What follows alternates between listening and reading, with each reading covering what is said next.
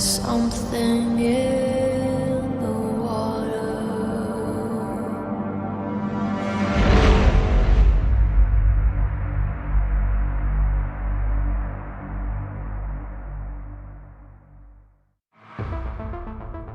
Dear visitors, welcome to the Abyss:VI Call of the Abyss 8 Global Qualifiers Grand Opening. Let's take a look at the details of this Global Qualifiers.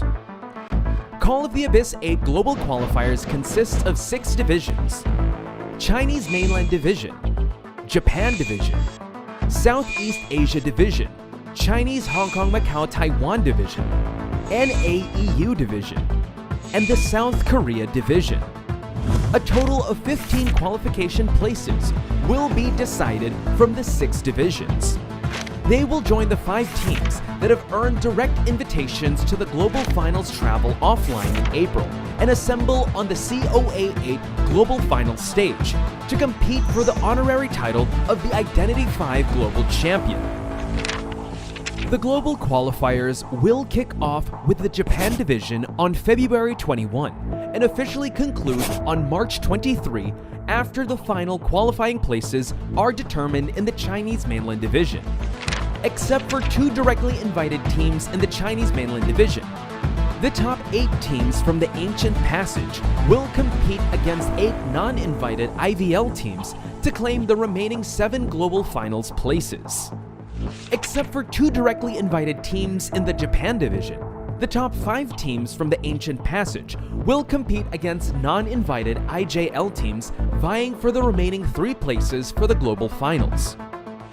In Southeast Asia Division, except for 1 directly invited team, there will only be 1 remaining place for the global finals, and it will be determined through the SEA qualifiers. 2 places in NAEU Division, 1 place in South Korea Division, and 1 place in Chinese Hong Kong Macau Taiwan Division will all be determined by the divisional qualifiers. It's worth noting that a brand new banning and picking rule will be implemented during the global qualifier phase of COAⅧ. Hunter characters enter the global ban pick mode for the first time, similar to the rules for survivors from round 1 to round 3. The hunter characters that are picked by both teams will not be selected or banned again in the entire game. Corresponding balance adjustments about them. The maximum number of hunter characters that survivors can ban has been reduced from previous 3 to 2. In addition, the away team will have an additional opportunity to ban a map in round 3. That's all for the tournament introduction of the global qualifier phase of COAⅧ. Stars illuminate the night, world rejoices in delight. Let's witness together who will stand out among the rest to the highest honor of Call of the Abyss 8 Global Finals.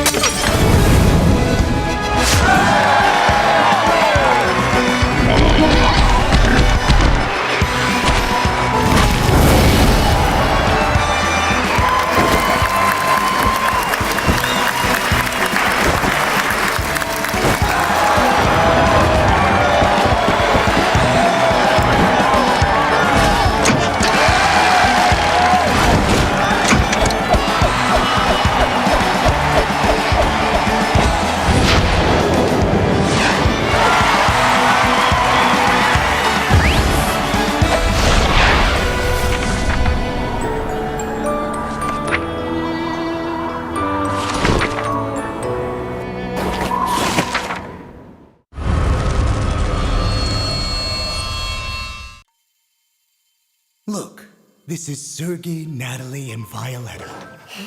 And this is Muro and his companion. This is Joker. And you, Mike, the superstar of Hullabaloo. Come on, friends, join the Hullabaloo. We've got laughter, candy, and a carousel, too. With Laughing Mike, the show never ends.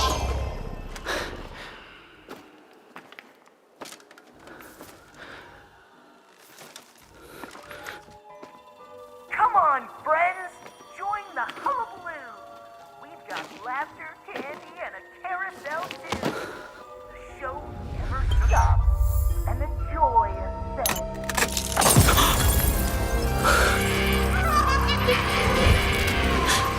If a star were to shatter, would it still glow?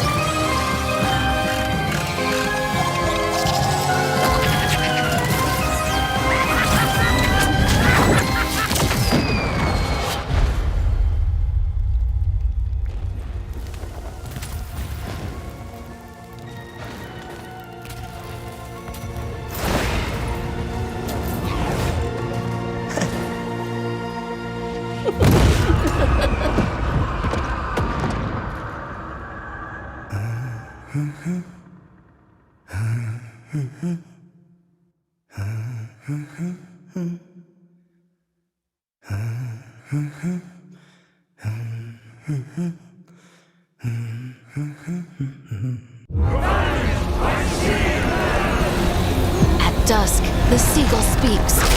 We with our red plumage are ill-suited for this age. For those with noble hearts. Even in the days when the Volooth name was known from tongue to tongue. All my clan desired was to walk free upon this land, as we were born to Live do. as the freeborn must, in the wild winds of liberty. Cast thy sovereign soul into the world, and should it not find its place, let defiance be its course. Resist, as she does, a life ablaze in crimson, never yielding to the mundane. Just as she does, the Vinland charting her way through the storm of idealism.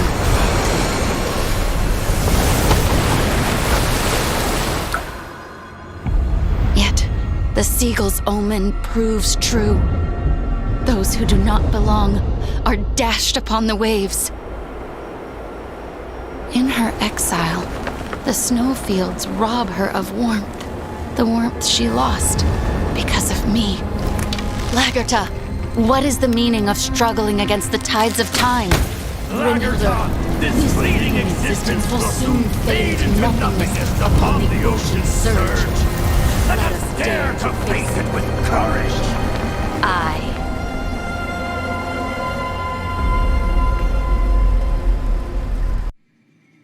The stairway to omniscience is long and hallowed, as bards of old would sing in verses mellowed.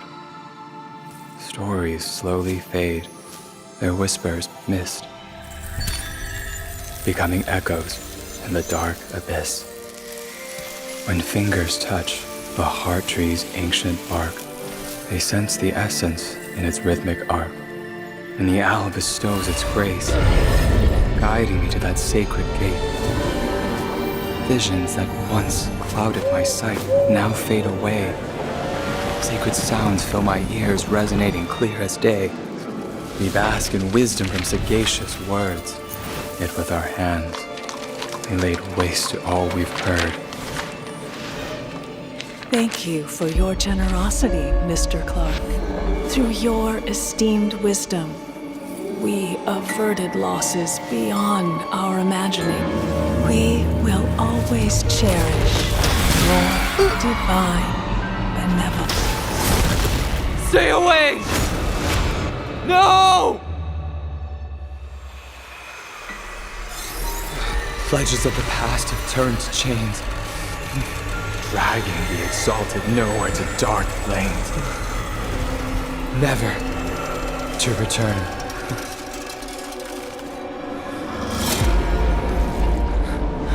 Beneath an unseen gaze's might, consciousness, a silhouette in glaring light, slips into the void, out of sight.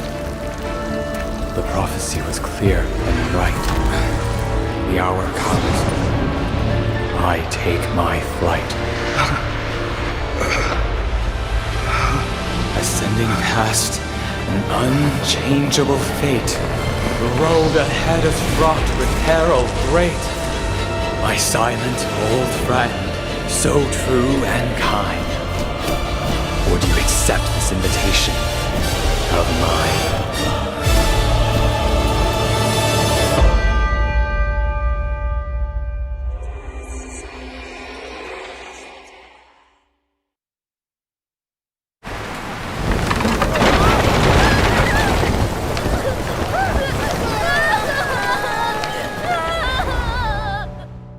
If hurricanes could be predicted, perhaps Father would still be with us. Windmills are born to turn, Wendy. Your storm glass is sure to work. The heavens are sure to open today. I just know it'll rain any moment now. Such disasters cannot be avoided.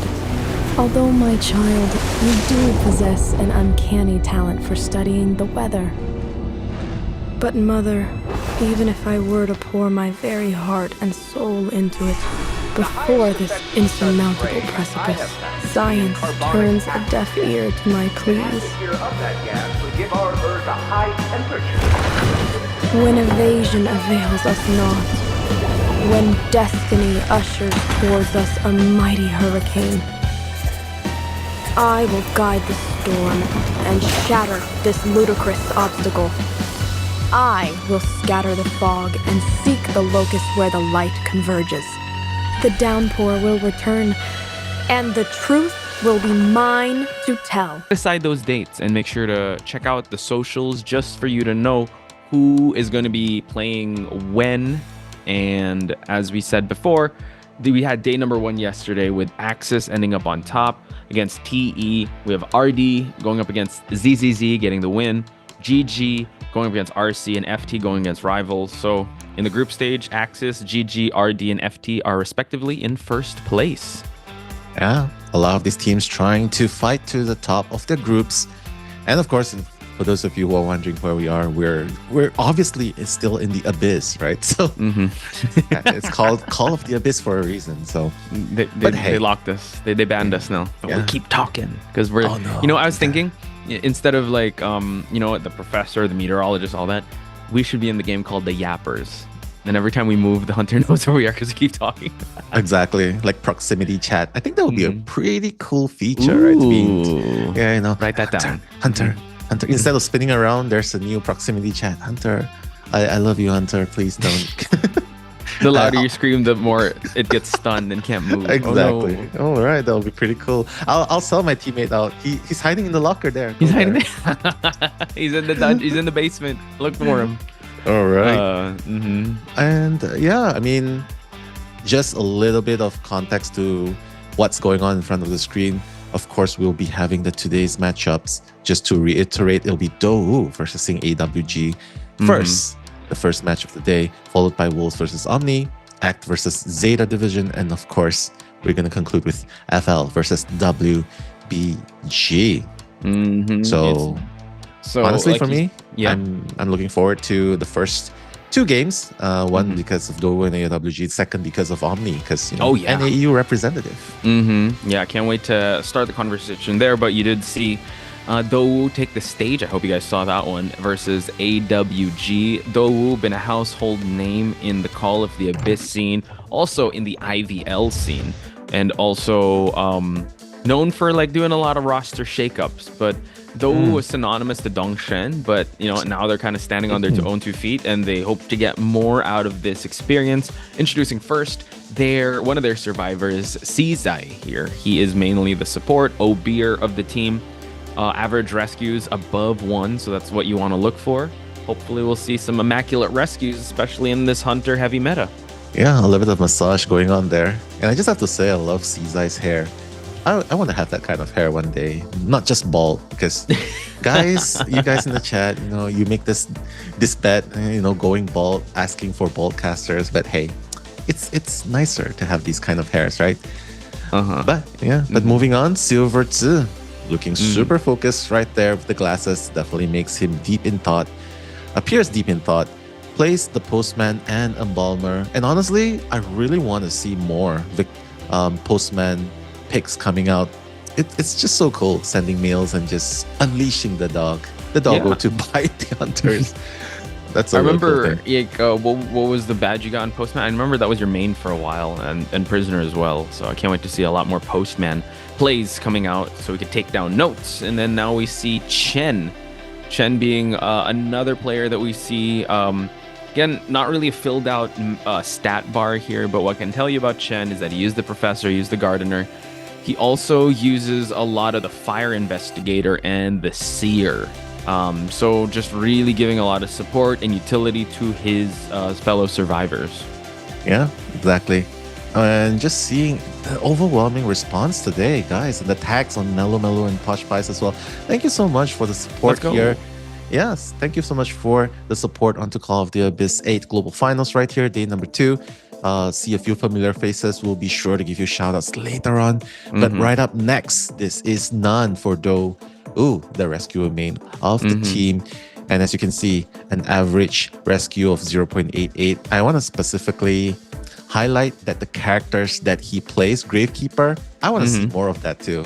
Gravekeeper, such a good character to play, especially with the new rework, right? Like now you have a little bit of shovels to work with, and it's super important. I think its impact is super important as well, just to negate that one hit. Like, dug in, negate one damage. Especially with the meta of Hullabaloo and the Goatman, you really want to have that negating of one hit just so you can be able to get that rescue. So speaking of Hullabaloo, Brontel uses a lot of the Hullabaloo and also uses some Goatman. But here we have it, has the Opera Singer as well. Something to note about Brontel as well is that he is specifically a really strong round 1 hunter. During the qualifiers, he's went 5-1, but that 1 is a tie.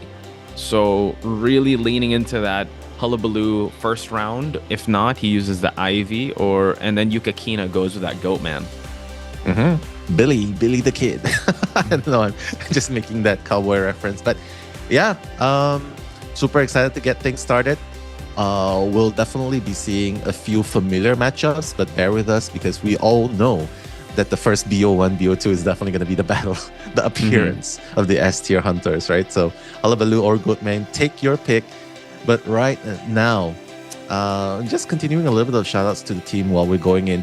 Super amazing. The chat is just going really crazy up there. And you know what? Super proud to be of this. Me and Poch, we're super proud that you guys turned up. And of course, make your voices be heard. Let them see the power of the Asian region, of the NAEU region. Just let the English broadcast be heard throughout the entire global stage. Yeah, and also I hope you guys keep that same type of energy when Team Omni graces the stage, because we want the hashtag NAU fighting, because they're going up against Wolves, so they definitely have their work cut out for them. I'm excited to see how they're going to fare, but right now we got to go through Dowu and AWG. This might be a potential best of 3 because of how close the power levels are between these two teams. While we're waiting now, I'm just going to give some shout outs to everyone that's here. I see Just the Girls here, Peeper. I see Hanako is here. I see Ari Cupcake. I see Leia. I see Two Bros Kisser. I see Melly. I see so many people here. Shout outs to you guys for joining us in our first match of the day. Yeah, exactly. Familiar names that we've heard and seen. And even if we don't see you, I just really want to give a shout out to the invisible people that my eyes are just too slow to keep up with. Hanako, of course, Melly, Sylvain, I really love having you guys around. Shimbia, Just a Girl as always, Estelle, and Carol, a newfound friend as well, just coming in. And for those of you who are new here, welcome to day number 2. We're super excited to have you here. Hopefully we're able to keep you entertained with our back and forths. And for now, we're going into Leo's memory. So once upon a time, this is known as the cursed map. Once upon a time, yes. Once upon a time. It was the notorious map. But now it seems like a go-to map for the hunters and also for Explorer. We did have a mirror match of Explorers yesterday to start off the Call of the Abyss group stage here. And Dowu taking a book out of yesterday's matches, bringing that Explorer here as well as the Airplanist. The Airplanist did a lot of kiting up against the Goatmans of which team was that? Oh, Pepe. Yes. So incredible match that happened yesterday. If you happen to miss that, check out the VODs. Seems like we already have our lineup of survivors here, Nell. What do you think of this lineup? Well, this lineup screams. Honestly, I want to say it screams team fight, but Explorer really just wants to get away from that team fight, right? He really wants to be hiding. And if you notice, Poch, yesterday, there was a pretty interesting strategy being employed in the game that Eli and I casted. They were employing the hide first strategy, which I'm a fan of. They were hiding from Xiaoma the entire time. And Soba especially 3 times in a row. He never gave up. He kept trying to hide and hide and hide with the priestess, and also using an explorer to hide as well. So I guess the strategy here really is make the antiquarian and forward be visibly known. You know, like we're here to cover our teammates, and Explorer basically just wants to be under the radar. And Chan on the aeroplanist, well, definitely very good character to keep your distance away from Hullabaloo, especially since without the first presence unlocked, Hullabaloo will not have trapeze available and will make it super hard to catch up to the survivors here. So let's see if Bruntel's Hullabaloo will be able to make a significant impact here in round number 1. So speaking of significant impact, the times that Hullabaloo has made graced his presence in the COA stage, it's always been 4K. So I don't know if we're still going to continue on that streak. Hopefully the survivors of Dou will be able to stop the efforts of Brontel, seeing that he did go on the lower left side of the screen, Explorer right at the center. I don't know if he's going to try to aim to find the Explorer at the start, but hopefully the snowy patches of Leo's memory will help him hide it out. So we're going to head towards the Persona builds here now. Yeah, I mean, everyone has borrowed time. Actually, no, everyone does not have borrowed time. Only Kurt has the borrowed time. I think they're betting on getting at least 1% escape, right? So it's a pretty bold move since, you know, it's always the hunter's show when it comes to BO1. So Bronto will have that peepers instead of normal to slow down. So we'll have to see what the outcome will be. I'm Nello Mello, and that is Poch Spice bringing you the first game of the day.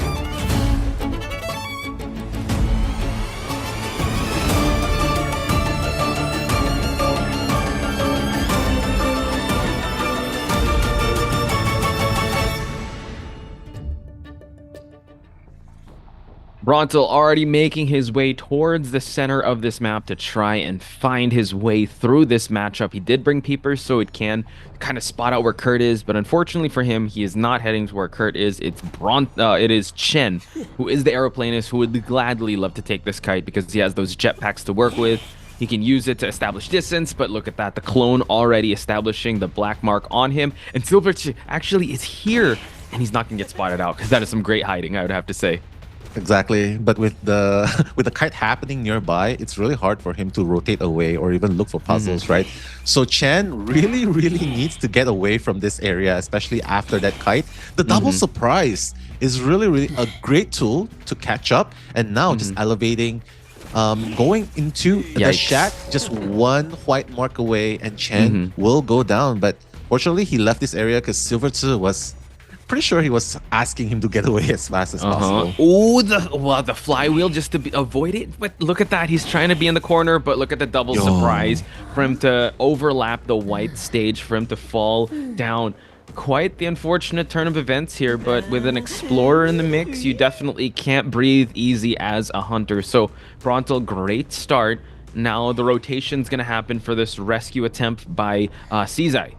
While the decoding's still ongoing, it's still 2 ciphers that are being worked on because that explorer, unfortunately, oh god, back to the action here. COAⅧ missing that first hit and now trying to go for the rescue. Let's see if he'll be able to make this rescue happen. That's going to be the first damage done. Has to be really careful not to get the double down.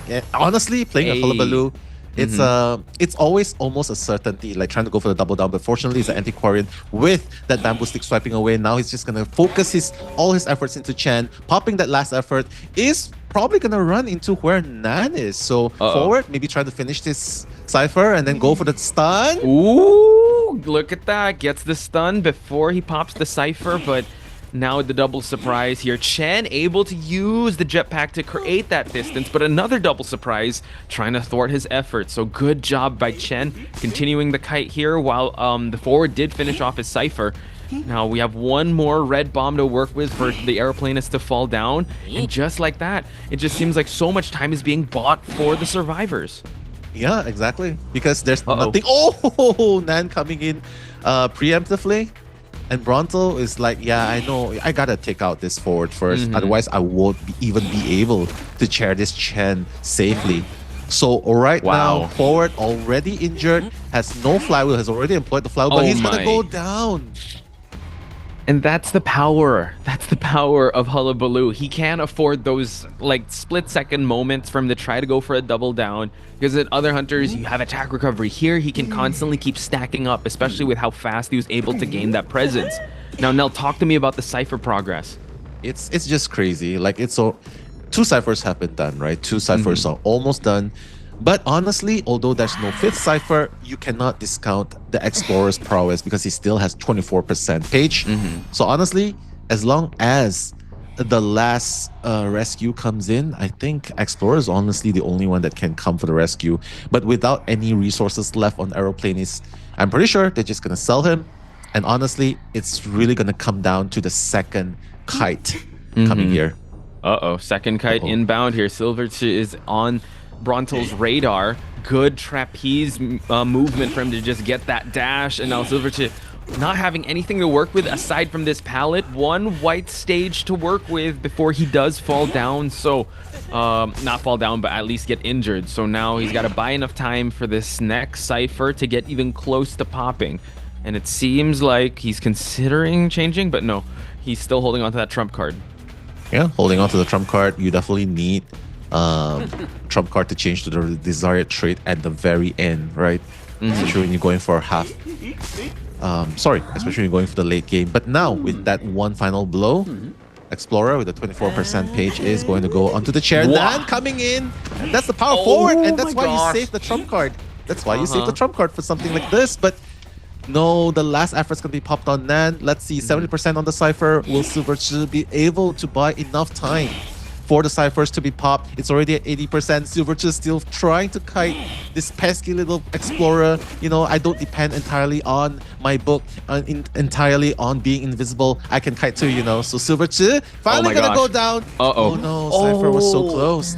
The pickup was too fast, and now they had to pop the Cypher.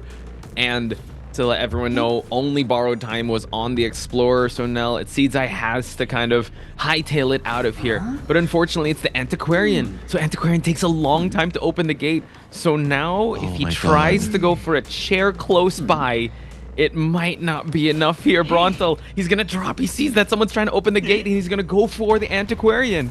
Exactly. With the double surprise, getting that red mark in. Let's see if he'll be able to hit them off. One more black mark, and that's gonna be it. The flywheel to try and buy a bit more time because forward might be able to do it. The stun, the disarm, but I don't think it's gonna be enough. Bronto trying to get that last mark onto COAⅧ. He's gonna do it. He's gonna put COAⅧ onto the chair. And with the gate at 71%, even forward will not be able to stand up. Yeah, that's just a great, I would say, attrition of resources on Bronto's side. He had great... and I'm just carrying him towards the corner just so that he'll be able to try and clean up here. But yeah, forward still has a chance to get this rescue going, so to be able to make the numbers game happen. But unfortunately, double surprise to second hit means that this forward has fallen down, and that is the power Hullabaloo brings to the table. The fact that he was able to swing the momentum back in his favor after that end game pop was it's Hullabaloo in a nutshell, guys. Exactly. And without bringing the borrowed time right at the very end, it's very unfortunate because without borrowed time, forward was on the floor the entire time. So even though the Cypher was popped like 2% late, right? Unfortunately, they weren't able to fight off Hullabaloo at the late game. So very good showing so far by Bronto, getting the 4K on the Hullabaloo as expected most of the time. But props to the survivors as well of the Wu, because they definitely had a plan and the forward definitely bought a lot of time. But it's just very unfortunate that at the very last moment, that slight mistiming and the unavailability of the board time. And just Antiquarian to add on top of that, the Antiquarian, the slow opening of the gate. It's just one thing after the other. And unfortunately, they will be 4K'd. Yeah. And, you know, if you ask me, I love seeing team fights. I love seeing the action of the forward and also the Antiquarian to kind of go toe-to-toe with any hunter out there. But you're going up against a Hullabaloo, which is unfortunately no attack recovery. He can just keep swinging, and then you already have the trapeze for him to catch up. So I think they played it very well. It's just unfortunate that there was no borrowed time. There was also he wasn't able also to save or support as long as he wanted to, because he did get the first support, and those rescues did kind of happen back to back. And it's unfortunate also that Kurt, as an explorer, as the pages were coming in, it wasn't enough, because if you want to go up against a Hullabaloo, you really want to get out of there right away. So it just seems like Hullabaloo flawless performance thus far in the COA group stage. Yeah, I mean, but this does open up opportunity to GG, right? Sorry, not GG, Towu, because right now they can apply the same strategy that RC did last night. The reason why I said GG was because GG versus RC last night, it was the same thing. It was a 4K in the first half, but RC's Akka decided not to use the meta hunters. He went for the Hermit. So that's why in round number 2, he managed to have a Hullabaloo and Goatman available. So let's see if they will actually be using this strategy against AWG. Like, hey, we can go for another character, hopefully get a draw, make the points not too far apart, still able to survive. But then in round number 2, that's where we apply the pressure with the availability of Hullabaloo and Goatman. So that's a strategy. Shouts to Eli, because he picked up on that as well. So let's see if they'll be able to do it here today. Yeah, I think it was also done in the group stage by ITZY. Shoutouts to people in the community claiming, I mean, not really, but echoing that match by Bailu. That is a hunter you have to look out for. He round 1 Bloody Queen. He was able to get a victory with Bloody Queen, and then they respected the Bloody Queen so much that they had to ban him in the second round. So could be opting for that type of strategy. And now we're going to introduce the survivors of AWG, starting with Batoru. Batoru. Sorry, thank you for that. Batoru. Reminds me of Batosai, so that's why. I wonder if he uses the batter, but it seems like he has an acrobat. He uses it more often than not. Also has a puppeteer, has a prospector, and also has an aeroplanist to work with. So definitely wants to be one of the kiters of the team here. Shoutouts to Kite, by the way, in chat. I saw the name pop up. Yeah, shoutouts to all of you as well. I can see a lot of love, saying love for the commentators. Hashtag NEU fighting. And I'm really glad that you guys all turned up. 1,500 strong detectives in the chat. Make some noise, guys. Just let your presence be known with your emojis, with your hashtags. And we're super stoked to have you all join us here today. Moving on over to Ice. I hope I pronounced that correctly. Ice. Uses actually here he's slated to be the main rescuer, but during the qualifiers he used the composer, the toy merchant, and the forward. So I wonder if he's going to be on the rescuer role, or he's going to be more of the support kiter role for this matchup. I mean, it's good to have someone that's versatile, right? Able to adapt to different roles. I think we know this firsthand from a lot of other examples. But coming up next is Nameko. Oh, I love the hairstyle, by the way. With the Enchantress being spotted, I would love to see an Enchantress play or a Prospector play. They are just very fun characters to have around the team. Of course, I'm not talking about that random Enchantress in ranked where he just resets Hunters, hit, attack recovery. But let's see it. Let's see if he'll be able to bring this out in this game against. Yeah, the Japan division is really known for bringing out the Enchantress a lot compared to other regions. Nameko also has a forward and Antiquarian, Prospector, Batter, so he really wants to go for that stun heavy play style. And now I guess the shot caller, the mascot, the spokesperson of the team, Kairu here. Always doing that that emote that emote that he does with the camera thing. Yeah. But Kairu, he said, yeah, number one dancer. Well, that's what he claims. That's what he said. Entomologist. He also brought out a little girl too, so I'm not sure if he's gonna bring that one out. I would love to see his dancer though. Yeah, I know. I would love to find out how he does not have any eye bags. Very, very smooth sailing, and just smoothing the thumbs up. Especially if you're playing this game, you know that you gotta have tip-top condition. With your thumbs, fingers, hair routine, right? But coming up next is the hunter for Dou. That's Yen we're talking about. Spotlights the Goatman, and of course the disciple, looking pretty fresh, ready to go. He has a pretty tall order, right, to respond because his team has just got 4K'd.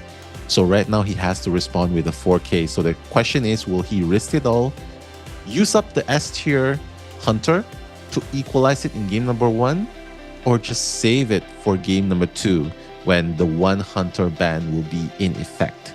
That is the question. Note that I think Yan does prefer the Goatman over the Hullabaloo. So if he is going to go with one of the S tiers, he has been notably using Goatman and Opera Singer, Ivy, more often than Hullabaloo. So he could maybe go with put all his chips on a non-S tier hunter in round number 1 and kind of save it for the next one and really go the long game. But depends on what Billy says. I trust in Billy, Coach Billy. He gives Billy. also signature massages as well. I know Dongxuan misses that now that he's an SPX. So shouts to the big boss, yeah. Mr. Worldwide. I would love to have those massages as well. But yeah, right now Yen seems to need it more. AWG survivors definitely need it more because now they have only one job, and that's to get one survivor out. And so far with their lineups, seems like they are gearing up towards it. Like Gravekeeper, love to see it. Puppeteer, super tanky, and not to mention the Enchantress, super annoying with the stuns. And couple that with a very nimble Acrobat, and there you have it, a pretty solid team with defense and mobility. Yeah. And I see people in the chat. I see Uno say, in Yan we trust. So guys, if you're rooting for Dou, you want Yan to really start cooking here and at least get the 4K just for us to push for that game number 3. If you want AWG, actually, you know what? Dou has like a battery as their logo. Can you spam some batteries for us if you're for Dou? And then I know AWG is all about bunnies. Like I think it's a rabbit. That's their logo. That's what that's what Hyru's doing. So can we get some rabbits and batteries in the chat just to see what you guys think or who you're rooting for? Batteries for Dou and bunnies for AWG. As we round it up now, it seems like Gravekeeper, Puppeteer, Enchantress, Acrobat, like you mentioned. Can't wait to see how Acrobat's gonna work because I don't know. I feel like me basically. I might be that Enchantress that that cancels out the attack recovery of the hunter. Nah, you're fine. You're fine. You're pro hunter. How do you say this? Pro dash hunter, right? So, the imposter. But you know what? Jokes aside, I feel like it's going to be an interesting match. Simply because there's some characters, right? That a lot of people don't really see often. But this is one hunter that we've seen often, and Yan's gonna pull it out of his hat. That's gonna be the Goatman we're talking about. And I don't know, even the name sounds scary. The name, the Goatman, and the skills as well. The Cage of Lost Lambs. It definitely adds that horror element. And imagine playing this in the POV of the survivors, first person, and you're like, oh my god, why is there a wall in front of me? I'm trapped. So it's definitely a very, very strong tool to trap survivors out. Very good for chasing, very good for camping, very good for the late game blocking survivors from going out the gate. So Yen is going all or nothing here, sacrificing the Goatman pick into the global ban. So let's see if he'll be able to get that reverse 4K elimination. See a lot of batteries. I see a lot of bunnies and rabbits in chat. Shout outs to you guys. I see. I see a lot of it's that support for these players. Please do keep sending them over as we head towards the pretty much the same spawns for the Goatman. But it's going to be definitely a showcase of what the meta is as of late and why there is a global ban system in place, because Goatman is terrifying to go up against. So similar to the previous builds, we only have one borrowed time on to the Gravekeeper at this point. And we do have some Tide Turners just to keep everyone alive. The only kiting build is on the Enchantress Nil. Tree. Yeah, you put it out there already. No borrowed time. But hey, we are going to head into the match. It's me, Nello, and Posh Spice bringing the commentaries for the first round, second half.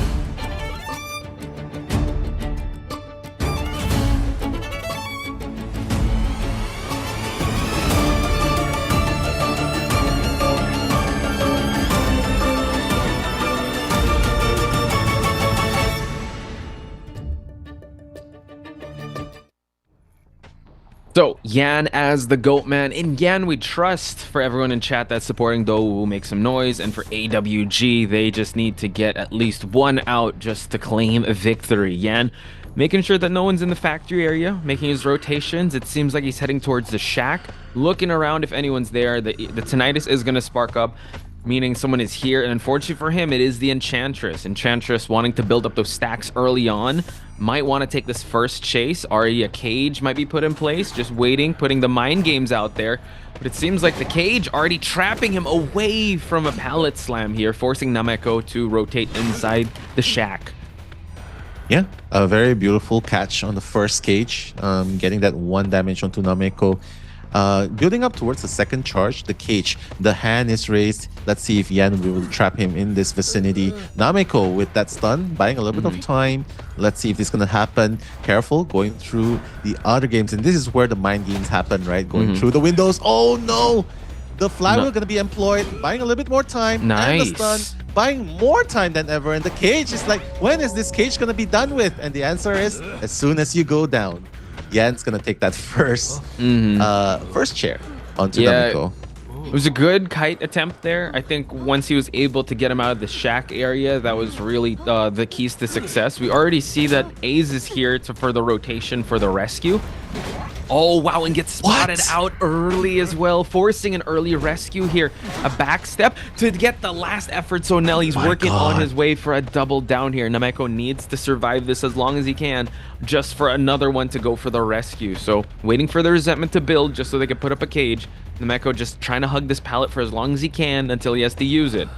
Yeah, I mean, the good thing for AWG right now, right, is at least they're not fighting near any ciphers. So that's why Yan's abnormal has not been used yet. Now the chase continues. He's still not going to get it. The stun is going to happen, but unfortunately, the stun is not long enough for Nameko to transition into any safe spot. So right now, 2 ciphers have been done throughout the duration of 2.5 minutes.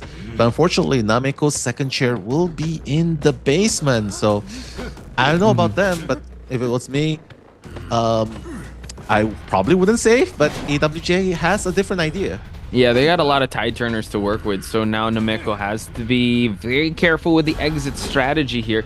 Has a stun to be able to work with, and Kairu's gonna try to break the walls. Unfortunately gets interrupted and gets hit in the process, but it's all good. He can still stay up. So now it seems like everyone's kind of recovering, and Nameko trying to break line of sight, but Yan has already spotted him out.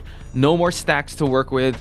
He does have a pallet here, but he's already at full presence, so he can double cage here just to trap him in the cage of the lost lambs. Oh, actually trapped him outside. He's gonna have to go for another cage and able to hit the Enchantress. Yeah, this is like the Hall of Mirrors, right? And you just get dizzy just looking around, and just the presence of mind by Yan, just knowing which traps to put, just knowing the positioning, the perfect positioning of the cages and which one to go through, and just stops Nameko in the tracks. So right now, 1 survivor out. It's going to be a 3v1 Potch, and 4th and 5th cipher, a little bit of progress moving towards half, but the abnormal is going to make its debut in this game. 4 minutes in, first abnormal. AWG is probably thinking, oh, it's okay. Fortunately, we have a 6th cipher being worked on.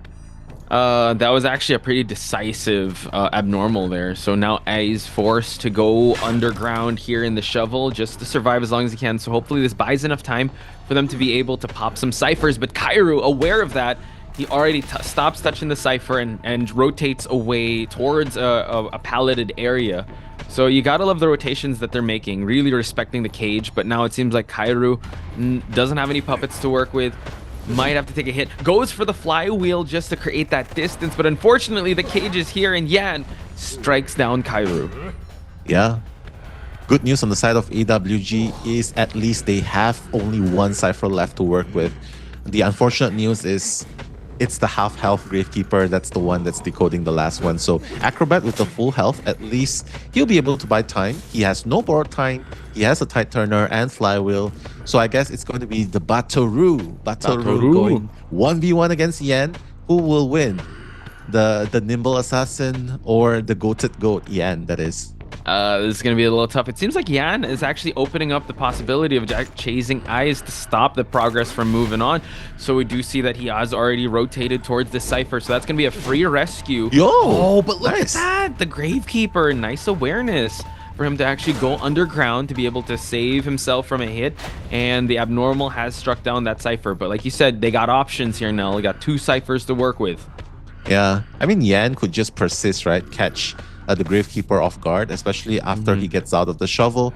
But unfortunately, Ace is not gonna be giving him that opportunity. Yan trying to go back to the survivors that has been rescued. But Toru at full health. Honestly, he's the only healthy one left here for Team AWG. Looking pretty good though, 46% on the last cipher, 24% being decoded. He's still playing mind games with Yan. Look at Batoru left and right. Like, what are you gonna do? I'm here. You're gonna get that? No, the flywheel. Oh, wait, what? He's waiting a little bit. Probably tries to maybe thinking about using the red bomb, but unfortunately the second time, super fast by Yan. Yeah, just the succession of hits, right? Just kept racking up. Batoru did a great job at the start, but once like the cage went on top of the cage, it got a little tough. So now this does open up the possibility for a rescue. Oh, but look at that. He's actually going to chair to Eyes, who does have, oh my god, a struggle? Wow, he actually brought maybe max struggle here. Got a little traffic jam situations there, and now Eyes has to move away from this cipher. I thought Eyes had to be the one to go for the rescue since he had borrowed time, but nice drop onto that pallet and for him to go underground here. So he's waiting out the clock here. 70% left on the last cipher for them to work on. Yan has to make a decision, commit or go for that cipher. It seems like he's gonna try to down Eyes. Yeah, definitely, because this is the last cipher. He needs to wait until Abnormal's up, right? And for now, it's already up. So what he has to do here, get Ace down and possibly just not use Abnormal, probably. Oh, the cipher's gonna go off. Fortunately, the trump card is still available. He needs to down Ace here and then use the teleport to catch up. We'll see, but look at the power of Gravekeeper, and that's why you gotta love Gravekeeper. The shovel's keeping it alive for the longest time.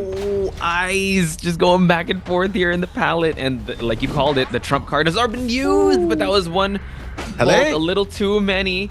We go for the silence onto the, oh wow, he was able to silence it, and now the hit able to not register. They go out and they are able to tie this one out, Nell. Yeah, and the instant surrender as well, because they've got their job done. Hey, make Yan use the S-tier hunter and at the same time getting a tie. So look at AWG, the smiles going on stage. And I can see you guys smiling in the chat as well. 1,700 strong viewers in the chat. How you guys doing? Make some noise. Let us know.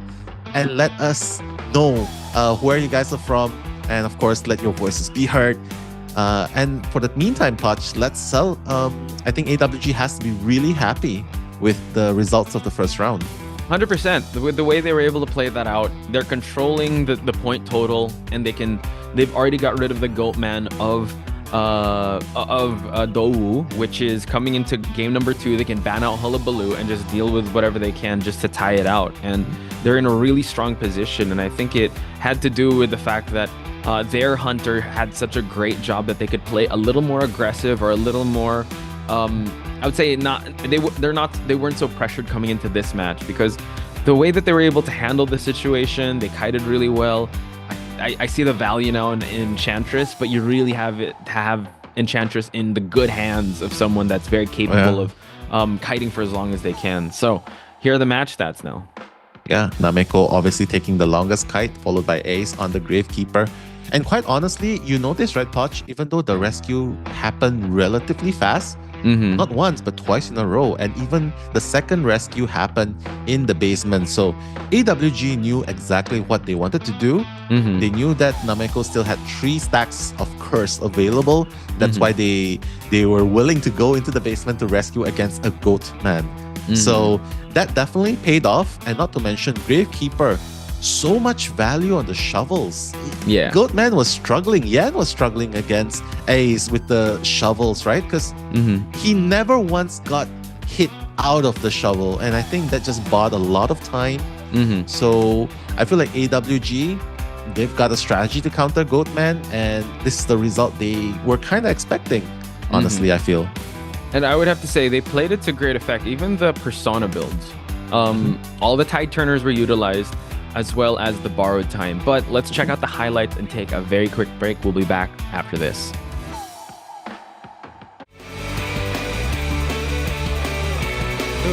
OK， 6小6，前方饱满血，前锋。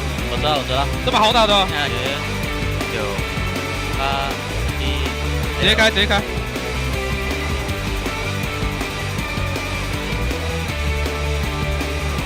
いいよ。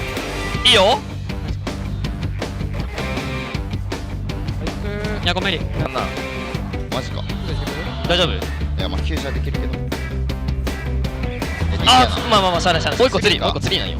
そういうことか。じゃあもう真ん中しかない。真ん中しかない。いや、急車バレへんように。めっちゃ使ってる。いや、いい。よう耐えた。いけるわ。よけた。大丈夫、特質変えても大丈夫。こっちは絶対大丈夫。よけた。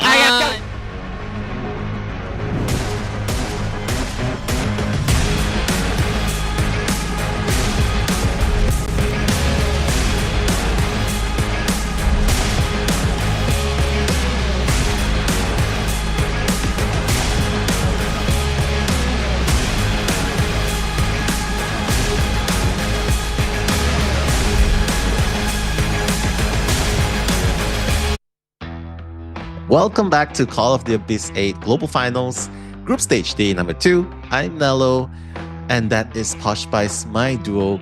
And we're super happy to see a lot of people in the chat as well. See some love from Georgia, love from California, love from Mexico, love from Texas. So a lot of people in the chat from everywhere. And we love the diversity and the different people that's enjoying this game, that's come together for this live stream. Oh yeah, definitely. Especially a season like Call of the Abyss is one of the most celebrated seasons in Identity 5. So I'm so glad you guys are here. You're here for history. You're here for an amazing time. So hopefully we can give you guys that, as well as the players. So do show them some love as well and show them your support. Especially, I see a lot of people from NA here. Bring that support in the second match that we are about to witness, because Team Omni will be gracing the stage. We had RVL yesterday and Team Omni as well.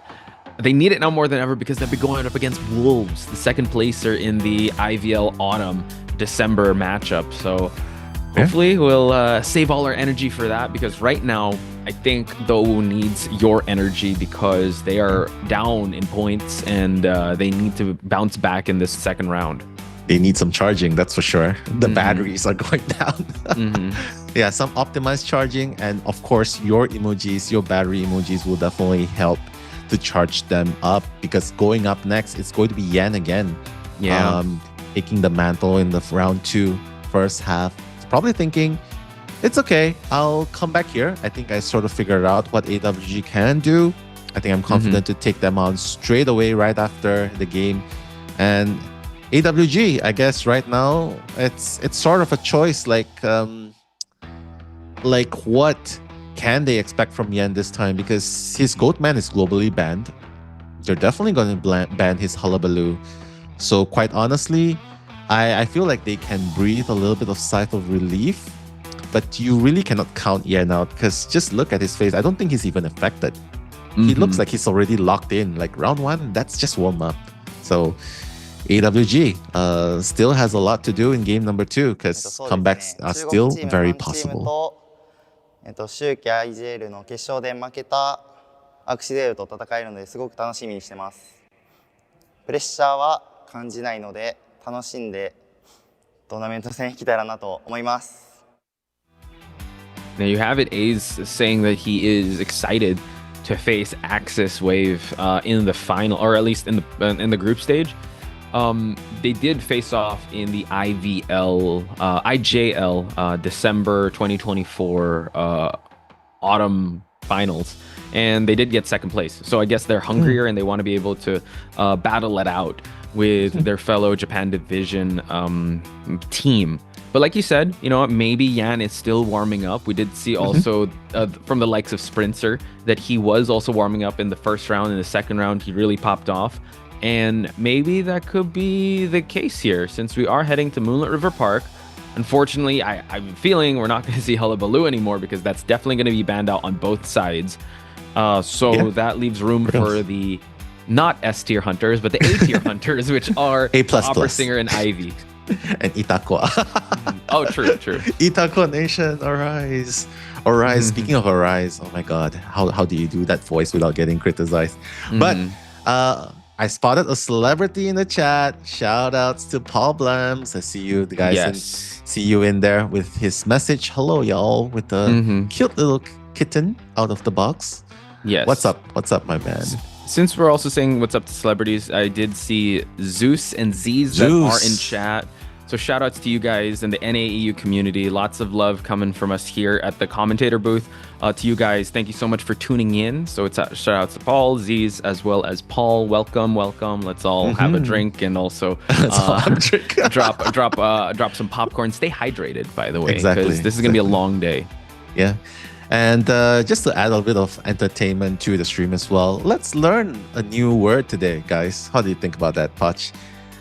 This word, since we're talking about bunnies for AWG, the word on their jersey actually means something. Oh, what does that mean?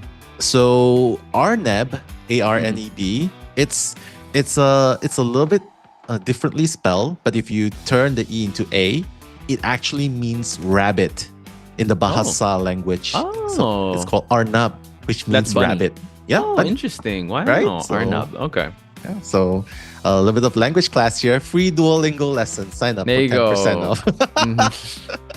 You haven't done your Duolingo today. That's Nell reminding you. I'm sorry. It's a maaf. I'm sorry. But yeah, AWG. What can we see in Moonlit River Park, Poch? Oh god, is it your favorite map? There's no tram, so it's not my favorite map. Oh, I love the chaos. I love the chaos. Yesterday there were a lot of close calls with the tram hits almost there with the match that you covered with Eli. So here, second favorite because you do have a coaster. So I love to see coaster plays, but it's kind of rare and far between from when we had I think when it was Keegan meta, when it was also, I mean, Breaking Wheel kind of countered that. So not sure if they're going to be using the coaster here, but Yan has his work cut out for him, batting out the Seer, Coordinator, Fire Investigator, as well as the Embalmer in the mix here. So it still opens up if he wants to go Ivy, which he normally goes for, or Opera Singer. All right, Opera Singer. Yeah, I mean, the zigzag is definitely very good in this area, right? Just catching up to people that's off guard. And AWG, they kind of have to figure out what they can do to counter the movements of Hunter in this map. And obviously, Aeroplanist is going to be a very smart pick.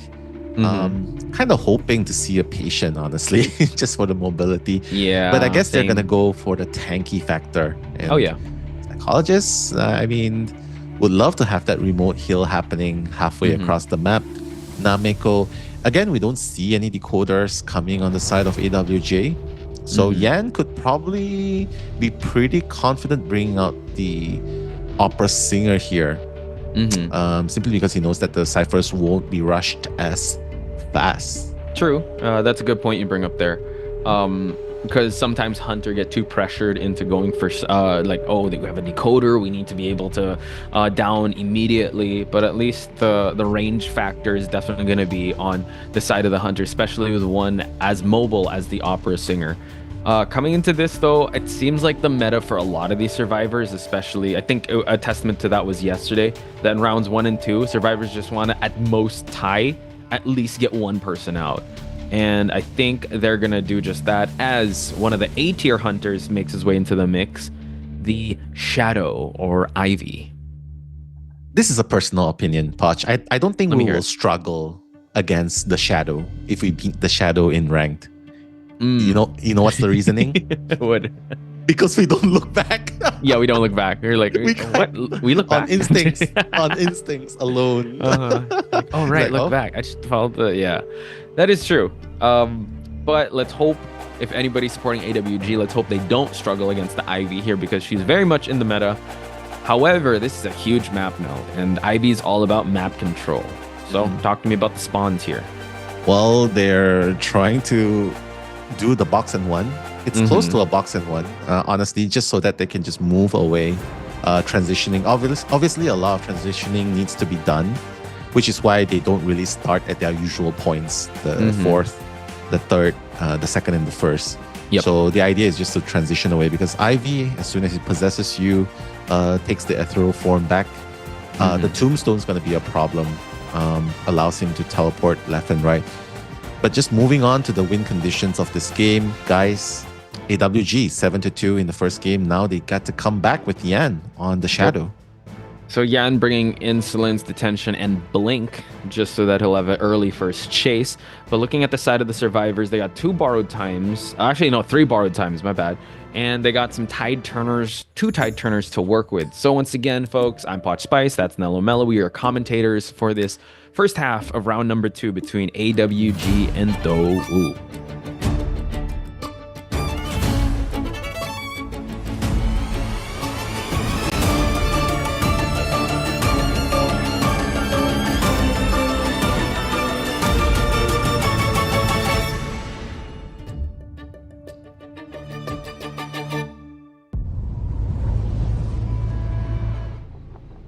The Shadow's out to play, ethereal form, just trying to find the first target available while the main body is moving. Kaeru will be spotted, and Yan will be teleporting straight away, trying to get to the next target. You know, the first tombstone's already in the area. Ace will be the next target. A lot of the action going on between the third and fourth stop, trying to get a hold of the first target here, Poch.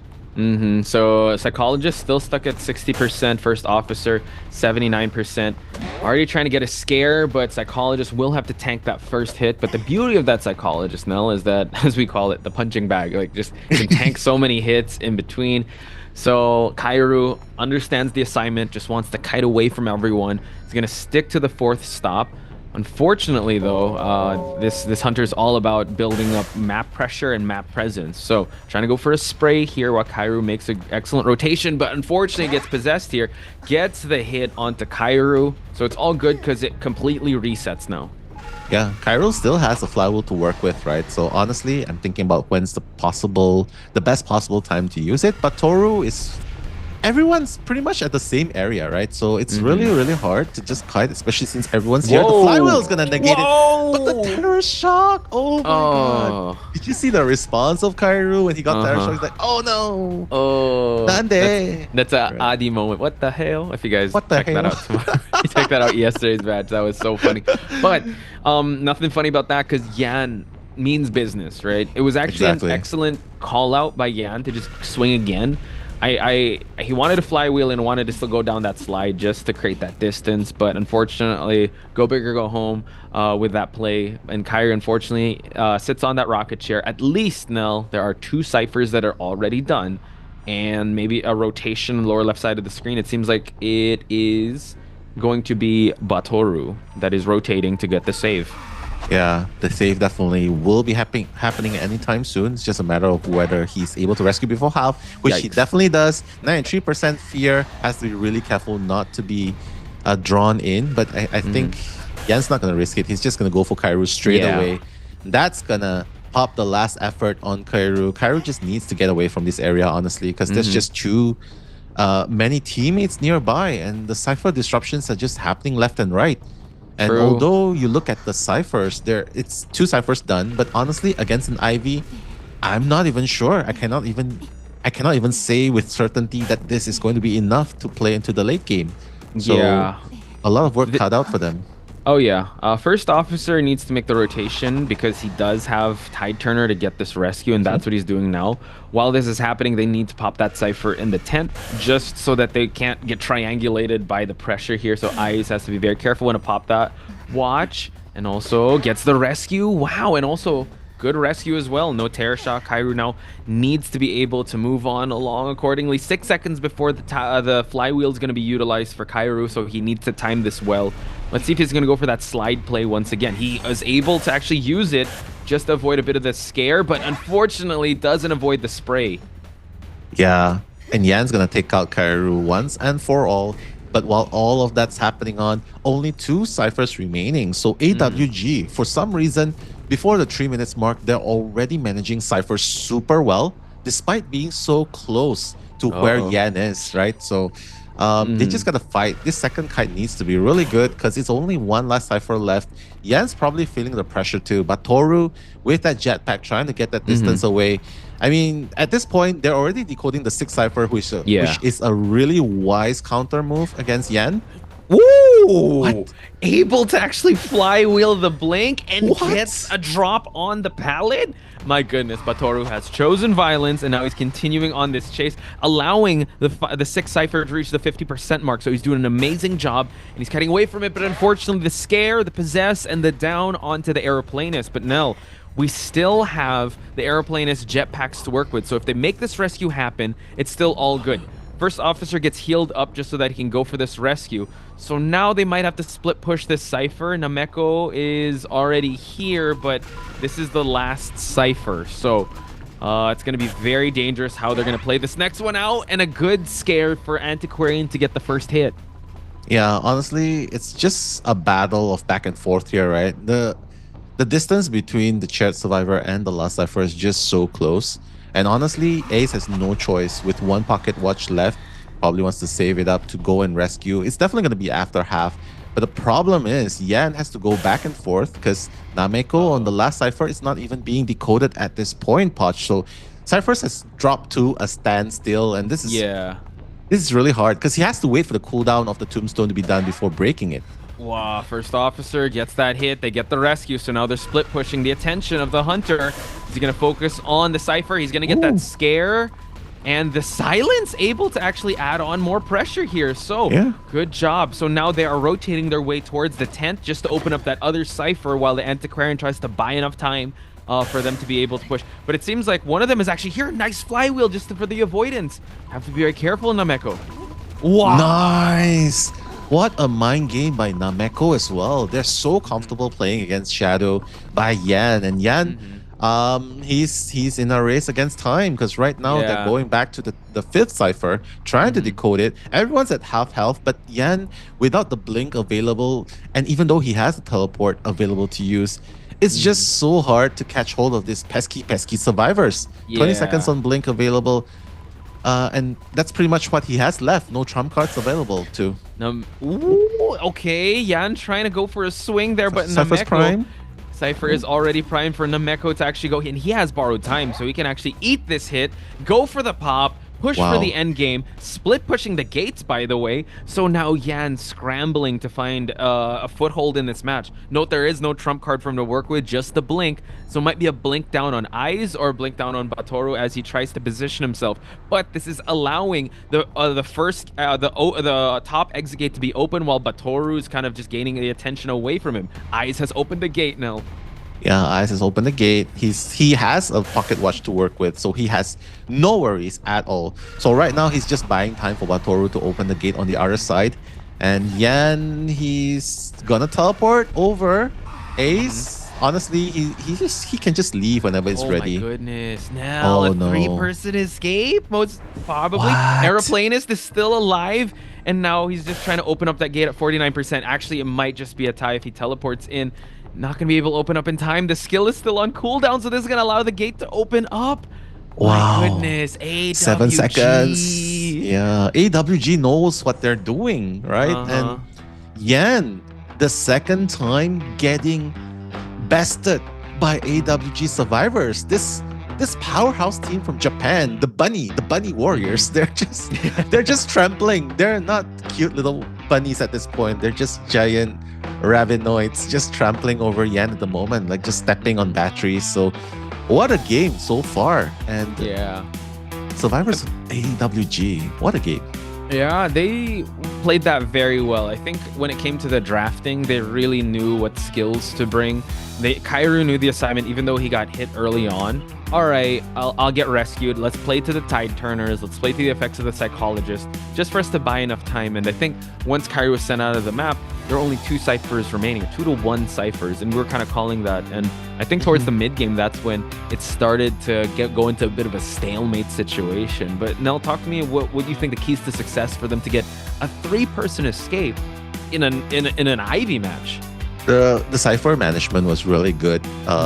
Starting from the 2.5 minutes point onwards, it was just really good. And because they were taking such good risk, calculated good risk, decoding really nearby to where Kairu was was kiting, they were able to make that rescue successful without traveling halfway across the map and getting hit before reaching. So I think successful rescues and the distance required to make that successful rescue were super important. Kairu not kiting the longest, but hey, it doesn't really matter because ultimately, same story, different chapter. It's just the OBers getting the most decoding. And, Antiquarian, a very casual 284% decoding of a day. And even, I just say, it's just AWG's cipher management and that amazing kiting at the second half of the game. Oh, yeah. By who was it again? Nameko. By Patoru and Nameko. Those two. Those two. The airplanist and the antiquarian. Insane way, especially with so much at stake because Nameko was on the last cipher. He was getting, there was a tombstone there and he was getting sprayed and scared all the time, but he still was having his wits about him. That Yan actually had to separate his attention away from him because they were already opening up the cipher at the 10th. So they really, aside from cipher management, for me, I feel like they really made sure they played to the distance of Moonlit River Park and make sure, even though that this hunter is all about map control, let's make this shadow, let's make this Ivy feel the map distance, that you have to travel this way and that way. So unfortunately, the tombstones weren't big enough to cover the entire map.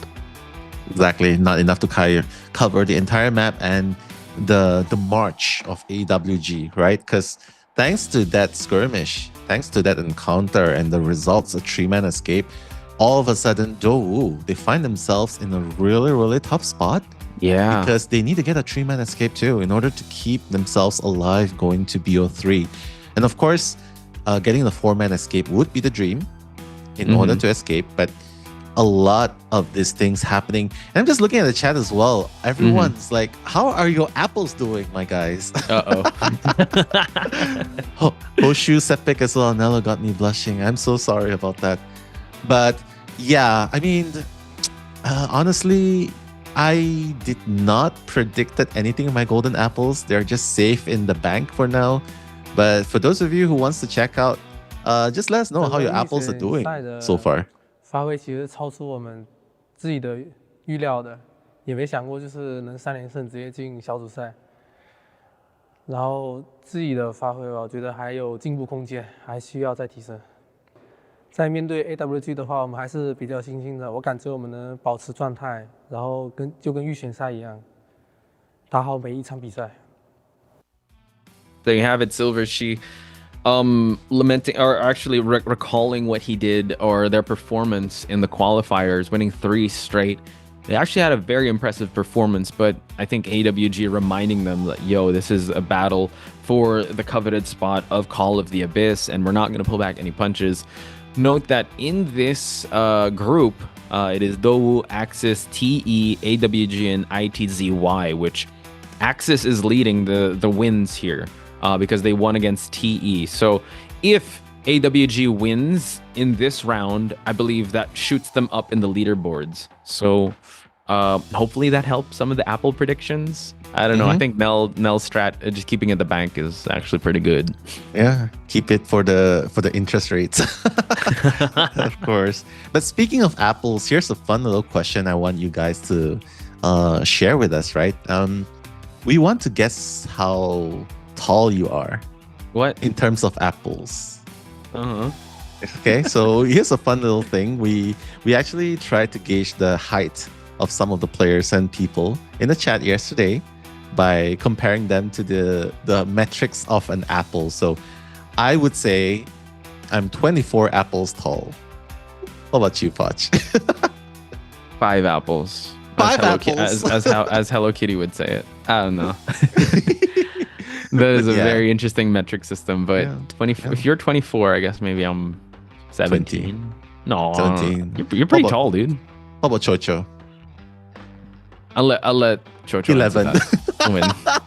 Wow. Oh god, 11. Okay, I have to think about it. Eli's definitely more than 20, right? So it's definitely like 20, 26 and a half, 27. I don't know. I think he's like 10 pineapples. 10 pineapples. Yeah. I mean, that's a pretty good metric as well. 10 pineapples. Chocho's probably 12 slippers tall. So 12 slippers tall. What size? That really depends. The really, really short ones. But yeah. Oh, shout outs to Uno. 48,000 apples. Please give us one. That's pretty tall. Nello, 5 apples tall. That's cap. Nat, that's cap. That's Fluffy, 98 apples tall. I don't know. I doubt it, but okay, we'll try and believe you.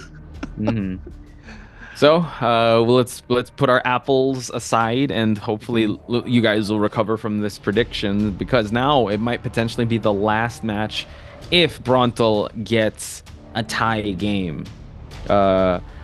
Dou need to not just, I would say if they want to go for this win, they need to shoot for at least 3, or actually more, because 3 survivors is the standard here.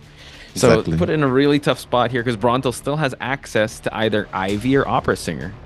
Yeah, Ivy, Opera Singer, and honestly, Brontel is in a very good position here because his teammates already done the first half for him. So right here, all he has to do is just get a tie.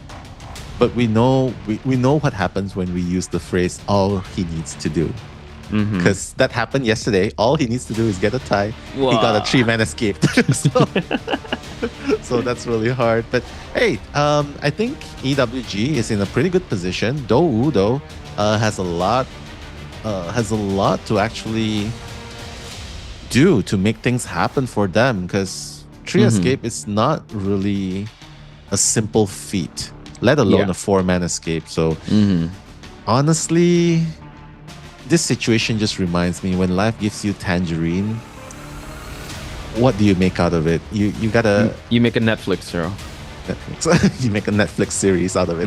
Okay, that's a good one. But yeah, I mean, this lineup, it's pretty good. Like, there's a patient, which I like from the first half. There's an acrobat, and of course the wildling's just really annoying to chase. You know, it's like chasing a live boar, trying to eat it for dinner. So it's really hard. Maybe Barmaid would be a really good choice here to chase. But Brontel, I mean, Opera Singer here, or even Ivy would be pretty good. One of the two.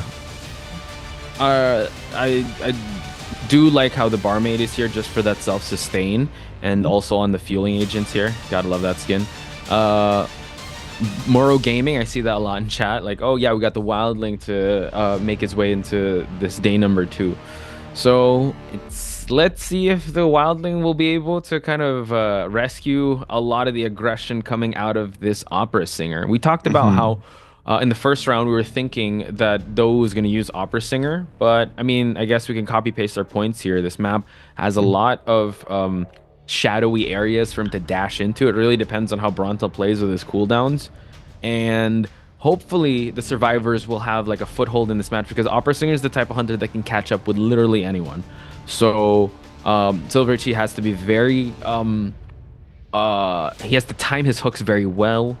Also, the jumps of COAⅧ, everything has to be pre-dropped, like when it comes to the pallets and windows. So hopefully we'll see. I definitely am a fan of seeing a BO3, and hopefully Dou is able to pull this one off. Yeah, Dou needs a 3 or more. That's the win condition, right? They need to get a 4-man escape, and that's the only one criteria they need. A 3 escape will obviously mean that they'll be going to a BO3, but I mean, we'll have to see what happens here. Brontel with a 3-6 standard, traits with a blink, And everyone has borrowed time except for the Mikey, right? Mikey has no borrowed time, obviously doesn't need it with the Tide Turner as the replacement. So, hey, we'll see what's going to happen here. Moonlit River Park, game number 2, second half. I'm Nello, and this is Posh Spice, When Life Gives You Tangerine.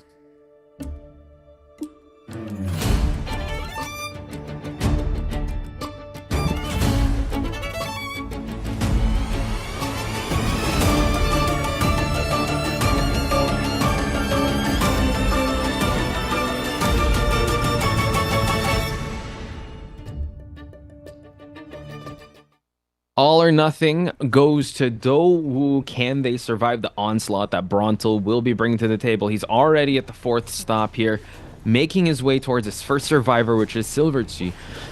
He is the patient, so he knew the assignment when he spawned at 4th stop that he will be the first chase here. Luckily, he does have some hooks to work with. They're already working on these ciphers, so now over here at the palleted area has to time this jump very well, and already... Wow, Brontel trying to catch him lacking here, but able to actually stay above ground for him to be able to force himself to go around this area. So good start for the survivors of Dowu.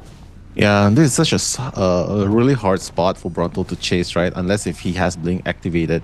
With 3 hooks and this rotation in the 4th center and this particular terrain, it's just so hard to catch him without the use of Blink here, simply because you're not fast enough to catch up. And the pallet slam onto the opera singer.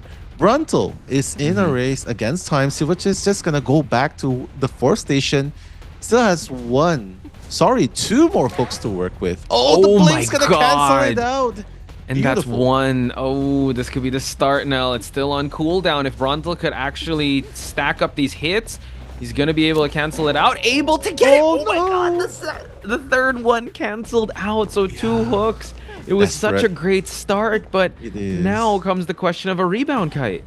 Yeah, I mean, I think it would really make sense for him to just save the final hook, just to save.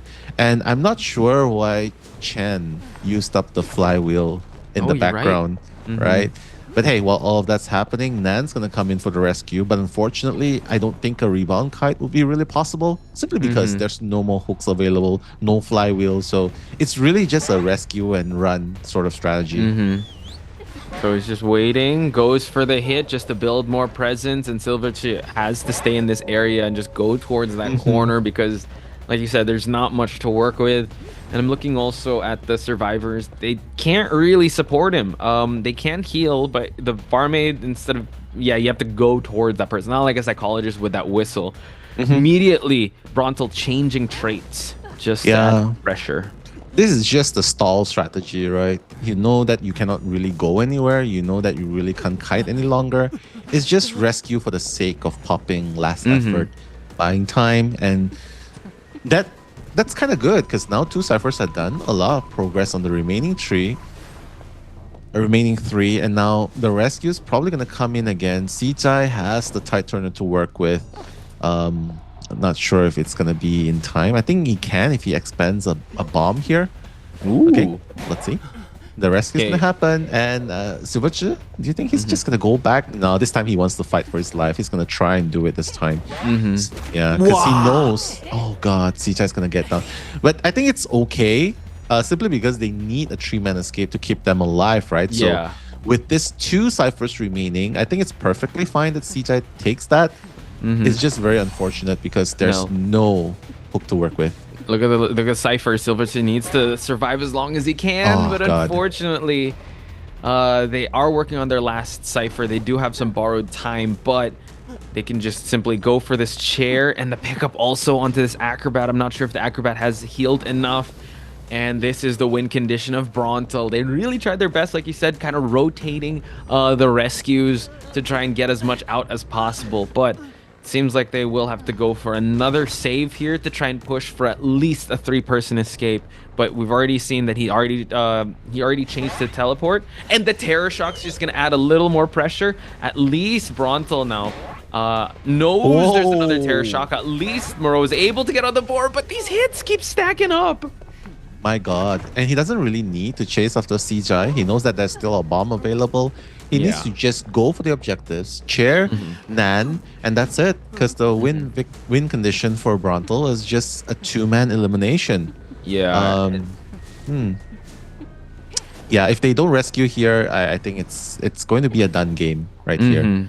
And no one can rescue. No one has tide left. No one has anything left. I think it's done and settled. So congratulations, a 2-0 AWG. AWG with a strong start. I think that's the best possible way for them to be able to set themselves up in the group stage. And now a teleport, he doesn't really need to. It's already a checkmate scenario. I think they just want to be able to exit. But he's going to go for the teleport just to escort everyone out. Oh my goodness, he's going to go for more. Oh, flywheel, excellent. 2 flywheels. But it's so good. Just gets the crawl. It's fine. Because AWG folks have gotten a 2-0 game. They are your victors for this first match of the day. Wow, and in spectacular fashion as well. Super convincing. It didn't seem at any point that the AWG survivors were sort of wavered, right? It was just very clear-cut strategy, superb communication, although I do wish I know what they were saying in comms. But yeah, I think it ultimately builds up to Brontel having a really comfortable time in game number 2, second half. So congratulations, AWG, the Japanese team.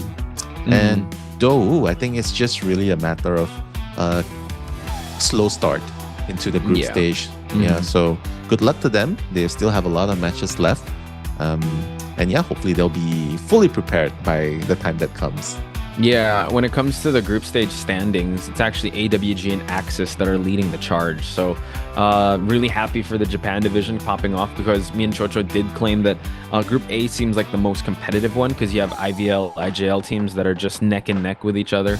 So whoever comes out of that will definitely be battle tested coming into the playoffs. But if you're a fan of Dowu, keep supporting them, because they still have a lot of matches to come. This is just their first match, folks, and this is only day number 2. In the blink of an eye, this will definitely be all over and done and dusted. So you want to be able to support your favorite teams as early as now, because that's the best. I think their first round, or like their first matchup, is the best way for them to get their mindset into this competition. And AWG have definitely made a mark here in this matchup.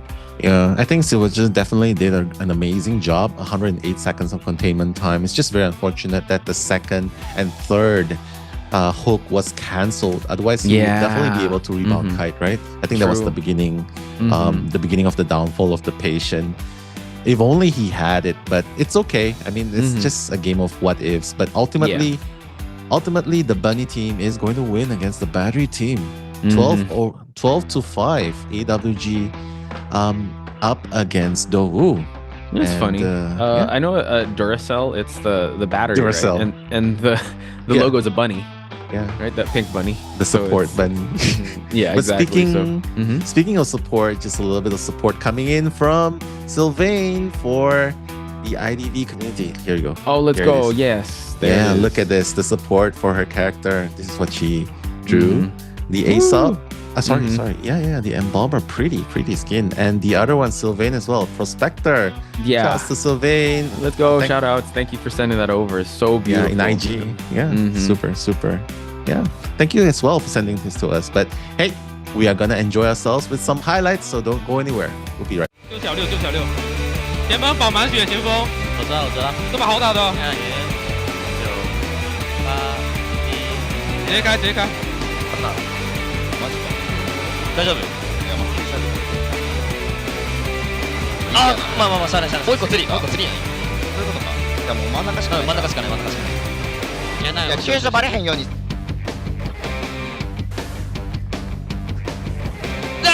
や。ナイス！よう読んだ！まずぎ。もう。うまみ！石壊すわ。うまみ！我死！我先救是吧？哎，不行！杀你了，对，杀我。And we're back, folks. Already culminating the first match of the day. Congratulations, AWG 2-0, and you saw Kairu like when he got hit with a terror shock.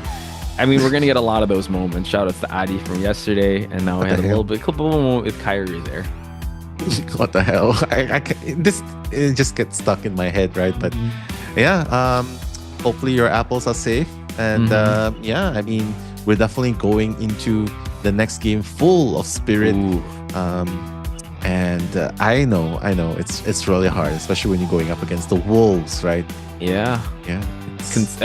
Previous Call of the Abyss winner, also an IVL winner, second place in the autumn tournament in IVL, and you got Team Omni. I mean, we interviewed Pit Stoppers, and and he says that it's gonna be a learning experience, and they don't settle for anything less than excellent with their performance. So a lot of fan support is coming in from the NAU fighting hashtag. So hopefully you guys keep that same type of spirit, because this is a huge test for Team Omni, because this is Wolves, dude. This is Wolves we're talking about. The Wolf Gang.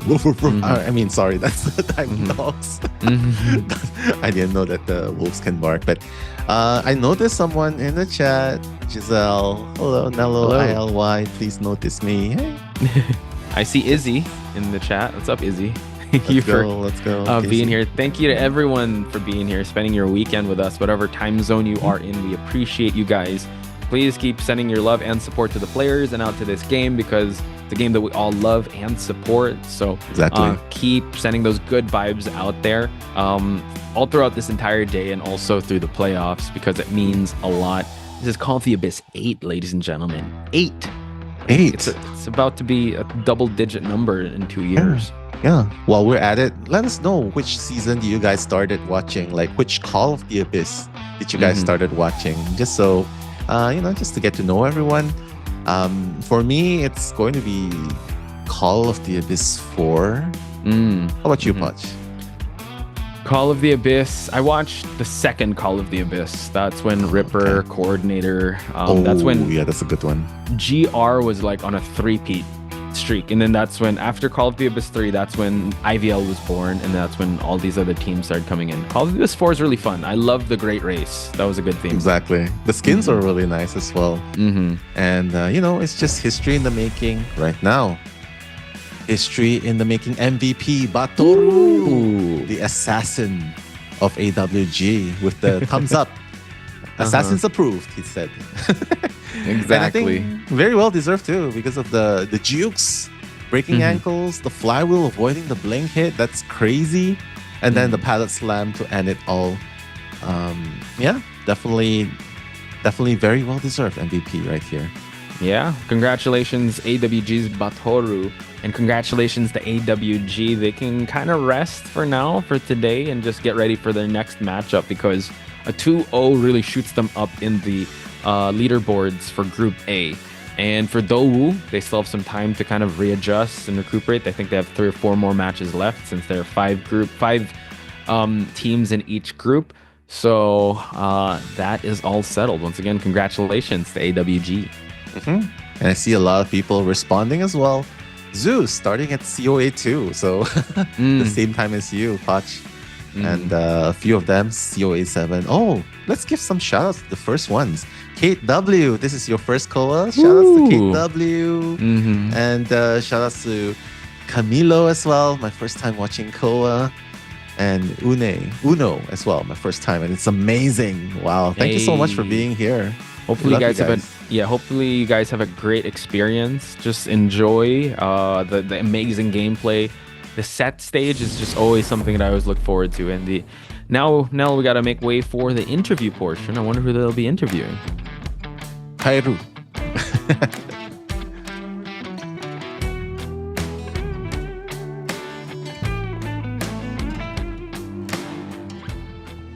Hello， 大家好，欢迎来到赛后采访环节，我是主持人月明。首先恭喜 AWG 战队拿下本场比赛的胜利。我们邀请到了凯埃杜和巴多鲁来到赛后采访环节，先来和大家打个招呼吧。勝利おめでとうございます。引き続きご挨拶お願いします。AWG のバトルです。チルノカエルです。那么我们刚刚也是2比0拿下了这场比赛。首先第一个问题想要问到我们的凯埃都这边啊，我们来到了广州之后，第一场比赛就这么速拿下了，想问一下现在心情是什么样的，和大家分享一下吧。ではまず本日ストレート勝利おめでとうございます。では初めて今回中国の广州広州に来て、しかも1戦目で勝てたということで今の心境いかがですか？COA 世界大会来て初勝利、一番最初に取れて、いい駆け出しだと思います。本当にありがとうございます。是的，第一次来到中国广州，然后深渊的第一场，他们队伍的第一场比赛获得了胜利，真的是一个非常好的开始。那也感谢大家一直以来的支持。对，我们也是拿下了这个开门红啊。那么下一个问题想问到我们的巴多鲁选手这边啊，想问一下，我们来到了广州这样一个新环境之后，队内的适应会怎么样呢？では次バトル選手、今回初めて中国の広州に来て、チームではもう結構慣れてますか？この環境的には。最初の方ちょっと、食事とか、どうなのかなって感じだったんですけど、この前みんなで外食行ってチャーハンがめっちゃ美味しかったですね。就是他们刚刚来的之前，其实还挺担心，就是伙食方面口味会不会不合适。但是他们最近就是会自己出去吃一些，去餐厅，然后觉得有一个炒饭特别的好吃。哦，是炒饭特别好吃吗？那我们这个下去再交流一下，我也非常好奇啊。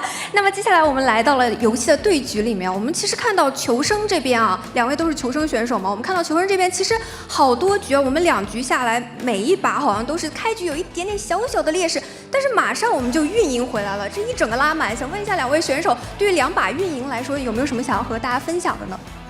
はい、では次お二人への質問で、今回、サバイバの試合2試合ともちょっと、前半がちょっとペースが良くなかったところもあったんですが、だんだん後半になっていくと立ち回りとかで、分けとか勝ちとかに持ち込んだと思うので、1人ずつ1試合ずつその立ち回りとかを少し、言っていただけますか？そうですね。1戦目はちょっとファーストチェイスは順調になめこさんが頑張ってくれて、で救助がちょっと早めになって事故が起きちゃったんですけど、3人盤面からみんなここ耐えなきゃちょっと4釣り見えてくるなってとこでちゃんとみんな耐えて通電まで持ってきて引き分けが取れたと思います。第一局的话，第一个被追的是南美沟选手，他也是发挥了他自己的实力，然后牵制了一段的时间。就是救人的时候有一些小失误，出现了一些事故，但是后面到3人开门战之后，他们通过自己的一些配合，顺利保停结束了游戏。那我们也是看到第一把的时候，也是大家互相来做一个兜底嘛，也是稳稳的拿下。那第2把这边的运营思路可以和大家分享一下吗？2試合お願いします。はい、2試合目は自分が不甲斐ないチェイスをしてしまったんですけど、その飛んだ後ですね、3人盤面の時にみんなへの指示出し頑張りました。そしたらみんなが自分の指示以上のチェイスをしてくれたんで、余裕があるような展開が作れて、3逃げにつなぐことができました。开局首先就是开路选手的牵制并没有做到非常的好，他自己非常的遗憾，但是他在被挂飞之后也是充当了一个指挥位的角色，给大家不断的一些提示。那他们的队员也甚至是超过了他的预料的一些牵制，最后很顺利的拿下了这个胜利。我就知道这个天空指挥位确实是有说法的，我们看到这也是我们一个老传统了。指挥位上天之后就会提供一些非常不一样的帮助啊。那么接下来我们其实今天啊，监管者阵营这边其实拿下了非常漂亮的成绩，一上台的时候其实就拿下了非常大的优势，然后最后这一把割据也是打得非常漂亮。想问一下2位，求生在备战间看到监管这样子亮眼的操作的时候，求生的备战间会是什么样的呢？では次の質問、今回ハンター選手のプレーが本当に素晴らしくて、その皆さんが楽屋で見ていかがでしたか？もう最後のゲートでの骨董賞とのやり取りで、もうダウン取った時はもうみんな大はしゃぎでしたね。就是在第一局，就是说他在门口和古董商做的一些博弈，最后顺利击倒的时候，真的非常的开心。哦，那一波也是很刺激啊！相信大家观众朋友们也是看得非常的精彩，我们在后台也是一阵惊呼啊！那么最后的最后，想要請2位可不可以和一直支持自己的粉丝說2句呢？最後にお二人ファンへの言葉をお願いします。一つずつ。はい、このまま1勝できたんで、残りの試合全勝ができるように頑張りますので、応援よろしくお願いします。那么我们今天第一局顺利拿到了胜利，那么我们之后的比赛也会努力的，希望大家继续支持我们。この後の3戦全部勝って1位通過を目指すんで応援よろしくお願いします。我们之后还有3场比赛，我们会竭尽全力拿下胜利，以小组第1的名次进入淘汰赛。谢谢大家。非常感谢2位选手，也是期待大家后面更加精彩的表现。那么接下来即将进行的就是今天的第2场比赛，让我们稍事休息，马上回来。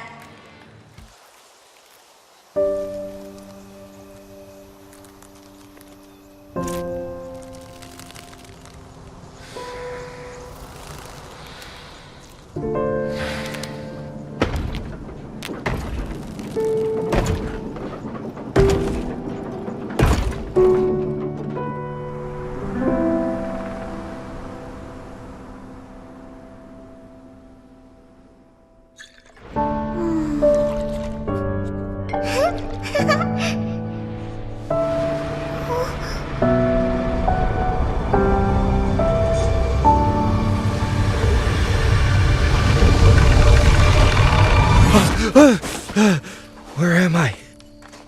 He's awake! He looks so complete. Hey, it's about time.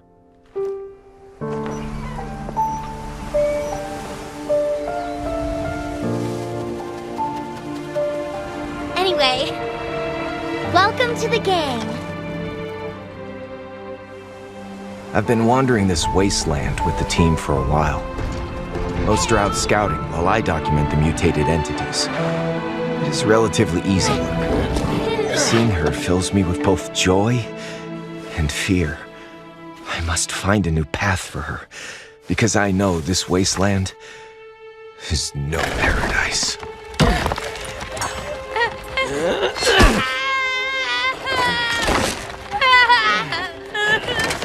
As we delve deeper, the relentless force of erosion is like a slow, steady hammer, driving life down like a nail, reshaping it into something else. Guided by my companion, we reach a new area with far more strange entities than the outskirts. Our ailing frames can barely endure, yet none of us are willing to stop. I can't leave yet. The key to finding the way out might lie deeper within.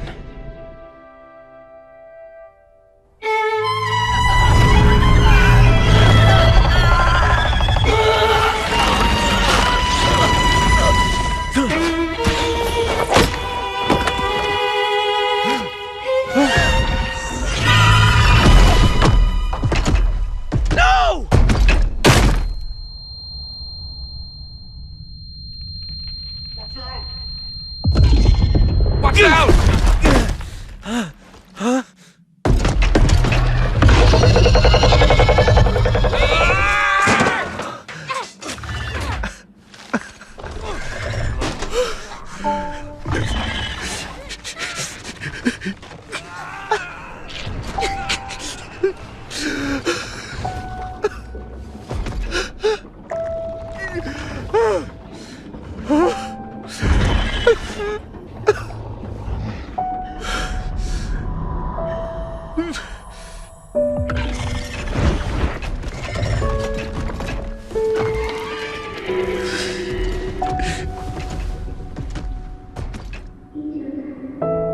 Welcome home.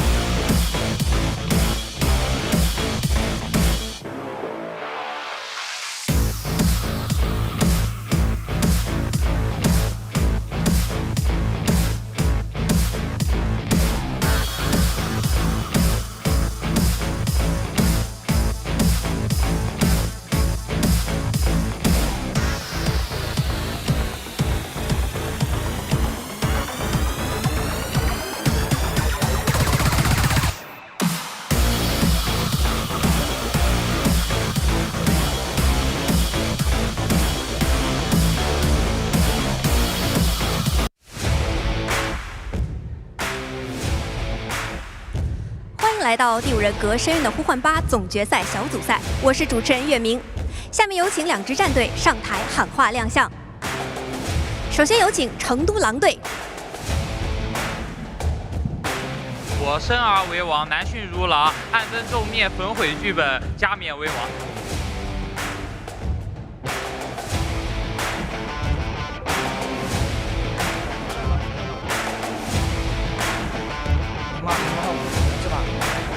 有请成都狼队487、小果冻、小明、小蝶、夜雨、宠爱。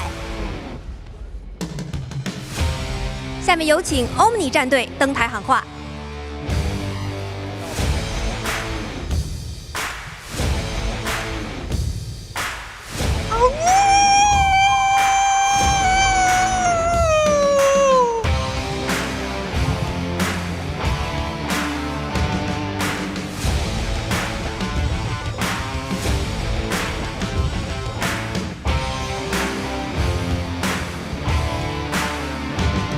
有请 Omni、Laze、Fluff、P-Stopper、Aqua、Agrimonster Team 换。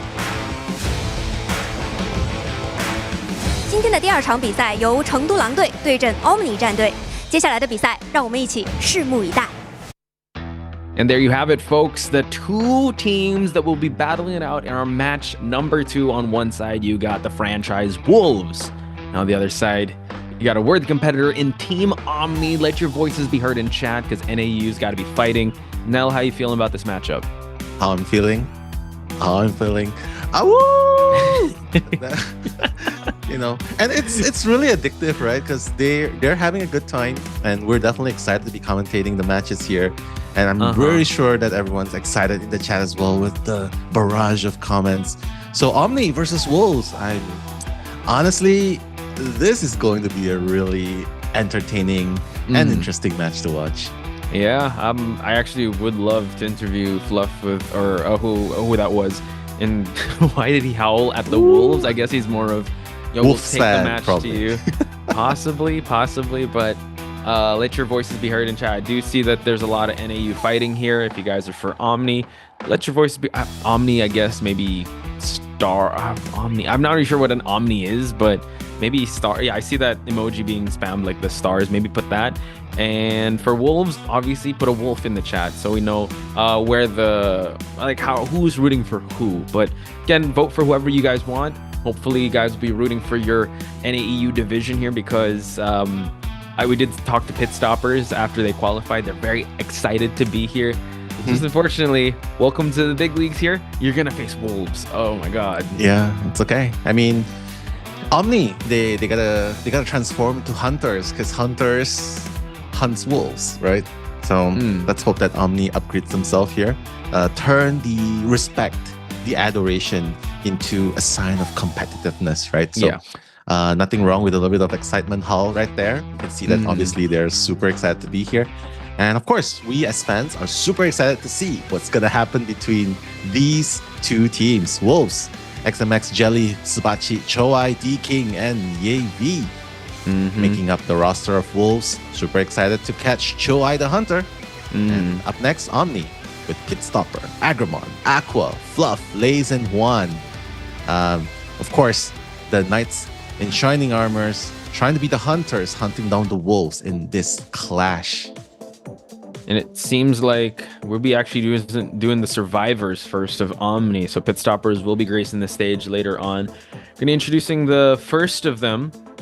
This is Aqua here, the peace sign. You know what? I love this mentality because they know they're going up against the franchise players. Might as well keep it as a learning experience, right?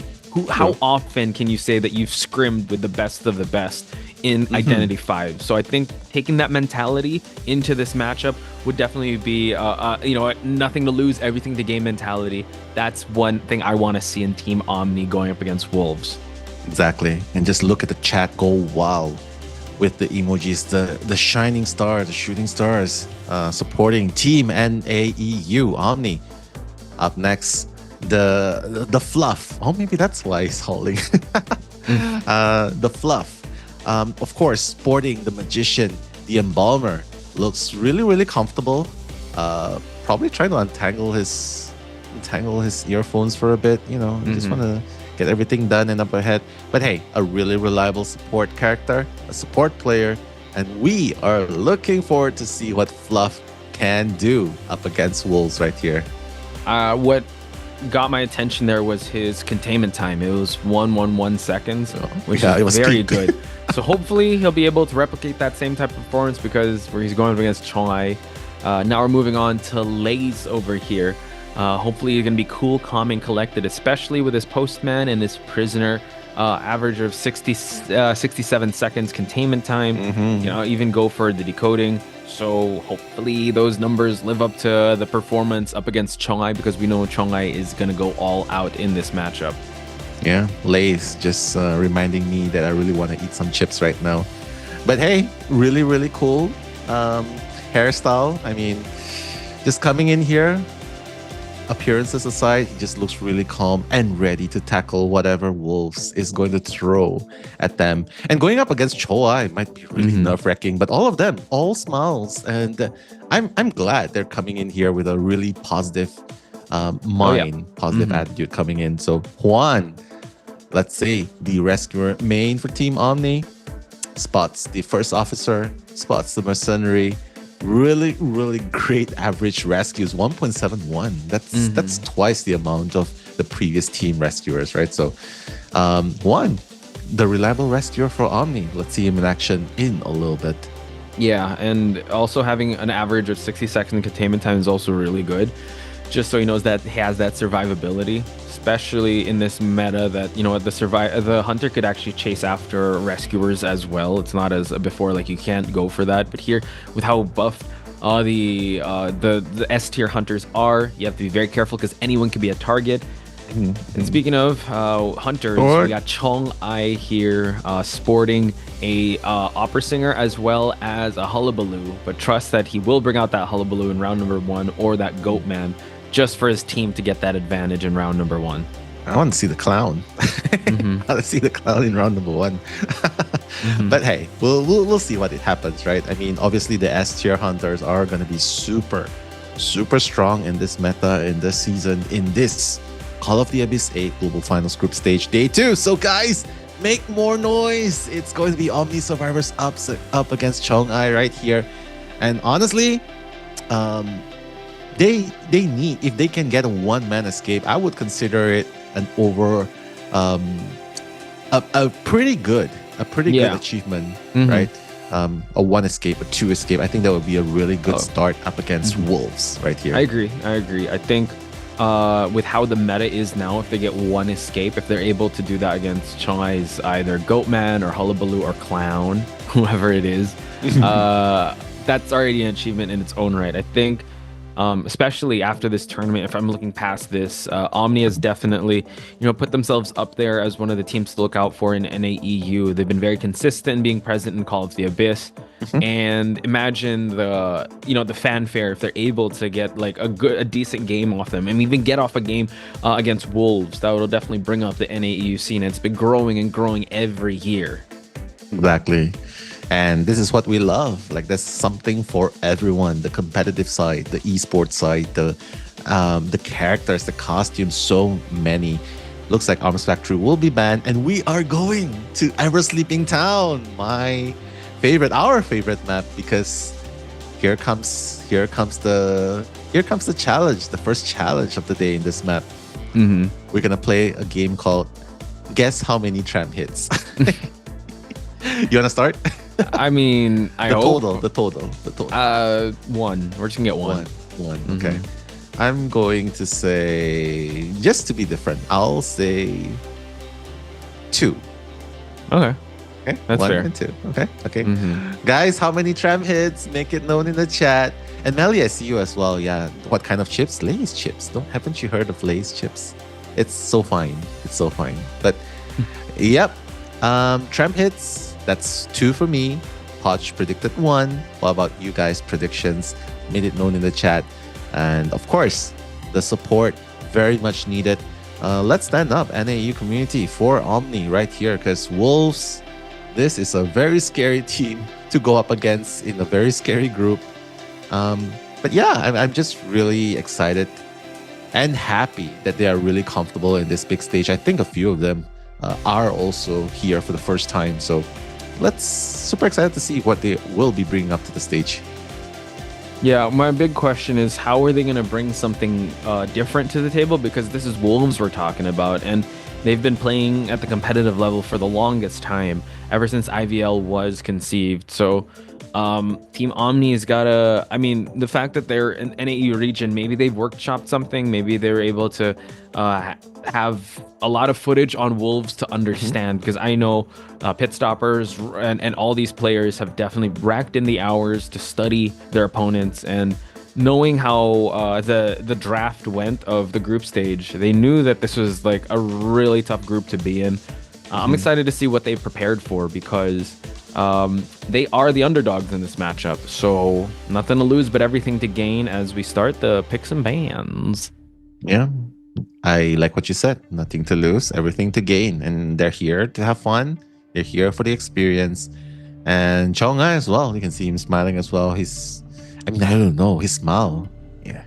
I have a gut feeling. He's like, yeah, you know what? Let's be a little cheeky. What about the clown in this map? It's pretty good in this map too, you know? So I think it's definitely very doable. And I think it really depends on what Omni's going to bring out, because right now, Chongai, he's banned the mechanic, the seer. And so what that indicates is he doesn't want that single hit instance block. He doesn't want that Cypher Rush to come in. Omni just going with a pretty conventional lineup. Just going to pick the first officer and the psychologist, two very hard to get characters. Yeah. One with the watch and one with the tankiness. So this allows a response for Antiquarian to for it to be taken out of the equation. A lot of the teams I've noticed now, they kind of go for like these tanky lineups, not really going for any OB, just going for sustain. And Acrobat screams that sustain with the well-placed bombs and also the silences from the hunter. Yeah, the nimbleness, right, of Acrobat's definitely going to be a super vital factor in this game. Usually you will see Acrobat players, they don't really bring borrowed time, probably like a flywheel and a tide just to help in rescuing. So Chongai banning the puppeteer, like, okay, one tanker is enough, we don't need another one. And no Antiquarian as well. So the last one will be an Aeroplanist completing the Fantastic Four. So Omni, One, Lace, Aqua, Fluff, they have their picks. So now it's really a matter of what Chongai really wants to bring in. An S tier character off the start, or an off meta to start with to get access to them in the second game. Well, I would want him to go for the meta, because that means he's not. I mean, I do want to be cheeky. Don't get me wrong. I'd love to see a clown, but I think if they're able to actually best him in the meta, that would do a lot for Team Omni. So, and it's also respect that Chongai, look, yo, okay, you're in Call of the Abyss. I'm not gonna big bro you right now. I'm gonna give you all I got so that I'll be able to go all out. Because I think if he does go off meta, it could be, and Omni does best him, it could be like, oh, because he went off meta, that's why. I think he should go all out. I think this is a good learning experience for Team Omni, and show to the world also that they're ready for Wolves. Yeah, Wolves, the Wolf Pack coming in strong. I mean, obviously we establish that BO1 is going to be the game for the Hunters. So Omni, right now, guys, let's start with a really good number. Get a one-man escape. Oh, okay, it's the Goat Man. It's Goat Man. This lineup, it's pretty nimble with the Acrobat, and it's pretty hard to catch the first officer and Aeroplanist, right? But with the cage, things are going to look a little bit different here. So yeah, looks like he got it right. He's not going to try and Big Brother. He's just going to go straight with the S tier Hunter here. Goat Man. This the first kite is going to be super important. That's what we can establish for the early games right here. I think if we look at the previous Goatman matches, this kind of gives a good, well, at least it's not Hullabaloo. We know how Hullabaloo matches went with it just being a 4K. We've seen how survivors are able to kind of tie things out with a Goatman. I think that might be Omni's saving grace, but you're going up against one of the franchise hunters here in Chong-ai, so him on this goat man, rest assured you're still going to see why it's S tier. So Omni definitely needs to rise above the occasion here. We're going to see a lower right spawn location. He's going to have access to the acrobat, the forward at the the first officer at the center, as well as the middle story for psychologist, while airplanist is just chilling out. Maybe he's just going to decode. Maybe he's going to come in for a cheeky rescue here and there. But I'm excited to see how the persona builds are going to be now. Yeah. You can expect a lot, maybe only one borrow time. I think that should be the case. And yeah, they only have one borrow time, and that's on Juan. So they're going to try and keep him alive, maybe for the final rescue. But Chong-ai will have the 3-6 abnormal build that's going to be pretty devastating to their decoding. So 2 flywheels, acrobat, and aeroplanist. We'll see. We'll see what's going to head up. Now, this is game number 1. First half, Wolves versus Omni. I'm Nello, and that's Posh Spice.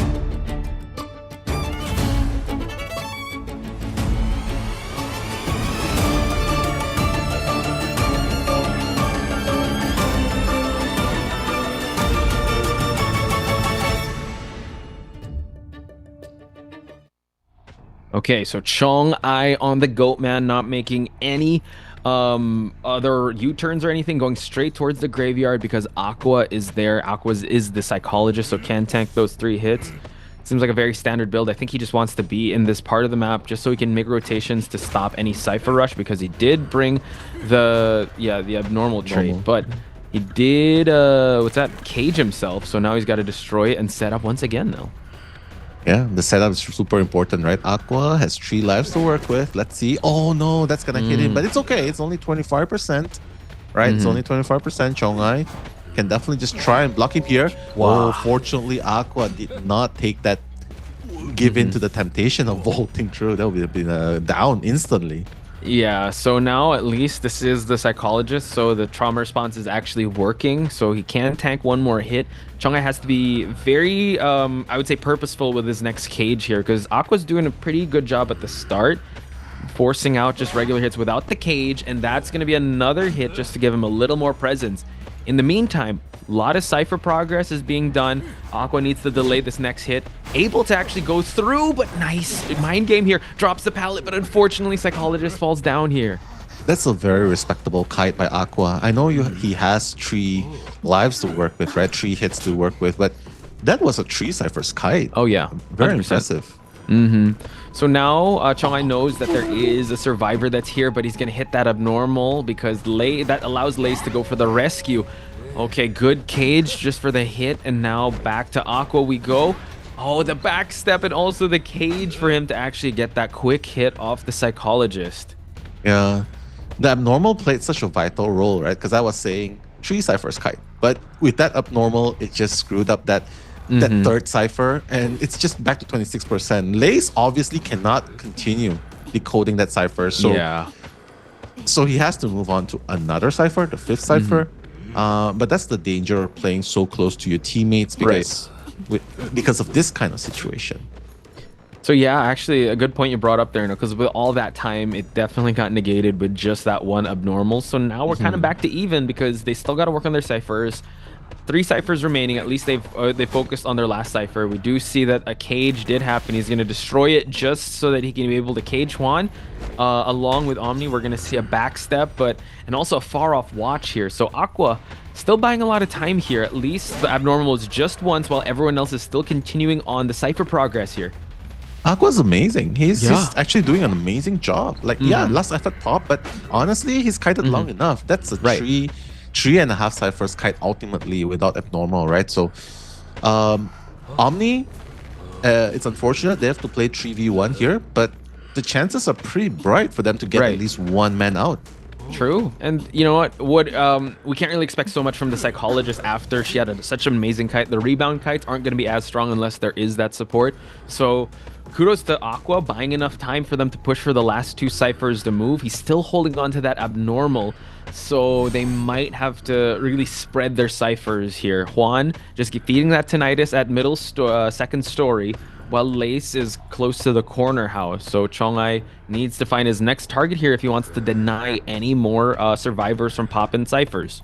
It's more like he's trying to find the next cipher to abnormal, because he knows that there's a 4 cipher that's around more than half progress, right? So he's like thinking, and very smart move in response to that, because Lace, he recognizes this, does not want to be in the vicinity of the cipher with a lot of progress, and he's going to move away because he's half health as well. So waiting until Chong-ai engages another one of the teammates, and then he goes.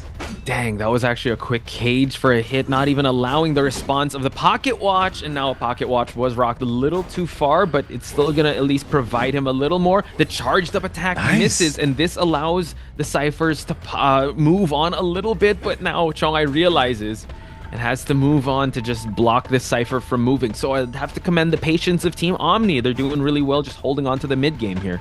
Yeah, and now this is an acrobat we're talking about. Super annoying to face up against Chong-ai. Trying to mind game a little bit. It's okay. Fluff trying to go to the other side of the map, and with the flywheel able to buy more time. Fluff!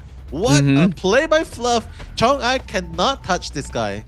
Yeah, not yet. And look at that. They're on to their last cipher here. They're opening up a backup cipher. Fluff unfortunately has to eat that hit, but kudos to him buying a lot of time here. The tram's going to cut off just a little bit for Fluff to actually go towards the graveyard. So excellent rotation on Fluff's side. Note that unfortunately Fluff does not have borrowed time. He might have to take this endgame kite, but they can actually go for a rescue if he contains a little longer. I think it really depends on the timing, right? Fluff trying to play a little bit more, just trying to wait until it happens. Wow, beautiful, beautiful. Not going down without a fight and taking that 25% hit as the cage expires. Yo, Fluff. Oh my god, so close, Chong-ai. Bro. Okay, able to break ankles here. This is a slow bomb. He's actually waiting for him to actually go through it, but doing a great job. Chong-ai now able to strike down Fluff outside of the cage, buying a lot of time, but immediately going to the teleport.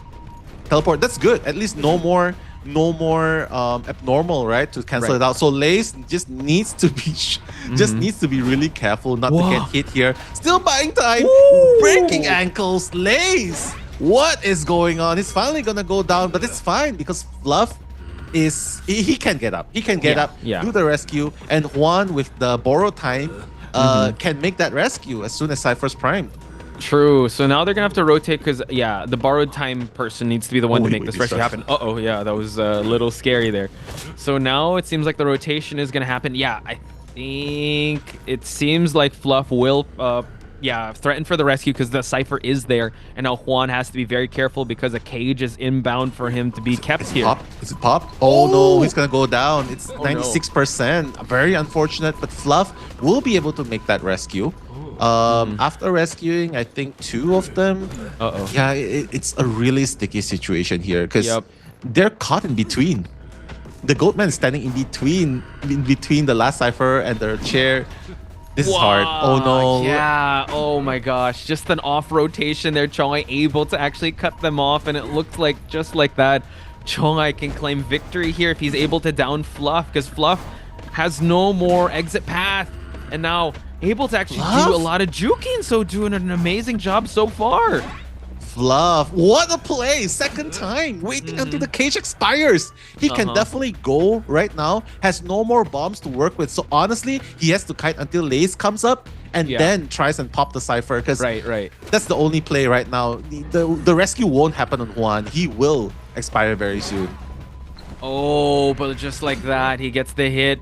Can't go for the pop because there's no borrowed time to bring up Fluff. So now Lace has to, I guess, go for a dungeon play here. But Nell, my goodness, the way they were able to play the early to mid game was just insane. It's just that one rotation that he was able to catch everyone off of and just cut off the resources. Okay. Let's see if he's actually going to go for a chair or just bring him closer towards the center. Closer to center, and then when the Nidus pops, he'll catch up. Lei still has 2 rocket packs to work with, and he knows that Fluff probably used up the exit path, so he won't be able to self-heal. So I think that's a lot of problem right here, because you gotta go and touch Fluff. You gotta go and touch Fluff. You can't wait for him to expire. So Lace, the first rocket gonna be expanded. Second one, trying to bring him away from the mirror. Chong-ai, not relentless in his pursuit. A 4K by Chong'ai from Wolves, but by no means was that easy at all. It was not. They really gave it their all, guys. Omni came into play. I know it's a 4-0, but he only got that towards the end because they played that so well from Aqua, starting out with an amazing kite, really forcing a lot of the interactions here. It was really towards the end, and I think it really played to why Goatman is one of the S-tier hunters out there. So, Nell, quite the competitive start here. Exactly. Omni playing out of their minds because they know they have 1,900 viewers on the English broadcast, making the noise for them, cheering them on, and that's why we cannot hate on that. It was a four elimination, but they gave hell to Chong'ai. So kudos to them. So trying to survive that onslaught. But let's just go a little bit to what actually made that game favor Chong'ai in the end. Number one is definitely the abnormal. Very, very unfortunate. Just like 5 seconds more, 7 seconds more. If Lays popped that Cypher, went for the rescue, things would have been so different. I think the abnormal by Chong'ai really slowed down the game a lot. And aside from the insane kiting by Fluff and Lays, no one went down without a fight, is all I can say at this point. Fluff living up to the percentage that we saw in his player profile, 110 seconds. Insane way he was able to actually get that number, especially up against the Goatman. The way he was able to play is just really good. I'd like to bring up a statistic. It's 4%. It was 96%. The Cypher was so close to popping. Yeah. And unfortunately, it really came down to like the 4%. If they're able to pop that push for the end game and continue on, they could have gotten at least one survivor out. But yeah, Team Omni really came to play. I think Chong'ai realizes, wow, this team could have got me there, but I was able to rely on Goatman and my quick decision making, because the teleport as well, they immediately switched to teleport for him to stop that 96% Cypher from moving was definitely one of the big plays that led to Chong'ai's victory there. Yeah, I'm glad. I mean, they're definitely very comfortable, and I feel like because of that level of comfort and just the smiles, just seeing that they're very comfortable, it allowed them to play at their optimized condition, right? They were playing their best. There were no signs of nervousness, no panic movement. You saw that, right? No panic movement, no unnecessary necessary movement. Everything was just good. It was just down to the unfortunate trait of the abnormal and just being a Goatman. It was just the Goatman cage factor as well. So, right, up next, it's going to be Pit Stoppers. We've seen what Omni can do on the side of survivors. I'm super stoked to see what Pit Stoppers can do on the Hunter side. Yeah, so now Pit Stoppers will be gracing the stage, but not before we introduce the survivors of Team Wolves, starting with XMX, the dedicated rescuer of this team. Average rescues at 1.75, rounded up to 2. So with how well-versed Wolves are when it comes to support, you can rely on XMX to go for those stable rescues. And no, they just need one survivor to be able to claim victory. One survivor escape for them to claim victory in this matchup. Exactly. One survivor is the win condition for Wolves. But after that display by Omni, right, I feel like Wolves survivors, they definitely cannot rest on their laurels. They definitely need to play at 100% because according to Paul Blums, he said it best, Omni survivors 1,000% on their game. So Wolves, they gotta be on their A game too, because Pit Stoppers might pull up the unexpected. Yeah. Right, so if the survivor team gave a little bit of confidence in Pit Stoppers, and Pit Stoppers known as one of the feared and revered hunters of NAEU, they can make a huge mark here. Again, this was Jelly, one of the support survivors of Team Wolves, has been one of the core of Wolves as well, along with 487 and Subachi. So I'm excited to see their tandem in this matchup. So we are going to move on here to 487 himself. Has been synonymous with the Wolves team, the main captain, main shot caller.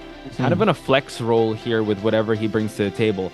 Went for a stunner role in the earlier seasons, but has really become more of like the support and shot caller of the team.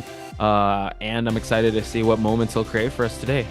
Yeah, and that's a shout out to just a girl idolizing 487 as well, claiming him to be the future fine. But yeah, just a very avid fan here of 487's work. Like you've mentioned, he's an all-rounder, really good at whatever roles you put him at. And of course, one of the pillars of Wolves as well. D-King up next is going to be the next spotlight for Team Wolves survivors. Plays the coordinator, plays the antiquarian. Pretty respectable average decoding progress. Not really a fan of rescuing, but hey, you know what? You gotta do what you gotta do. Like probably just fire the flare gun and just getting out of the way. So yeah, maybe that's the plan for D-King right here. Just focusing on ciphers, one shot, and move on. Yeah, I definitely want to be able to have that one shot and be able to move on. I'm trying to remember actually where D-King, what team they were from, because in the original lineup, this is actually a new addition to Wolves, but hopefully he'll be able to get that one shot, one flare gun moving on. And we are going to look at Pit Stoppers here. Pit Stoppers having an amazing qualifying matchup to get to this stage. And the work ethic on this guy is really up there when it comes to Identity 5. So I can't wait to see how he's going to perform. And I'm sure that he also wants the challenge of going up against one of the best survivor teams out there here. Yeah. The NLE chopper of IDV. I mean, hard worker, super professional. And honestly, I'm looking forward to his Dream Witch as well, because it was really scary, especially if you're not playing the S tier characters. So yeah, Pit Stoppers, right now he has one job, and that job is to get the 4-man elimination in response to what Chang'ai did. So let's see who's gonna win, the Knights from NAEU, or will it be the Wolves from Chinese mainland division? Yeah, one of the things I look forward to at Pit Stoppers is his pop-offs, because whenever I remember he was able to get a 4K last year, and then he really just exploded with emotions afterwards when he exited the stage and smiles and jumping. So if he's able to do that against Wolves in the meta if he's able to get a 4K at least, I'm pretty sure he's going to be super happy. Not sure if he's going to pop off already, because he knows that the job is not done. So yeah, that's something to look forward to, because he's gonna have the biggest smile on his face if he's able to get a game out of Wolves. Yeah, I mean, even if he manages to eliminate, right? Like even if it's not a 4K, I feel like we can see the effort, right? We can see the effort coming in. We've seen the effort, the explosiveness of the Omni survivors. So now I feel like what he has to do here is just keep the mentality. Nothing to lose, everything to gain, going up against Wolves, and just give them hell, right? Just make their lives very difficult, dwindle their resources, slowly attacking the objectives of the Wolves team. And hopefully that would wield the desirable result into favor of Omni. Yeah, so I think how he saw his sorry, that's a lot of tissues. Oh yeah, I think it's a lot of pressure, I'm pretty sure, on a lot of these sweating, right? Yeah, because Wolves, I would say the ones that are the franchise players are the favored, are the ones with more pressure, because they have their reputation on the line. They want to be able to live up to their acclaimed spot as one of the best IVL teams out there. So if they have most to lose, so they're the ones that are pressured. So hopefully Pit Stoppers can use that pressure to his advantage in this matchup.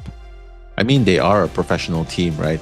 They are a sponsored ORG, a professional team. So I'm pretty sure they are used to the pressure of coming into this kind of situations. They have leagues where they have to battle out in very close games as well. So maybe, just maybe, this is just one of those days, one of those situations where they gotta just lock in, buckle up, and just play their best. Because Chongai's done his best. Really surprised by Omni's explosiveness, but honestly, if they can just play their A game, what they really need is just one escape, realistically. Yeah, and that's gonna win them round one. I think when it comes to on the other side of the hunter side, you're kind of playing to the meta of that, right? So we saw how the tide heavily turned, like it was only like 20 seconds where the cutoff was there for him to be able to get that 4-man elimination. So Pit Stoppers does have access to those meta hunters in this matchup, and I think everyone in chat can agree that they want this to go up until the best of 3 series now that Chongai did get the 5-point game. So I'm excited to see what he's going to be bringing to the table. Look at that, he's got the codes, he's got the strats on the paper there. Yeah, trying to sign the agreement. You are not you're not gonna butcher them. Just 4K them, it's enough. A little bit of disclaimer there, but yeah, a lot of preparations going into the Call of the Abyss 8 global final stage, right? You can see that there are a lot of manpower being deployed. Beautiful venue. Would love to visit Guangzhou one day. And honestly, these guys, they're having the time of their lives. And I think it's fair to say Call of the Abyss 8, the Super Bowl of IDV, and I'm glad all of you are here to share this moment with us. Yeah, big shout outs to everyone that is here. I know that especially if you are from the NAEU region, it is pretty late or very early. So hopefully all your support is coming out on full deck here when it's given out to Team Omni. We're going to head towards the picks and bans here, and Pit Stoppers needs to get at least a 4K to keep this game going up until BO3. If not, Wolves win round number 1 and come into round number 2 a lot stronger. Exactly. Here already taking out the Seer, so a little bit of different approach. He's not taking out the decoder first. He's taking out Seer, he's taking out First Officer. He recognizes that First Officer can be super annoying to go up against, as you can see in the first game. But having the Gravekeeper is also a very strong pick. You've seen how they've worked with the Gravekeeper, right? Remembering the first matchup, like AWG on the Gravekeeper, he bought so much time against the Goatman. So I think they're pretty much just preparing for what's going up against Hullabaloo and Goatman. And here, Puppeteer will join the ranks in replacement of Psychologist, just overall being super, super tanky. Yeah, Chocho and I were talking about it yesterday with Puppeteer being as of yesterday, it was kind of underutilized. So I'm glad that Wolves were able to pick it up and see the value in that. Maybe Omni will also pick that up in the next rounds to come. But banning out the Psychologist, also just canceling out the tankiness of it all, and rounding it out with a Priestess. Now the Priestess did come out yesterday, but on FT side. Priestess is a kind of a rare pick that you've seen in this lineup. Rare sighting. A rare sighting as of late, not like before. But we did see a little bit of it yesterday with how well Shadow is able to put a lot of portal placements for the Goatman to have to chase after Kuga yesterday. Yeah. RC picked up Priestess as well in game number 1 up against the Meta Hunters. Unfortunately, he wasn't even able to use the portals at all because of how fast the Goatman with the cages just put in place, couldn't even portal, and he already got the hit. So let's see if this pick is going to pay off for the side of Wolves. It is Ever Sleeping Town we're talking about, so it's definitely very useful. Hitstopper, probably anticipating a Goatman, but no, he's going for the Shadow. So interesting. Maybe the strategy of just leaving the Meta Hunters to game 2. Yeah, that's gonna come out. Possibly recalling from the match that you covered yesterday, I think that might be it. Or maybe it comes to familiarity and success, because Pit Stoppers did this also in the qualifiers where he was really good on the Ivy. And I think he brought out Goatman in round number 2. So I think this might be an all or nothing in round number 1, because he needs to get that 4K just to prolong it and get that respect of Team Wolves to ban out Ivy. Or not to ban out Ivy, but to ban out either Goatman, because this is going to be globally banned. So just get that respect out of them with this Ivy pick. So looking into the map selection now, Nell. How are you feeling about Ivy first and foremost? Ivy's really good. I mean, against this chase, no one can actually run away except for the Acrobat and Priestess as well. But Priestess needs to be near a terrain, right, in order to use the portals to run away. So I think I like this choice because he can use the Meta Hunters in the next game. But here, obviously, just going after even the Acrobat or even after the Gravekeeper, forcing out the shovel.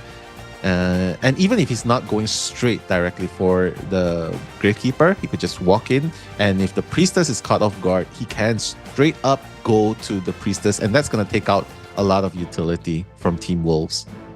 Yeah, so looking at, that's actually very true. I want to see the personas. So we have two borrowed times. We have some tide turners on deck. Three actually. God. And we also have Insolence, Blink, and Detention for Pit Stoppers. So will he pull out all the stops for him to get this 4-man elimination? We're going to find out in just a bit, folks.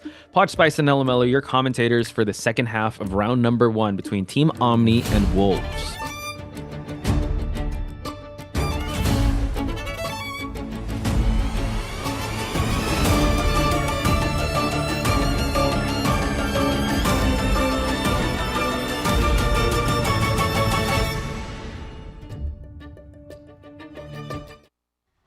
All right, Pit Stopper coming in fast and furious, trying to find that first target.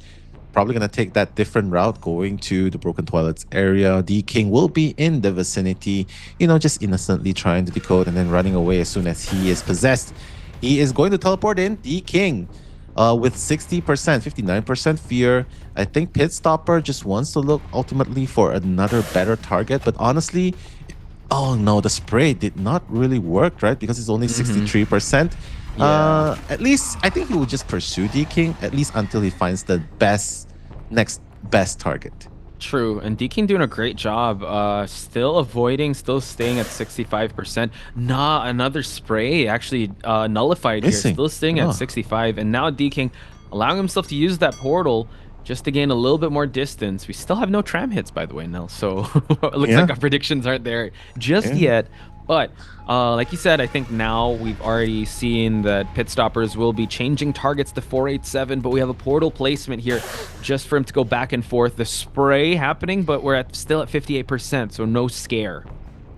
Yeah, this is very unfortunate. I think they are very well equipped to deal with the scares because of the terrain, right? And Priestess here, it's just a key vital character to have here with the utilities, because the moment you spray, sorry, we're already across the portal, right? We already went through the portal. So I think it's going to give a little bit of problem to Pit Stoppers.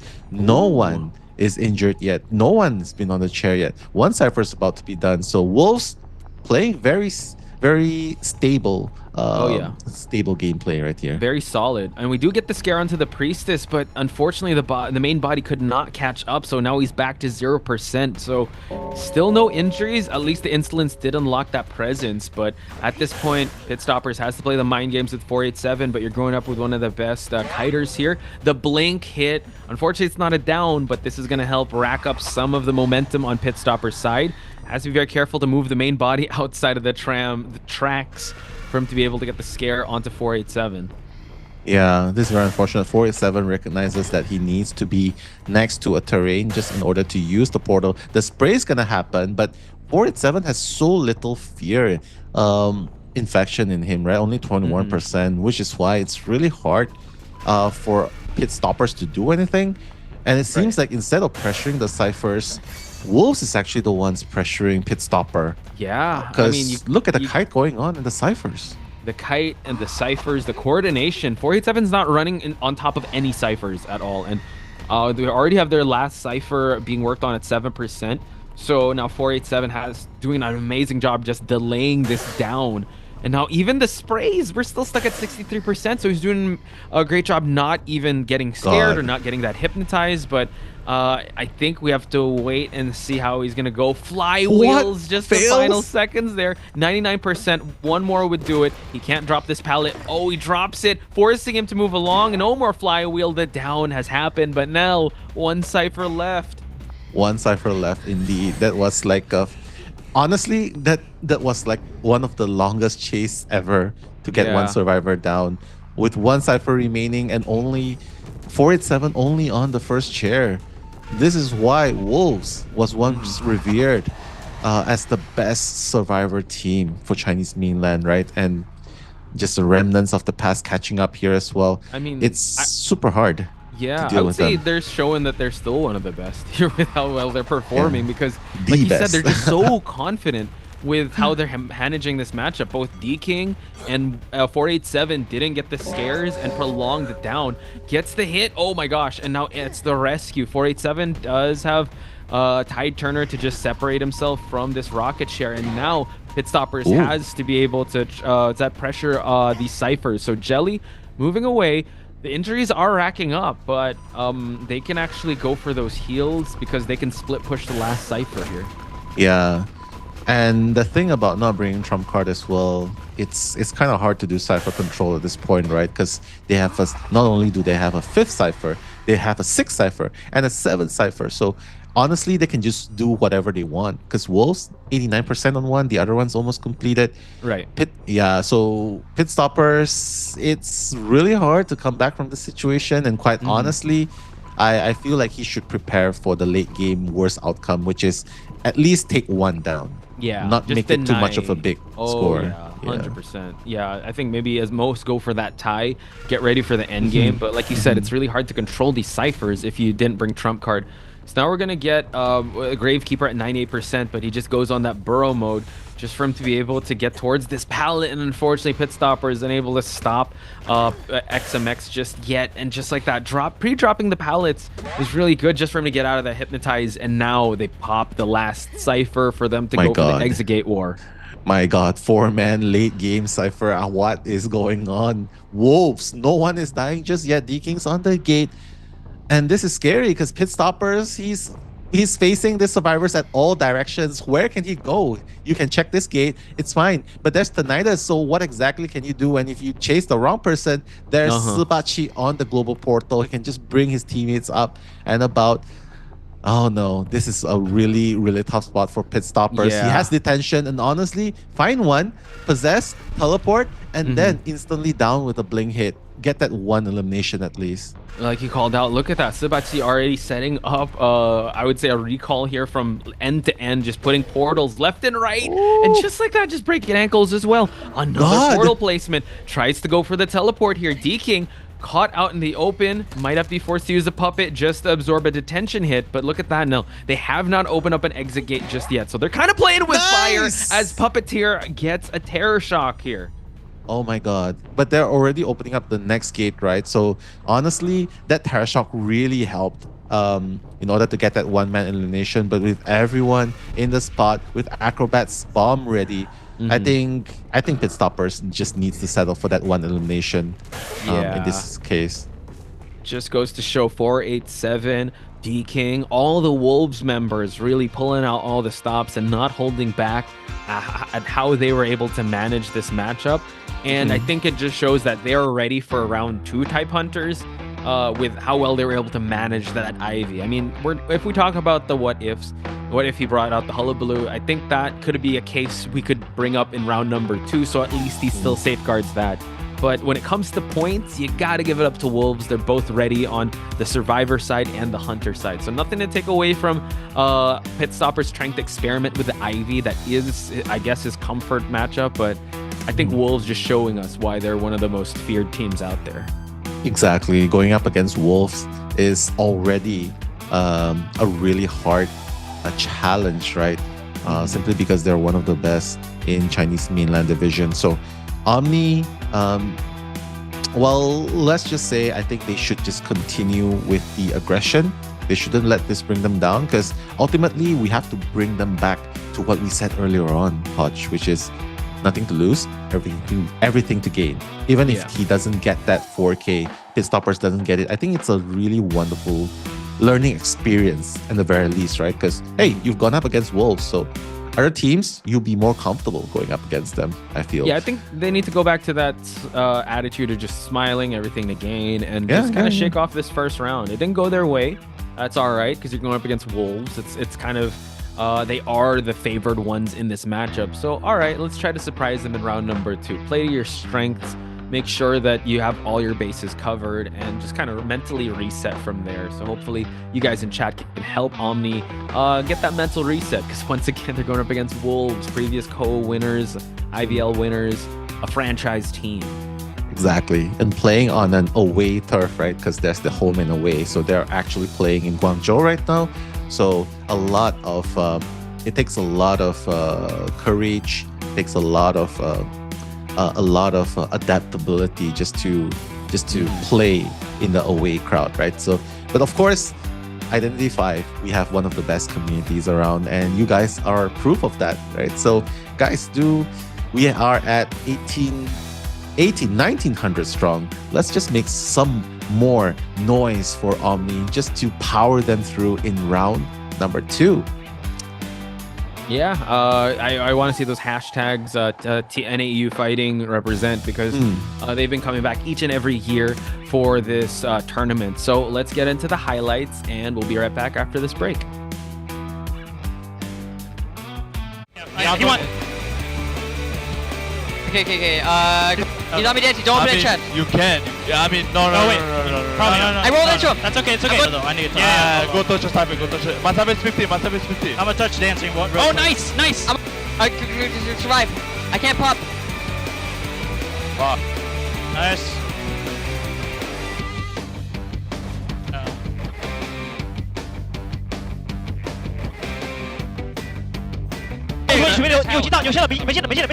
没闪现，我们这边要开了。放心，没闪现。要不还有个草坪，要不我也拆了，还算修完。我躲掉了。从小门进手。医生在我这，从小门了。医生在我这。这是了。走了，没事，走了。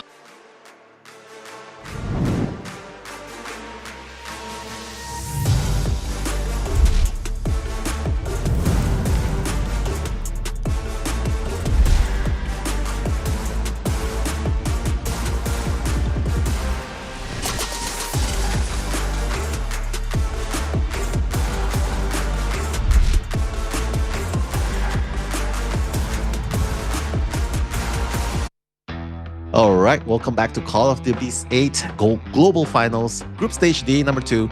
I'm Nello, and this is my duo Pochpice. In case you are tuning in, it's going to be game number 2. Soon, just a little bit of recap, game number 1. It was a 3-man escape from the side of Wolves, making that a 3-1, ultimately getting the points 8-1 in favor of Wolves. So coming into round number 2, we are going to have to see Omni locking in, and they need to do it, and they can do it with your support. Yeah, I see some people asking pit stoppers to go for Hullabaloo, go for Goatman, go for the metas in round number 2, because I think from what Nell mentioned yesterday with how that matchup went, they kind of saved the round 2 hunters, the S tier hunters for round number 2. So that's definitely a play that they want to make. They did try to experiment with Ivy, but I think ultimately round number 2 is where they can kind of settle things. And if the survivors bring that same type of energy, I feel like Chongai might be a little bit in trouble, because he won't have access to the Hullabaloo or the Goatman in round number 2. Yeah, I feel like Omni this year, they have members that are very, like, how do you put this, like unhindered spirit. Because you saw, right? Like Fluff coming in, you saw the rest of the team coming in. He had this free spirit that's like, I don't know who you are, and I don't care who you are. I'm here to declare war. I'm here to declare war, and I'm gonna do my best. And that's exactly what they did. So I feel like a little bit of this, there might be a little bit of psychological barrier going in, right? Into this game. Maybe at least for pit stoppers, because he has been here before. He knows how strong these teams are. Maybe that's making him hold back unconsciously a little bit, and not taking that super high risk going in, right? But honestly, let's hope that things will change in round number 2, because they still have it. I'm pretty sure they still have a lot from where they come from. I like what you said, maybe having that unhindered spirit, or maybe not having that barrier, and just, I think coming in with that mentality made Fluff be able to kite for 110 seconds up against Chongai, one of the feared hunters out there. Especially if you come in all smiles and like, hey, let's have fun, let's show them what we got. They're able to kind of not put them on a pedestal, which I think is the best possible play coming into round number 2. And I think they might, if they decided to go to survivors first just to mentally reset, I think that's good, because I think pit stoppers needs to kind of I would say recenter himself in this matchup. So maybe the survivor team's just showing pit stoppers that, hey, you know what, we got your back. We're gonna try our best in this matchup just to give you that confidence back. Looking at the maps though, we are heading towards the Red Church. Let's go, Red Church, the perfect venue for just a girl, right? So yeah, lately she's been hopping on to the to the trend on TikTok, but hey, we're gonna talk about it a little bit more later. But right here, Red Church, a lot of characters can be in play here. You can have the Dream Witch here. You can even have the Clown here. So there are a few options for Chong-ai here. Now that he no longer has access to Goatman, and of course, Hullabaloo is definitely going to be banned as well, right? So he can definitely bring that out here in this game. As a team, we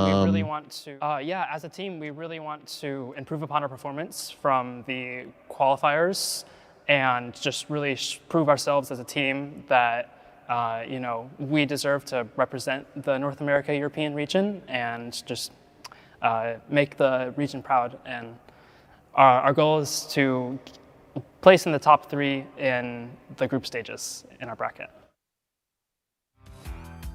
Let's go. Top 3. That's the goal for Aqua. I think that's a good. Well, I think he wants to make the division proud, and I think looking at the chat, they've made a lot of people proud, being a representative of the NAU division, and the fact that he was able to, survive that long. Journey's not done yet. They want to be able to replicate that same type of success and that same type of performance, and really go all the way till that finish line, because unfortunately the Goatman was able to stop their momentum just like that with just cutting them off in the map. But like you said, not gonna have access to that Goatman anymore. Yeah, no access to S tier characters. Well, Omni might be more comfortable playing here. I mean, they already seem to be really comfortable playing up against a Goatman, and that's not a very common sight, right? Because a lot of teams, they have a lot of problems playing against Goatman, a lot of problems playing against Hullabaloo.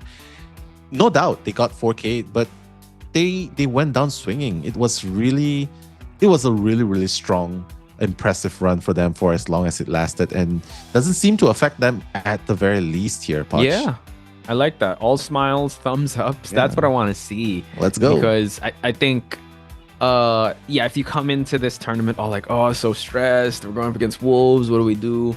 I think that is like the first loss in the mental warfare. I think they need to, kind of release their inhibitions, feel the rain on your skin, No, you don't know the song. Okay. But Chocho the rest might is know still it. unwritten. Sorry. What? Oh my God. I'm such a boomer, I think. That's actually a pretty old song, but yeah, anyway, I just think that they need to take that and take everything in stride. It's an experience. As AWG said, thank you for translating that offline. Like, just enjoy the food there, just relax. It's a whole experience for them to learn from and enjoy.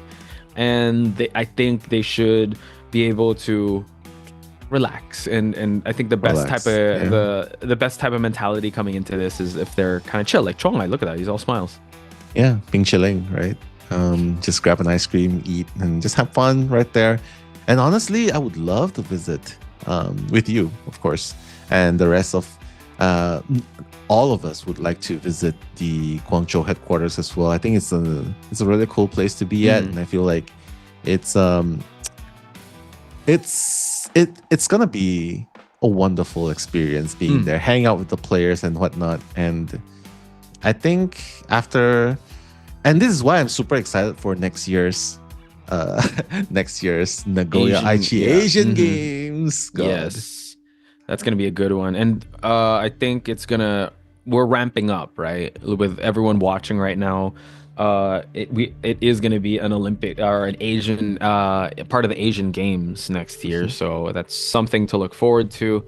So we'll put a pin on that because we got to look at the picks and bans. Chong-ai taking out the Seer and the Antiquarian, while Hullabaloo and Goatman will be not invited to the Red Church wedding of Just a Girl. Yeah, let's see. Hullabaloo gone, no Goatman. Chong-ai has a few options here depending on what he bans. So Novelist seems to be pre-shadowed here. So wow, Omni bring the surprise in, trying to play on their own terms. Like bringing in the novelist, this is not something we see often, ladies and gentlemen. So probably a secret surprise. Even Chongai looks puzzled, like what's going on? What exactly is the game plan for the team here? Play around the windows, disrupt. True. Maybe also to counter any a gamekeeper that he might have. A gamekeeper did really well, but that was overtime. But maybe also just bringing out characters that can be used in the global bans, because the first 3 characters will be globally banned. So I think maybe they don't want to bring novelist towards that 3rd round, if ever. And I mean, there's a lot of utility from that novelist in this map, like you said, with the windows and the palette switcheroos. But I do like the puppeteer, and wow, the 3rd pick being the gardener. I like how they play a lot of peaceful pacifist characters, right? You don't see the coordinator, you don't see the antiquarian, you don't see the forward. Everything is just a support based and just being tanky. So you can see that. And obviously with that going on, Chongai does not have to worry about harassments and OBs coming in. So this is just going to be pure kiting skills, communication utilities being used at the right times. Puppeteer to be super tanky, novelist with clearly the attention should be on the novelist here, simply because he's the one to make plays here with the switcheroo, like what you mentioned just now. So Fluff, I love this. Fluff is going to be on the novelist, and you've seen how crazy he was on the acrobat previously. So we'll have to stay and find out how novelist will be implemented in this composition against Chongai. I think it's great that Fluff is on that novelist, because if you can take that same type of energy and that type of mentality from the acrobat play to the novelist, you can buy so much time with the just containing the hunter, getting some pallet stuns.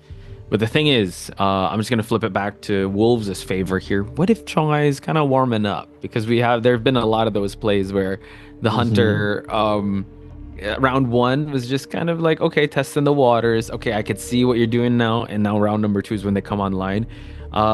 Case in point, Sprinter, with him just getting, I think it was like a 1-person escape in round number 1. Second round, he popped off. He got a 4-man elimination. So, Omni, great job round number 1. Don't think they can count out Chongai just yet, knowing that he brings out the Ivy. Yeah, Ivy can be a pretty hard counter to this calm, right? Simply because novelist has to look. True. And against Ivy, you cannot look. So that's it's like, what should I do? We never look though when we play. We don't. We really don't. And that's why we survive longer than most. But yeah, I mean, maybe that's Chongai's. I think the ban pick phase went perfectly great for Wolves, simply because this novelist just gets destroyed in terms of not being able to build the charge by Ivy. And not to mention, they don't have any skills that enable them to escape when Ivy comes teleporting in. So what are they gonna do when Ivy teleports in? The bubble? Tank hits. Tank hits? Yeah, just hits, I guess. But yeah, you bring a good point. No character here can pull distance. I guess you can make a case for Gravekeeper, but they unfortunately they don't have their acrobat. They don't have an antiquarian for the stuns. They don't have a seer just to keep them safe when they get hypnotized. So T-shaped spawn here. No one capturing the center location. It seems like the back gate is going to be occupied by Chongai here. So he has this pick on going after the novelist or the gardener. I probably, like you said, I think it's gonna be going. He's gonna be going for that novelist to start things off. Yeah, because your best chance is to just go up against someone who cannot look at you, right? Can't look. So, John Cena, bro, can't see me. Can't see me. Yeah, the last tour shoutouts. But looking at the trades brought, it's gonna be a 6/9 blink for the side of Chongai. Everyone has borrowed time except for the gardener, probably expecting Lays to be the martyr of the team. But yeah, I think in this team, they're going to make things work with this lineup. Bringing the commentaries is me, Nalo, and that's Potch Spice.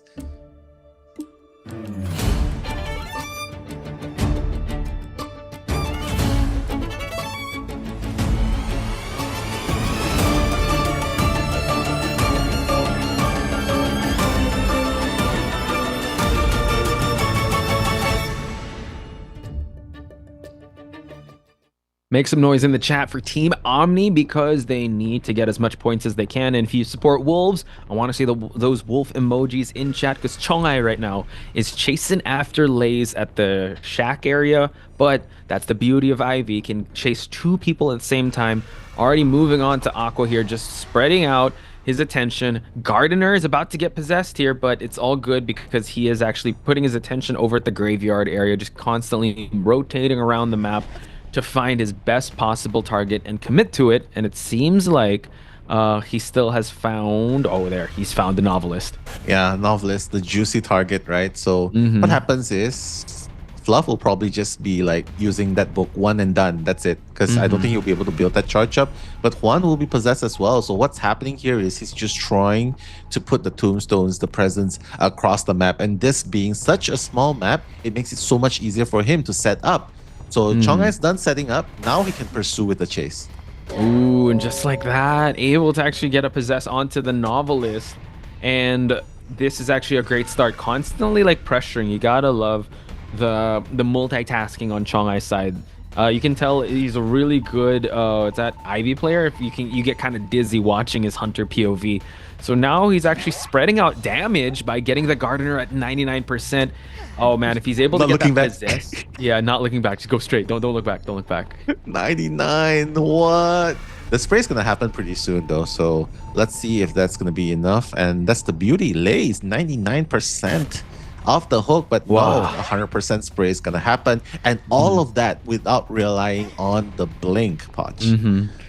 Incredible start for Chonghai over here. They haven't popped a Cypher just yet because of the constant harassment, the constant map pressure on Chonghai, just moving back and forth with the main body, the ethereal form, like you said, also setting up tombstones. And now he's working on another target here on Fluff's side, just for him to be chased away. They have to make this rescue happen. They do have some tide turners to they only have one tide turner to work with because Lay's the one with the second tide turner. Yeah, 2 tide turners. Let's see if that's gonna be enough. Right now, Chonghai just getting ready to hit the Gravekeeper as soon as he's coming out. Juan needs to get out pretty soon, just so that he can increase the speed of his rescuing. Right, let's see. Before half, will he be able to make it? Chonghai really wants to make rescuing difficult, right? Was aiming for that terror shock at that point. But fortunately, the stable rescuer, which Juan gets him off the chair, but Lays is unfortunately gonna go down. Nothing to help them escape the teleport, right? I think, like you mentioned, like the draft really favored Chonghai with this matchup because whenever he teleports, there's only split seconds for them to react. Or if they want to really commit to pushing objectives, they're putting themselves in a really bad spot to not be in front of a window or a pallet. So second time the Gardener is on a rocket chair. Puppeteer is the only one that's healthy enough to be able to get it. We do see some removals of the tombstones, and Aqua's already on the case. Chonghai blocking one of the ways to actually get this rescue going. Not healing up here. Already using the puppet form just so that he can get this rescue safe and sound. Final seconds, whittling down, gets the rescue and the bubble as well. Wow, what a beautiful play. But again, look at all of this. This is the problem, right? Everyone... the possession, right? It just makes everyone forced to walk back. And Aqua, if it wasn't because of the puppeteer form, I think he would have gone down here. And just looking at the ciphers itself, wow, what a beautiful slam. Doesn't really matter because, again, because of that possession, that fear being up to 100%, just bring them back to where he is. Chonghai. Much more comfortable playing this. Oh yeah, 100%. With the way he's actually so I mean, the way he's switching back and forth, he knows how to pressure this map. He knows which target to focus on, which one to leave, which one to damage. Saving grace is that they did work on their last Cypher, but now with this constant pressure on this Ivy, it's terrifying to even touch a Cypher because Chonghai is just very spatially aware of which Cypher to guard, which one to move. Even though we're still at the last 2 Cyphers, we got injuries stacking up. We got utility that's being burnt out here. And now Omni's Aqua is on the vicinity for Chonghai to down. Yeah, this is such a smart move. And yeah, just using, without hesitation, just taking them down as fast as possible. He knows that he knows that if he stops one, it's just going to stop the others from decoding. One person decode, the other comes to rescue, just injuring them and dwindling their resources at the same time. It's just a smart move from Chong'ai. Yeah. And the map selection was genius as well, because it sort of puts Ivy in a more favorable position here. It does. Like you said, it's compact compared to like a Moonlit River Park or Ever Sleeping Town. That Chong'ai really knows how to maneuver around this map. Now another rescue attempt, able to actually get it, but no Tide Turner. So Gravekeeper does get hit. Puppeteer already using a little bit of the puppet form here just for him to be able to... actually, he has no more puppet form to use, excuse me. And injuries are just stacking up. Unfortunately for the survivor teams, that this is looking like a really strong game on Chong'ai's side. But you got to give it up to them for them opening up 3 ciphers. So maybe they can at least push for the cipher pop to happen. Yeah. I mean, Chong'ai is playing out of his mind, but so is Omni as well. Like, they're fighting despite the disadvantage, right? They don't have any skills to help them run. It's basically just tankiness and the bubbles working from the side of Gardener and Puppeteer. But they're still holding on so strong. Oh, yeah. Like, look, 4 ciphers have been popped throughout that 3v1 process, and they're already working on the last cipher as well. I foresee that this might be a very possible 3 or 4K situation. Wow. Juan's gonna go down, unfortunately. They hit through the window, but they are putting up the fights of their lives. And yeah, they are. They're trying their best. They're like you said, with the way this was drafted, they're really trying to clean up the tombstones, get the rescues. Gravekeeper might be forced to go for the self heals. But now injuries are definitely stacking up, so it's looking like a checkmate situation on Chong'ai's side. Gets the spray, but forces out the puppet form to come out just to tank a hit. And now that's just gonna force him to actually go for Juan, who does get up. So he's used up the self-heal. He's gonna try to destroy the awestrucken area just so that he can pressure the cipher. But Chong'ai already knows that's gonna happen. Already puts another tombstone down, and Puppeteer has fallen down. Finally going down. Still has the exit path to work with. Juan is the only one left. Oh, Yikes. no, Juan! 100%. You cannot force that cipher. You gotta make sure that he picks up the survivor first before you actually engage on the cipher, right? Because that was a little bit a very small mistake, but I think it's gonna cost them the game. 3 of them down now. I would say an overextension, because I think this was the 72% cipher, which is, I mean, you really just want to try to pop it because all of them have borrowed time. He could have popped it and everyone got healed up. So I think that was kind of an overextension on his side. Aqua destroying the awestrucken area is the only one that's left. We don't have any more exit path on Aqua. So once he's able to down him, it's going to be GG's. It's going to be I would say a clean game by Chong'ai, able to get another 5-point game. So just you got to give it up to Wolves for fighting till the very end, and especially after Chong'ai getting that blink terror shock. Yeah, ending it with spectacular fashion, right? Just for the show, right? The blink in the terror shock. Wonderfully done by Chong'ai. Back-to-back 4Ks. What a game by Wolves. Shoutouts to Chong'ai. What a scary hunter he's proving himself to be. But shoutouts to Omni as well. The survivors, despite getting 4K, again, I feel like a broken record saying this over and over, because they put up a really strong fight, and I feel like they are, for a team that appeared like considered one of the youngest teams in Call of the Abyss Global Finals group stage, they're definitely cooking. They were cooking hard. I would say they were fighting very hard too, especially with the way that draft went. Because it was very apparent that whenever the teleport happened, all they had to do was really rely on their survivor skills and just and team communication and hiding skills as well. And just do what they can. So unfortunately for them, they were kind of in the back foot, but I really have to commend how they fought till the very end. And you know what, they put up a good fight in the first and second round, but it's all up to Pit Stoppers now. For him to extend this game up until BO3, he needs to get the same type of performance Chong'ai has been getting since round number 1, which is a 4-man elimination. That could be likely because now he still has access to the S-tier hunters. Yeah, but having the survivors getting 4K, that's not going to be any less stressful, if you get what I mean, right? So having access to the S tier hunters is definitely very good here. But Wolves already has an idea of how they're gonna play this. They know that they're gonna be facing either the Hullabaloo or the Goatman. So what happens now is in Red Church and this terrain, I feel like it would be a very good chance to just bring out the Hullabaloo, simply because you can pretty much chase them freely here and the ease of movement, right? So no matter what they ban here, because it's such a compact map, I feel like they can how do you put, not they, Pit Stoppers can sort of play to his advantage, being a compact map. I think either one of these hunters can help him. But Wolf Survivors, I know this is the scenario. The hunter should have the advantage here, the S tier hunter, but it's just so hard to imagine getting a 4K against them, simply because of how well they play as a Survivor team. Not to mention, they also will dictate the terms of this match, because they could just ban out Hullabaloo and force a Goatman and just try to counter comp the Goatman. And you brought it up.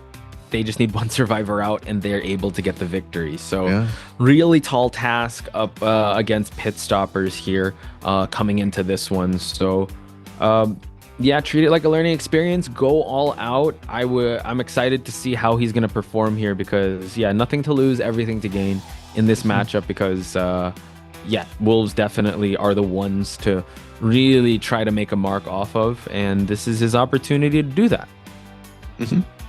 Very, very. This is all or nothing at this point for Pit Stoppers representing Omni. Wolf Survivors, they're just going to do what they always do. They are very comfortable. This is their home turf. Right. And COAⅧ is just like, oh, okay. What do we do now? What do we eat later? But being the pillar for the team as well, I mean, they're extraordinary when it comes to playing as a team. And Pit Stoppers just needs to find that one opening. As long as he can find that one crack in the lineup. I've never seen that strat though. Like, do you see D King? He was putting the powder on the phone and not his finger. Like I've never seen that too. Like, oh, let's put a little powder on the phone here. Let me touch up the makeup on the phone. But let's check out this interview real quick. 独特的打法还有见解嘛，然后我们也是专门去了解了他们那边欧美赛区，包括也复盘了他们的比赛，我们也针对他们进行了很多特殊训练，所以说我觉得对待他们我们还是信心十足的。Targeted training. Oh my gosh. So that's a big statement by XMX over there. Just making sure that they're staying sharp for all their competitors. And unfortunately, it is at the expense of Team Omni, folks. So I know we've been saying this time and time again, but y'all got to send your love and support to Team Omni. Even though it looks like a dire situation for them, might as well go out with a bang, right? Yeah, go out with a bang. Show them what NAU is made of, right? And I think they should show the spirit of not giving up, the positive optimism coming into this game, and the willingness to go all out. I feel like they've already embodied that in this matchup against Wolves. So right now, Pit Stoppers, potentially his last game, honestly, because if he doesn't get a 4K, Wolves is going to win this 2-0. Yeah. I think last game of this matchup, again, this is only day number 2, so they still got more time, but you definitely want to be able to make a mark and make sure that like your presence is felt in this group stage, that they have to be able to respect ban any of these characters. So I think this is, like you said, the opportunity for him to bring out either Goatman or the Hullabaloo in this matchup, especially since it's Red Church. Any hunter can shine in this map. Let's see. I mean, Pit Stoppers, it's very obvious he's going to go to one out of the 2 meta hunters. The question is, what should he be banning here? Priestess will be out of the way. Wait, Priestess is not out of the way. Will he try and ban the Priestess? Because COAⅧ's Priestess has been giving him hell. And in Red Church, we know Priestess is pretty strong here too. Oh, yeah. Right? So I think he should just take it out. I don't see why he shouldn't. Unless if that's part of Wolf's strategy, like you ban Priestess, we Target, weren't yeah. gonna play him anyway. There you go. That's what we wanted. Yeah, that could be the layer of mind games that they could be thinking, because Priestess usually isn't something that they even consider, and seems like Pit Stoppers not even going to consider it as well, going for the mechanic and the first officer, which also are pretty good bans like for Pit Stoppers. Yeah, banning the mechanic is definitely a very good choice, right? Having an extra bot walking around decoding the ciphers, that's going to be super annoying. But that does open up the opportunity for Wolves to pick up Seer. Seer Antiquarian, a very super strong combo right from the start. Like, that's one of the most go-to pickups. And with Wolves, I mean, since we're not in Ever Sleeping Town anymore, why don't we play a little bit of guessing game too? How many owls? Let's do this addition this time. How many owls will the Seer be able to farm? I'll go with 2. Extra 2 or total 2 owls? 2 owls. He's gonna use 2 owls. Wait. Sorry, I just want to say, Pit Stoppers may have to gear up for a Hullabaloo. Not Hullabaloo. Sorry, a Goatman here, because I just realized Hullabaloo was banned, so they're gearing up for a Goatman type match. But that's my prediction. I think 2. 2. Okay, I'm going to go with a total of. Yeah, I think I share your same thoughts. I'll go with a total of 2. Yeah. I'll go with a total of 2. And yeah, we'll have to see if our predictions come true. What about you guys in chat? Please have a look and let's see if your predictions will come true, or will the caster's prediction of 2 come true? But nonetheless, it's going to be a super exciting match to watch, simply because this is going to determine once and for all if Omni will be able to bring it to game number 3. Oh, it's 487 on the Seer? Oh, dude, I'm going to say 3 now. No. No. I'm kidding. A total of 3. Total I'm kidding. No, usage of I'll 3. stick to 2. I just think 487, he really likes to be in front of the hunter, so that gives him, he could definitely farm. But knowing that Pit Stoppers really has to go all out in this match, and might go, I really hope he goes for that Goatman, because it's right on the table. Hopefully he's been able to train with it, just to give him that shot, because we've seen how well Chongai was able to turn the tides in the previous match with that Goatman. Fortunately, not the Hullabaloo, but yep, he does take out the Goatman. Yeah, Goatman is the way to go here. Like, just keep everyone trapped. And honestly, no one here is tanky. It's pretty much just the bamboo stick fighting back. And of course, there's the Seer ult to negate. I guess that can work. Yeah, I think 2 ults is pretty reasonable, right? But that will only happen if Pit Stoppers chase 487 first. And according to Hanako in the chat, quoting Hanako, we never chase 487 first, because we know he's such a good kiter. Just the girl chases 487. I'm kidding. Yeah. We're shouts to just a girl chasing after 487. But I think we can agree to that to a certain extent. But honestly, everyone on the Wolf Survivor side is hard to chase. D-King is hard to chase.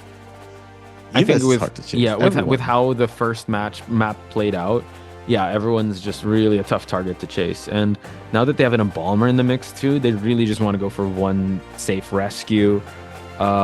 We do see that the red carpet is occupied with the Antiquarian, a middle broken by Embalmer, and the Wildling right at the center, giving a Seer time to be able to just decode and maybe give an owl to someone. Possibly gonna go with which Survivor now to start it off for Pit Stoppers. Pit Stoppers can go for the Embalmer first, just get rid of the coffin first. But obviously going after the Embalmers has its downfall. Like, he can rescue himself, he buys a lot of time, and then with the tide coming in, you can just run even further away from the coffin.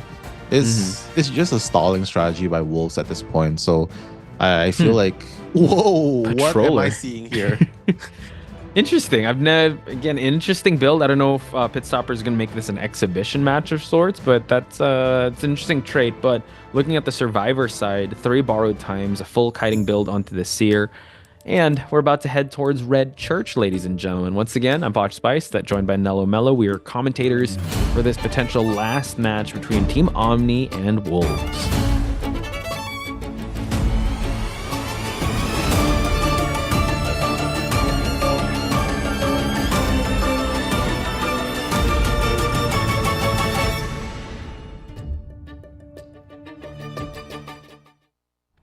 All right, Pit Stopper on the Goatman, trying to make a beeline to the nearest available survivors. But as you can see, wolf survivors are scattered around the map.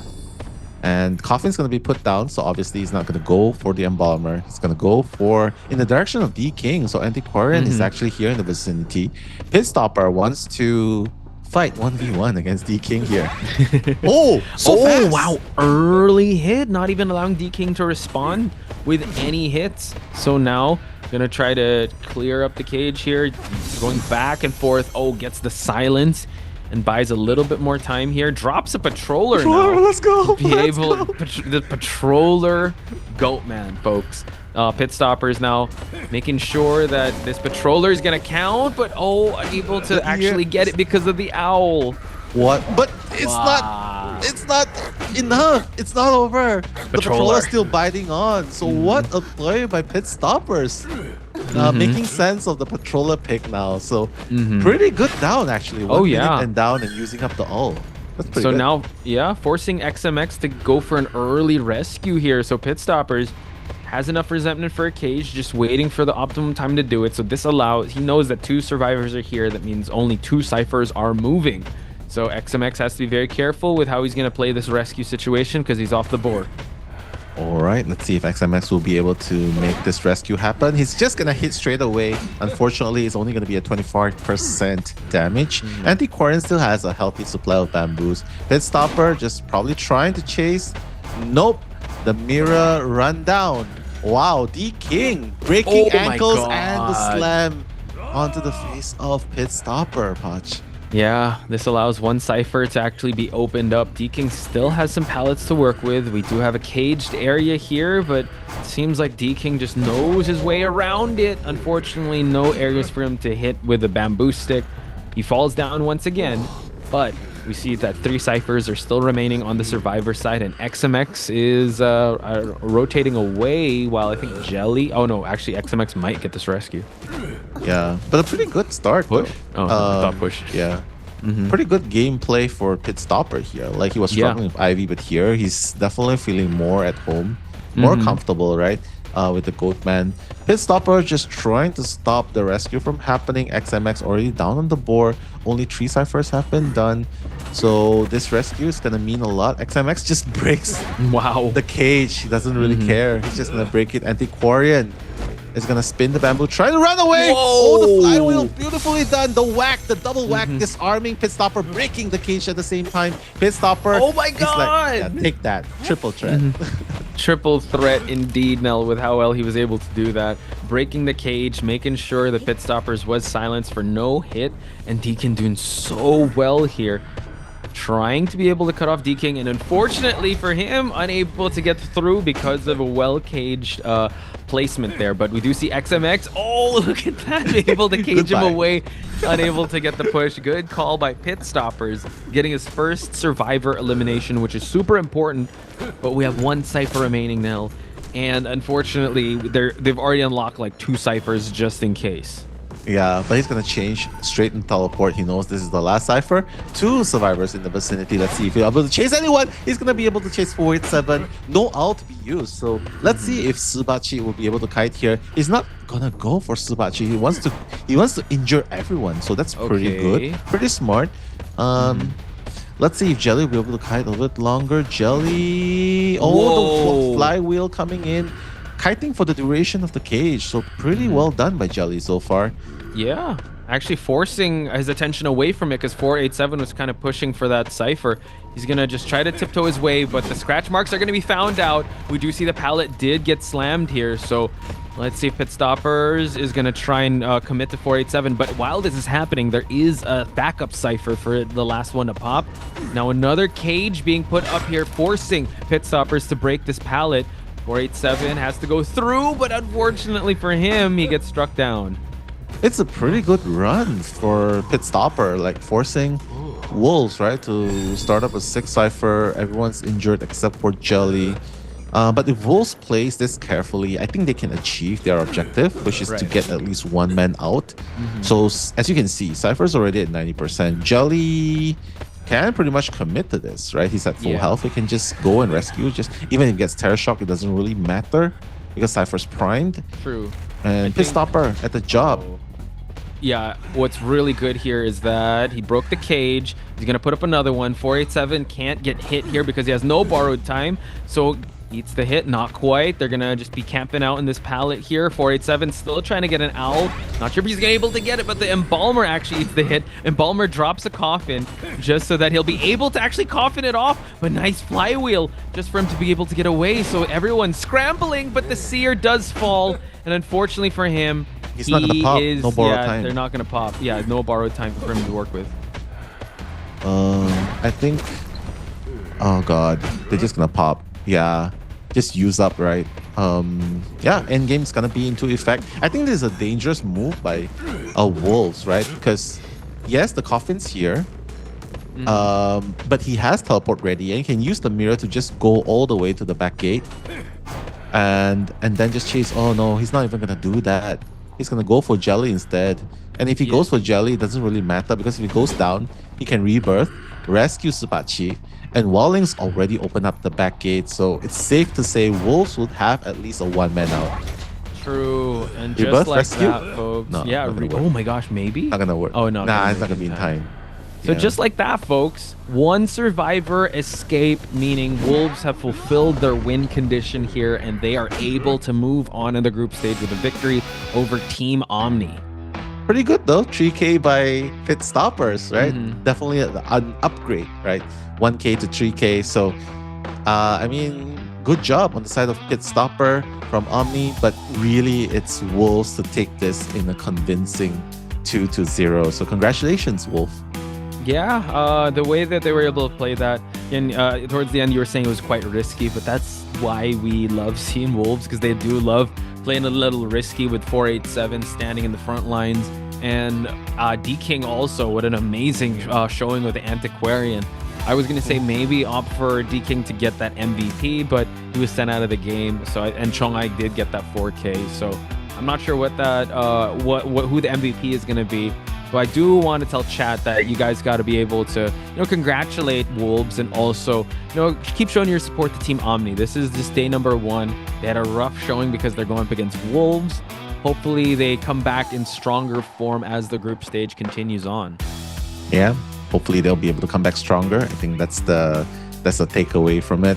And hopefully they'll be able to play like the unhindered spirits that they showed throughout this match against Wolves. So super happy that they've made it here. Still a long way to go. It's only day number 2, guys. It's only day number 2 of the Global Finals group stage. We still have 8 more days to work with, and hopefully we'll be able to catch them in a later game. But just looking back at the game itself, you can see Pitstoppers. I think it really is just the day of the meta hunters, right? Because even Wolves is struggling with it. I mean, week 1 can debate that they were really trying to gun for the 3-man escape, and ultimately it did not work out. Yeah. But just looking at the score itself, it's a very convincing win. Scores does not really do justice to this game, simply because I feel like Omni, they put up a fight of their life, and yeah, I think it was a very, very good fight. So I think the scores do not do justice. I would say that at least that much. Yeah, in round number 1 specifically, right? The survivors did so well for them to be able to carry towards the mid game, but unfortunately, the Goatman did Goatman things, and he was able to actually cage off and just get that instant teleport. So quite unfortunate. If you guys have not seen it or just joining us now, I do implore you guys, if you're fans of Team Omni, check out round number 1 because they really played to their best strength there. And yeah, I agree. Now when it comes to today, maybe it's the day of the meta hunters. I think experimenting with your hunters, I guess early on in the group stage is the way to go. Hopefully Pitstoppers can fine-tune things. And I learned that Patroller Goatman could be a thing. He was able to get it down on a DK with that. Yeah, giving some of the viewers nightmares, right? It's just seeing some people saying that, yeah, Fiona as well, that Patroller play was so good. I think it definitely wasted a little bit more resources than what Wolves is willing to invest. But let's just revisit the moments in the highlights.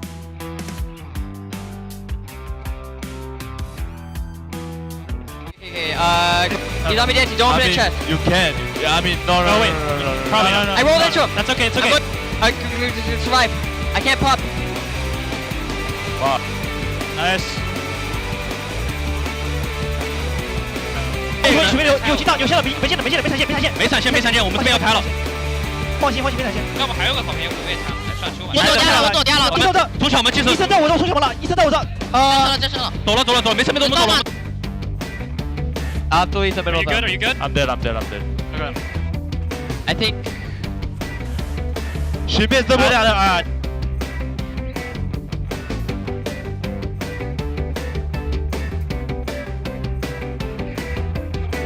给了。这卡有没有看过吧？那个第3个龙，地毯得抢，3连了。你抢。OK， nice。All right, and there you have it. Exciting highlight clips from the match between Omni and Wolves.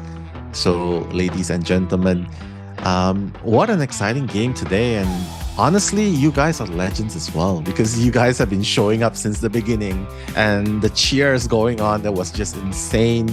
And honestly, I just want to give a shout out to all of you guys, because you guys are the real champions here, for showing up and supporting your team in COA. Yeah, big shout outs to everyone that is joining us. Again, we were like 1 million strong in chat with how well you guys have been supporting your favorite teams. Keep supporting, because I feel like the next matches are also going to play out in groups C and D. And expect this to keep on going, this momentum keep on going. I know we're even going to have matches on the weekdays, so appreciate you guys for watching now live. But if you can't catch that, it's all good. There's the YouTube channel, there's the VODs to look forward to, because we want to promote good sleep. If you guys need to get your 8 hours, go for it. We'll have the VODs ready. And for anyone that has anything else to do, just keep us in the background. We'll be able to keep you entertained as you do your homework, clean the house, or do groceries, whatever. Yeah, or even taking a bath or whatever. You just want to listen to the podcast of what's going on, right? I know I would be listening to podcasts while relaxing. But hey, anything that works for you guys. And of course, it is super amazing games so far today. Nothing short of excitement, not disappointing at all. So I feel like there's really nothing to hate, but everything to love, especially with what's going on, not just in front of you guys, but in the chat itself. And just a quick shout out to Horton as well. Nello, you owe me a glass of water. Go drink it. It's here. The water's here. We're gonna drink it very soon behind the scenes, because we're gonna head to the MVP for the moment, Hutch. Yeah, heading on over to the MVP. We're getting Chong-ai. Nonetheless, I think he did get his Ivy featured, but he also had a really good goat, man, and clutched it out towards the end. Average deductions at 12,000, just like the 12,000 strong here in the stream right now. Let's go. So much knockdowns. Incredible stuff on Chong-ai's side. I think he really was able to weather out the early storm that Team Omni brought. And for that, he does get the best deduction award for Team Wolves. Exactly. Let's just have a look at the interview section.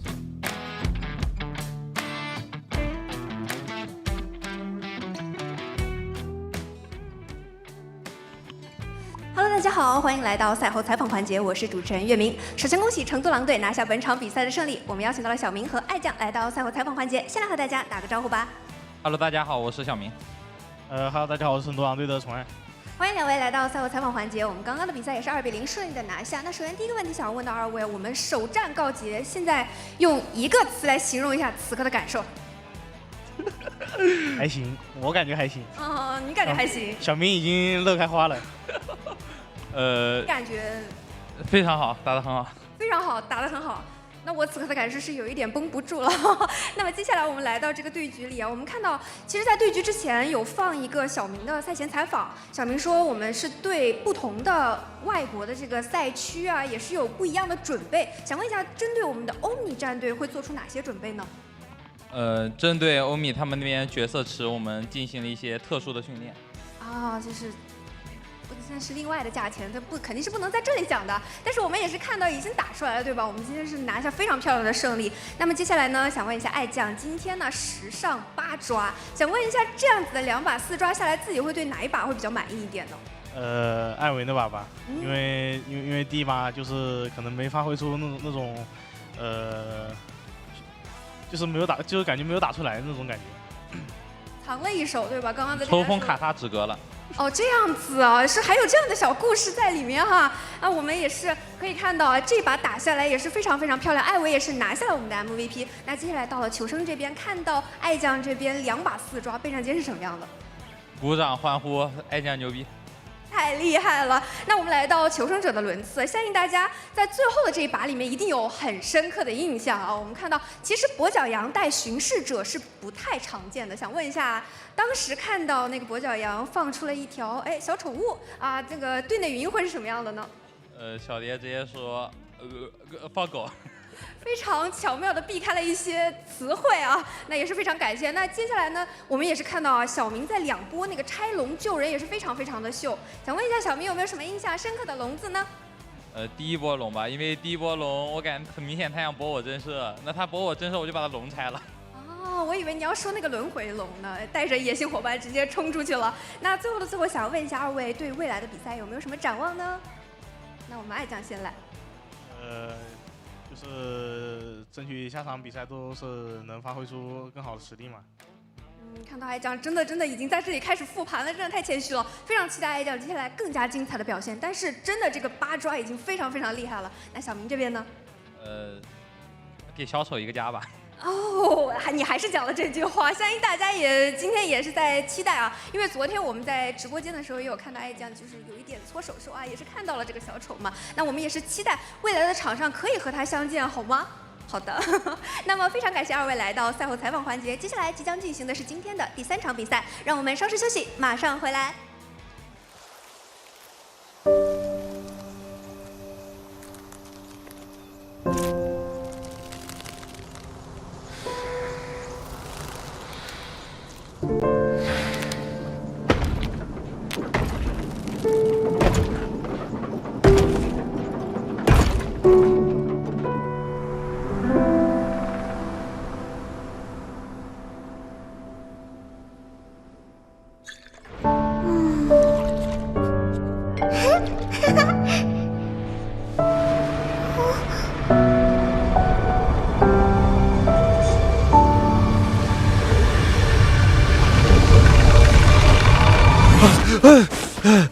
Where am I? He's awake! He looks so complete. Hey, it's about time.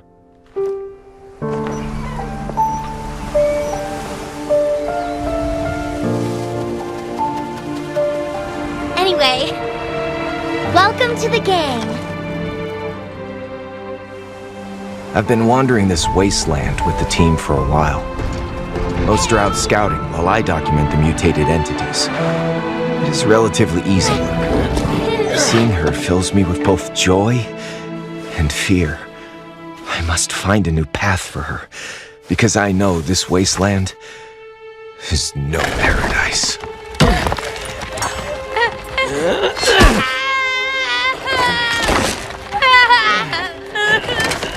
As we delve deeper, the relentless force of erosion is like a slow, steady hammer, driving life down like a nail, reshaping it into something else. Guided by my companion, we reach a new area with far more strange entities than the outskirts. Our ailing frames can barely endure, yet none of us are willing to stop. I can't leave yet. The key to finding the way out might lie deeper within.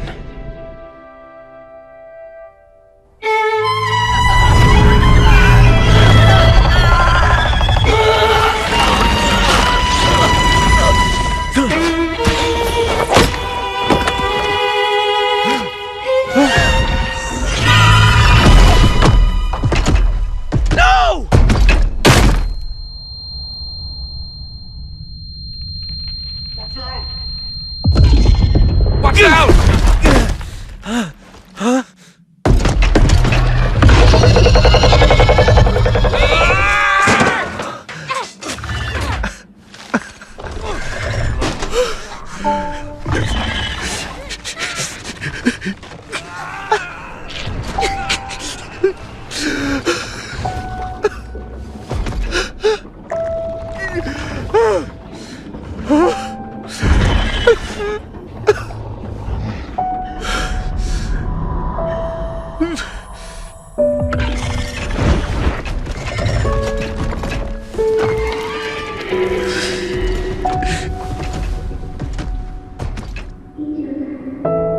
Welcome home.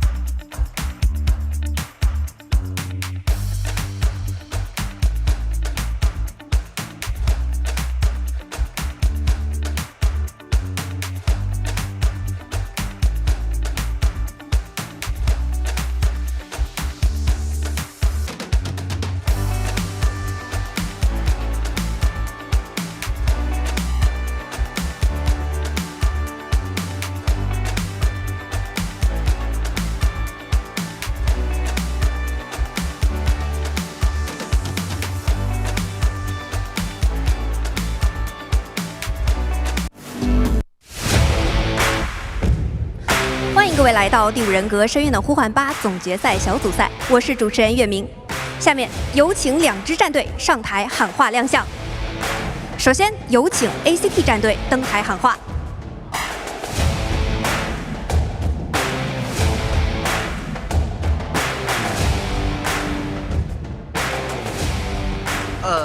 坐下。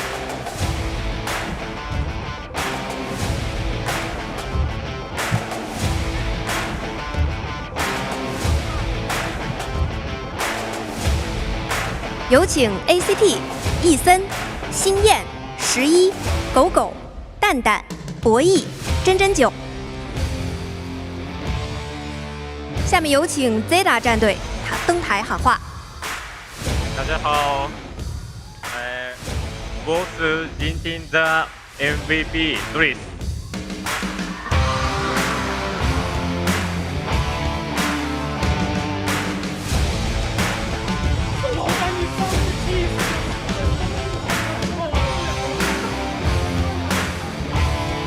有请 ZETA、シナミ、カメズ、ミコ、メロディ、ドリス、ピーター、カツネコ、アルファード。今天的第3场比赛由 ACT 对阵 ZETA， 接下来的比赛让我们一起拭目以待。Ladies and gentlemen, welcome to our third match of day number 2. I'm Elio, joined here with Chocho. And we have a great matchup in front of us. We have ZETA versus, I'm going to keep, if I look over in that direction, it's not because I'm not paying attention. It's because I have my TV up, which has the match stuff. It has like it's a smart TV, right? And it has all the match stuff that, like the matches that's going on right now and all the stream and the other things that I can refer to, my references. Anyways, not important. Welcome back to the match. We have ZETA Division versus ACT. This is going to be a very good match here in front of us. ZETA is a team, I know I'll let you talk in a second, Chocho. I'm so sorry for rambling. I actually just had, I went to 7-Eleven and I got a caffeinated beverage, which will ultimately give me a significant amount of energy for the next 25 to 60 minutes. And then after that, I'll probably just fall asleep during the game. But besides that, ZETA Division is a team that consistently appears to be very good, but then they get into COAⅧ and they kind of struggle with it. A little bit underperform here. So will this time be will this year be the time for them to overperform? Third time's a charm. I think this is the third year where they're expected to do well here up against ACT. Chocho, I'll pass it on to you. Right, all right. So we'll be seeing ACT versus ZETA for our third match of the day in Group C. So ACT, we have Egg, XY, Gogo, then BO1, 11, and ZEG9. And for ZETA Division, we have Shinami, Hamitu, MK Midi, Dolisu, Peter, KZNK, and Alpha. So, initially you mentioned about ZETA, the times being the charm, but we've also had some changes on their hunter side. We're no longer seeing our infamous Elf as our hunter side. We do see MK Midi, so that will definitely shift certain things on how ZETA Division is going to be approaching this matchup. But it seems like we'll be seeing ACT survivors coming up first, going against ZETA's hunter. All right, we have ACT. How do you say that? Zen. I'm gonna call it Zen. Okay, Zen. Okay. Would it be Shen technically? But whatever. Anyways, Zen. Anyways, we have a survivor on ACT here. This is we have Professor and Patient, which are not really common characters, but looking at their I didn't see the entertainment time. I gotta pay more attention. Caffeine did not work properly in this situation. It's okay. I actually have more of it here. Sometimes it causes me to have a lot more energy but less focused, which I don't know if that's a good trade-off or not, but anyways, it'll probably be more entertaining for everybody watching. We have 11 here, average entertainment time of 59 seconds, really going to show how the meta's shifted into more of a hunter side, with an average reduction of 6,900, average rescues of 1.08, and escape rate of 31%, which again, very difficult for survivors in the current meta. Exactly, and for 11's side, we've seen him play more of this rescuer characters as mentioned, and of course next up we also do have usually their two other survivors, Gogo or XY, so depending on which member we'll be seeing first, we'll do their introduction. But previously we just saw Zen, our first member, which plays the Aeroplanians coordinator and the prisoner, so mainly of those kiting decoding characters, so we'll see probably most of that and high decoding progress. And next up we have XY. In the qualifiers, he played the Antiquarian, Puppeteer, Acrobat, and the Mechanic. So a lot of decoding and also kiting characters. But also one thing to mention for Team ACT is that in the 2025 COA8 Chinese qualifiers, they placed second place in Group B, which allowed them to qualify into the COA8 stages. So pretty excited to see how they're going to be performing here going up against ZETA Division. Absolutely. This is going to be an interesting match for sure. I think on paper, ZETA Division will be slightly favored. And according to the Golden Apple predictions for COAⅧ on the Elio Identity 5 YouTube channel, ZETA Division would in fact win this matchup. But last year on the Elio Identity 5 YouTube channel, the predictions were not exactly the most accurate. This year it'll be better, obviously, but we'll have to see anyways. We're going to have last start for ACT. Gogo here with a average entertainment time of 62 seconds, 0.15 rescues per game, with escape rate of only 23%, so definitely indicating taking the first kite in majority of these matches. And it's kind of interesting how escape rates for a lot of these survivors used to be a lot higher. We'd see rescuer players with an easy 60% plus escape rate, and at this this day and time for the Identity 5 meta, a lot of survivors are getting less than 50% by quite often, because a lot of the time survivors are struggling just to tie games. So it's definitely going to continue along here most likely. And we'll see for Zeta Division how they're going to go into this matchup. Again, Zeta Division is the favored team in this game, but obviously anything is possible here in COA 8. Yeah, and from Zeta's side, we should be seeing... Oh, seems like we'll not be seeing MK Midi, which we should actually usually see, but instead we'll be seeing Peter taking on the BO1 role for his team. We do see that there's very minimal stats, but you know what? I'm just going to wait for Peter to surprise us. But do you have anything that Peter might potentially be playing here in BO1? Well, yeah, Peter is the round 1 hunter for Zeta typically. Peter is very well known for back in the Ivy and Opera Singer meta. To have a very probably the best Opera Singer player in all of Japan back when Opera Singer first came out. And obviously we'll have characters such as Hullaballoo and Goatman to watch out for.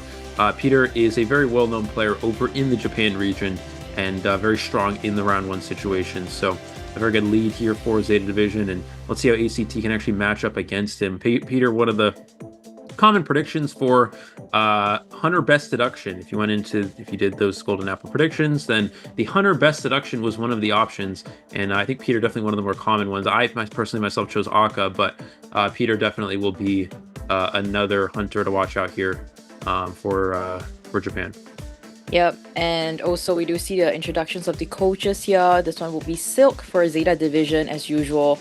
And also for Zeta Division side, I think one thing to note about their achievements recently would be that in the 2024 IGL Autumn Championship that they had, Zeta Division, after the a new hunter that's coming into Zeta Division, we see that they've placed 5th out of the many other places they could have gotten, which was slightly disappointing, but luckily enough for them, they were directly invited to COA 8 without any qualifying matches.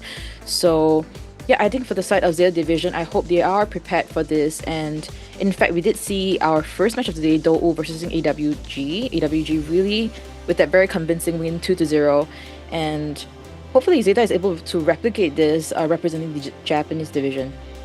A lot of expectations from Peter here. Again, very well known to be a strong round 1 hunter. Against ACT, a very good team from Chinese mainland, but Peter should definitely expect to have a good performance from him here. And that's exactly what Zeta's going to want to see leading into this matchup, getting an Orban pick here. We're going to see which Peter opts to bans first here on Ever Sleeping Town. It's Ever Sleeping Town and Chinatown being the 2 most common maps here in the current Identity 5 meta. We're going to see a Mechanic and a Seer first here. So the Mechanic ban is interesting. This is more of a Hullaballoo ban rather than a Goatman ban. We see Mechanic obviously being a character that is very good for getting ties or at least one survivor at the end. And getting to that end game is so crucial in this meta, and Mechanic is one of those characters that's quite good here for that. Through these ban picks very quickly. Good speed here. We also see something to keep in mind as well. The Mechanic bot is quite difficult to deal with as a Hullaballoo. So it's a character that essentially gives no damage to the players on board, and Hullaballoo has to hit it 3 times to down it. So it's really a waste of time for Hullaballoo to deal with. So Mechanic is typically considered more of a Hullaballoo ban, but also Goatman will ban it just because Goatman players are typically looking for a 4 elimination, whereas Mechanic is a bit of a counter to that 4 kill. So let's see what Peter decides to go with into the team composition. We have the Puppeteer, Antiquarian, and Fire Investigator. All of these characters. I'm not really sure. Obviously Goatman or Hullaballoo is fine. We see Goatman being the more commonly chosen round 1 character, which, by the way, is going to be very unfortunate for those of you who chose Hullaballoo as the most common character to be played in this tournament, as Hullaballoo has actually had very little play throughout the first day and a half here, but who knows? It could turn around. I think we might have missed out on that one, though, unfortunately. We did see in qualifiers Hullaballoo being the most commonly played character, and then it really shifted into a more Goatman dominant meta going into the first the start of this tournament. Absolutely, and just see how Peter's condition is today, because this is the first time we're seeing Zeta Division in the entire COA 8 global performance right now. So excited to see what Peter is going to be bringing out here. You've mentioned whether it's going to be the Hullaballoo or the Goatman. Peter will be picking the Hullaballoo. So any potential first chasers here, and how is this matchup going to fare for Zeta Division's Peter? I think that obviously the Mechanic ban did indicate a little bit more towards that Hullaballoo, as we expected here, but Good at looking at this team composition. Yeah, I mean, Fire Investigator is typically a character that's obviously for Hullabaloo, it's not too bad to. Well, I'm trying to think. I don't know. I mean, both. It's just kind of round one situation where you're going to play a lot of characters that are good into Goatman, and hopefully your Hullabaloo matchup ends up being okay. Into the Antiquarian Chase, you want to try to keep her in the red zone as much as possible until you go for a hit, so she can't stun you. So essentially, as the Hullabaloo, if you're up next to the Anti, you run alongside her, keeping her in the red zone so she can't stun you. Then you turn to hit with a bomb, then you put it back into the red zone. You try to keep her from using her stick as much as possible in that matchup. Looks like an interesting spawn here for Peter. He's actually going to go straight into Corner House. This is not going to lock any Cypher Machine at all, so the Cypher Rush will be intact. The question is, where does he opt to chase? Does he go down towards that Fire Investigator, or is he going to go straight for the Antiquarian? I imagine Antiquarian would be a more logical option here. We'll see how this potential spawn is going to be impacting Peter's early game later on. While the coaches do bow to one another. Looking into the personas, we see Insolence, Trump Card on Peter's side, Abnormal too. And ACT survivors, they do have a full kiting build on both Goku and XY. Tight Turner with a Broken Windows on Zen, and 11 with a normal Rescuer build. Now, we will be heading into BO1 first half between ACT survivors versus ZETA's Hunter. My name is Chocho, and joining me will be Eli O. We'll be bringing you the live commentary of this match.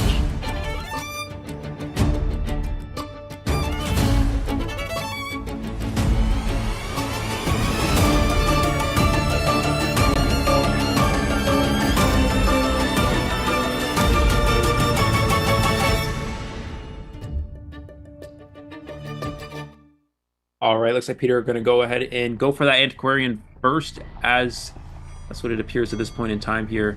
Already closing the distance out pretty quickly here. Antiquarian trying to break line of sight, going around the back corner of this alleyway. Going to rotate towards Fake Gate instead of going back through the alley to the left side here. Double bomb right away here for Peter, getting some long snipes. This is a perfect start for the Hullabaloo player. You see he's going to look down to build up that Hunter's Instinct, giving a 1.5% speed boost while chasing a Survivor but not having them in their vision. Let's see Peter going to hit the red bomb snipe here. He's going to wait. There's the red instant hit onto XY here. Can he get a follow-up as well? He will get a follow-up with the black bomb there. And Peter off to a very good start. That Insolence about to kick in here. And already ACT on the back foot. Exactly, and this is a very decode focus kind of team comp, so XY is really on his own here. Able to stun Peter for the first time and their second time, so disarming him completely. AY able to survive this a little bit longer now. One more red bomb and she will be down.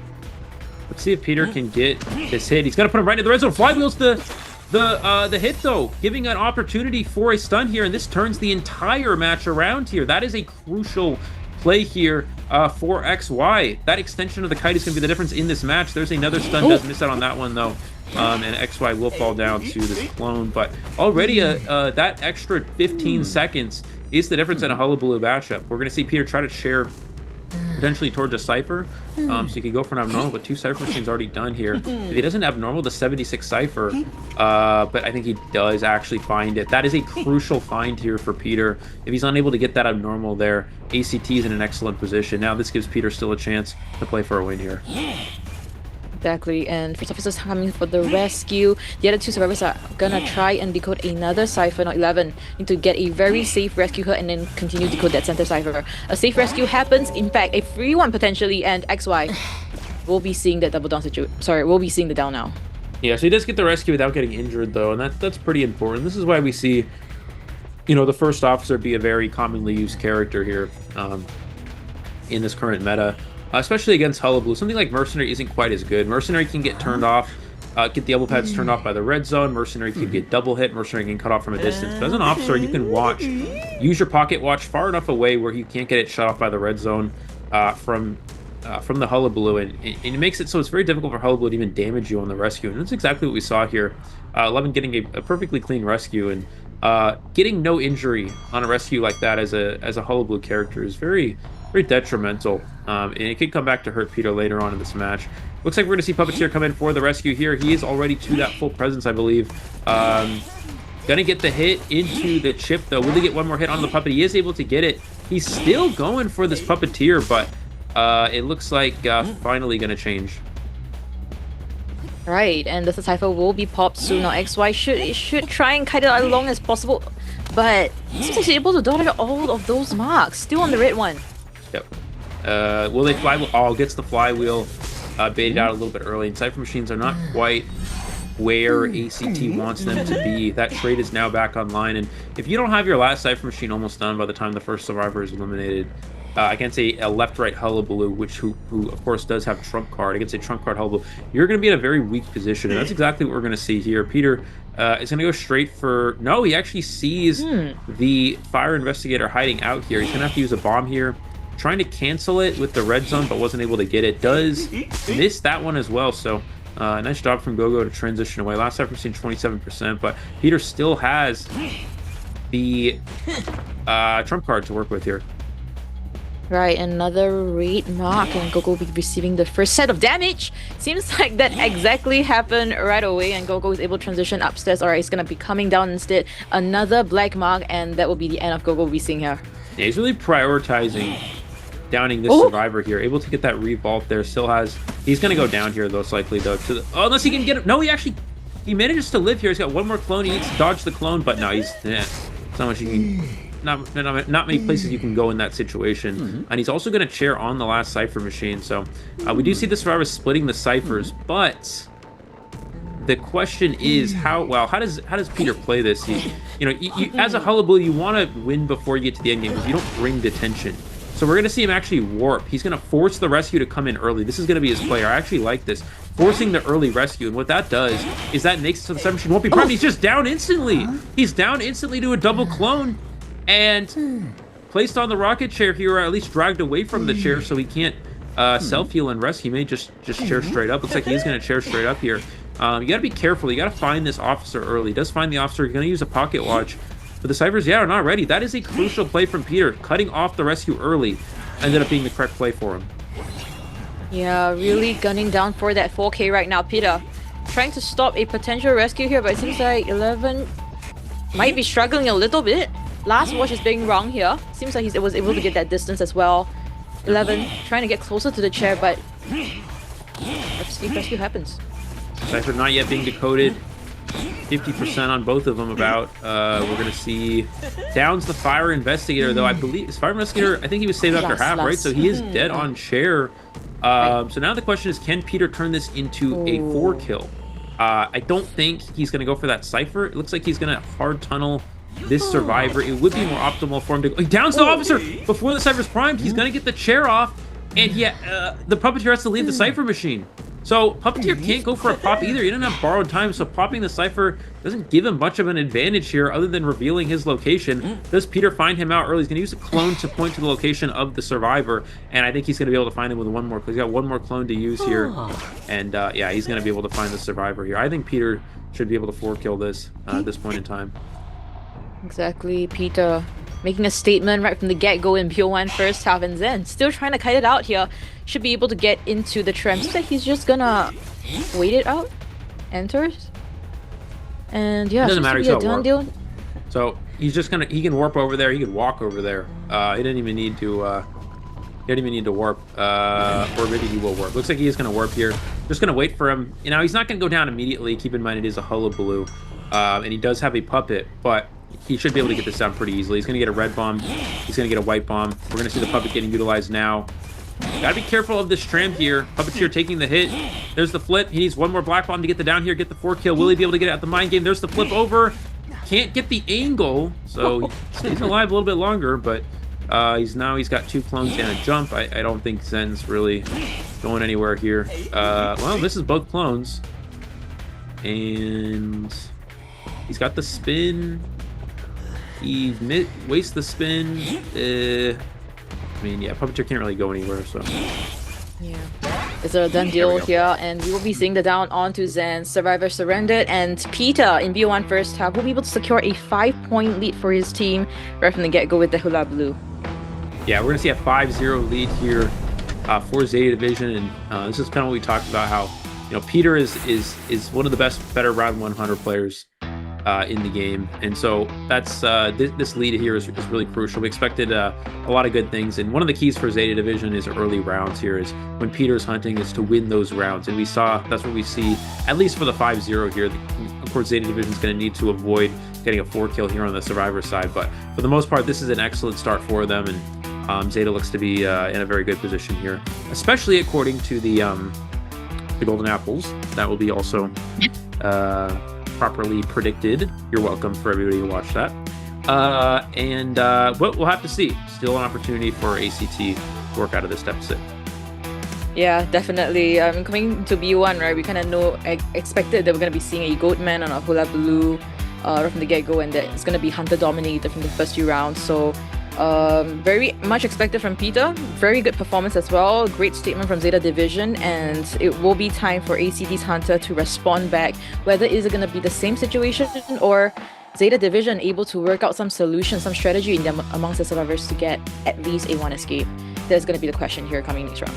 Absolutely. But Zeta Division is known, of course, for having a very good survivor team. So let's see what they're able to do here.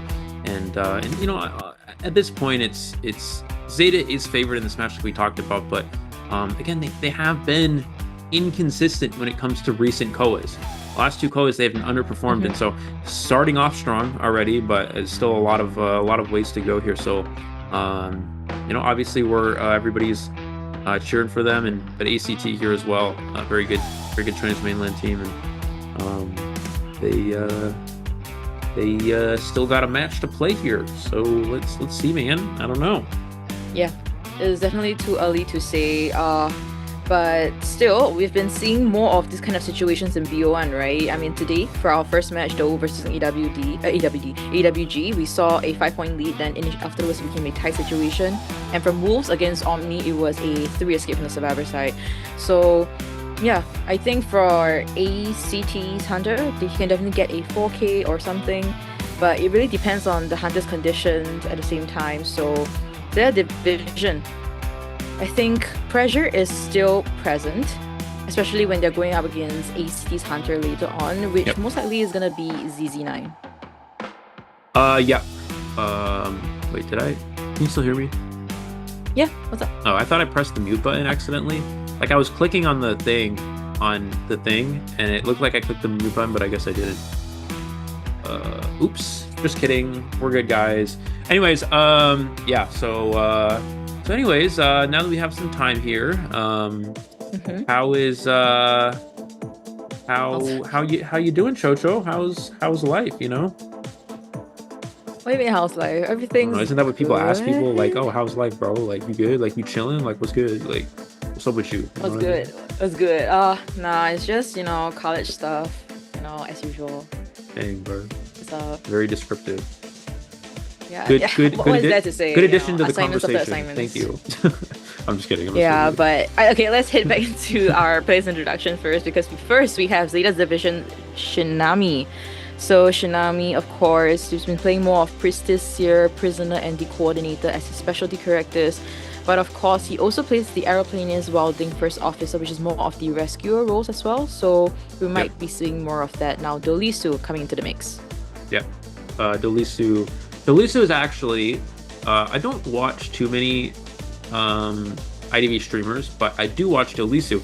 By the way, for those of you who want to improve your game and get better, a lot of people are like, oh yeah, like, you know, I just play Quick Match and I play Painter and I think I'm good because I play Painter. No. Okay. If you want to get better at this game, okay, watching Identity5 streamers is a very good way to do that. And Dolisu is a very good Identity5 streamer, so you can learn a lot of things. I've actually learned things, kiting, very specific kiting things from him as well. Just from watching, you can learn things. It's also very motivating as well to see someone do very well, and you're like, oh, I want to be like him one day, or I want to be like her one day, I want to be like them one day. You know what I mean? It's like you want to. It helps you. It gives you motivation to improve. You can also learn things as well. So I would encourage you guys to check that out for sure. But we have Hametu here with average game time 75 seconds, which is relatively high for the current meta. And rescues a 0.31 and 36 escape rate there. So you know, pretty good. Man. And also, like, just to add on to your point about Dolisu, right? When it comes to really basic characters and basic hacking skills, Dolisu is seriously at the top of his game. But if you like something a little bit more crafty, I think you can watch KZNK. Him and his Prospector is something that is something you can learn from for sure. And just nice. It's just that, in terms of game, you don't really have to understand the language they are talking about. The more you watch, the more you learn. And I guess that's really the advantage of playing Identity 5 and any other games that you guys are interested in. And now moving on to our Prospector player, KZNK. Very, very crafty. We see the Aeroplanist and Acrobat in front of us. But during the IGL Autumn, we also saw him play the Gardener, the Prospector, Antiquarian, as well as the Painter. Yep. So I'm curious to see how is it going to be here for KZNK. I don't know about that one, but that does not. You know what that means? That does not give you guys an excuse to go play Painter in my ranked matches, especially. Okay, so if I'm playing Survivor, right, and I get you in a match, it's like, oh hey Eli, I'm gonna play Painter. It's like, no, you're not. If you're gonna play Painter, I'm gonna play. I don't know what's a bad. I'm gonna play Little Girl, right? You know what I mean? It's like. You know what? We're all throwing. Let's just, let's just play let's just play whatever we want and run into the hunter and get terror shocked, right? Just kidding. By the way, Painter is a good situational tournament character. Actually, this is a very good learning experience. Thank you, Chocho, for bringing that up. This is a very good learning experience. Okay, for everybody watching, Painter is a very good situational tournament character. Okay, so when you have Painter. In a tournament, and there's very specific situations to use Painter that can benefit your team. In rank, that is not the case. Painter is not a particularly good rank character. Painter is weak to a lot of good hunters, and a lot of people know how to play against Painter. It's hard to deal with, right? So yeah, I would not recommend Painter. Now, guys, I'm just trying to give you some advice, some positive advice and encouragement to improve your game and become a better player. Okay, so that includes not playing Painter in rank.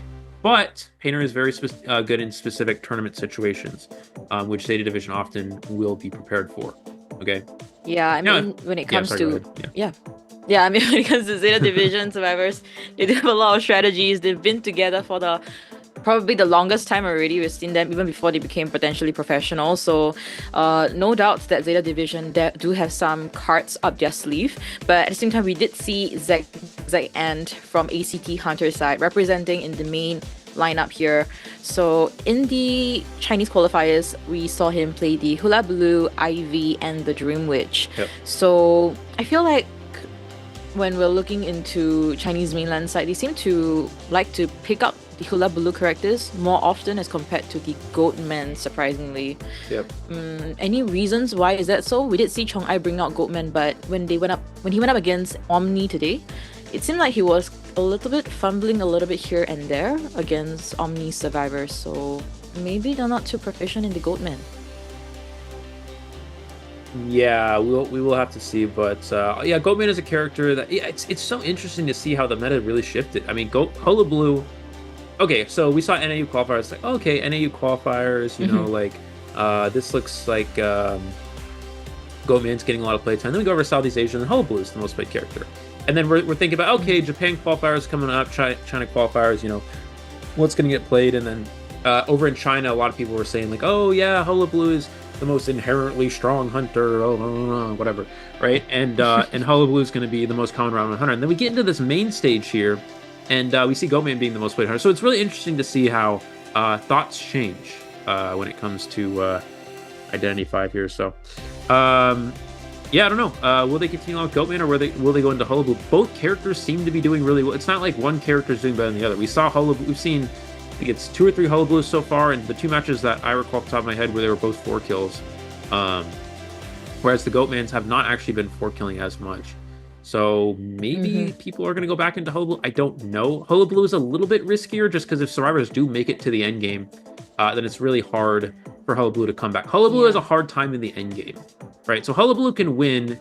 Hula Blue wants to win before they get to the end game. Goatman can still win in the end game because you have, full presence. You have a bunch of cages with full presence. You have detention.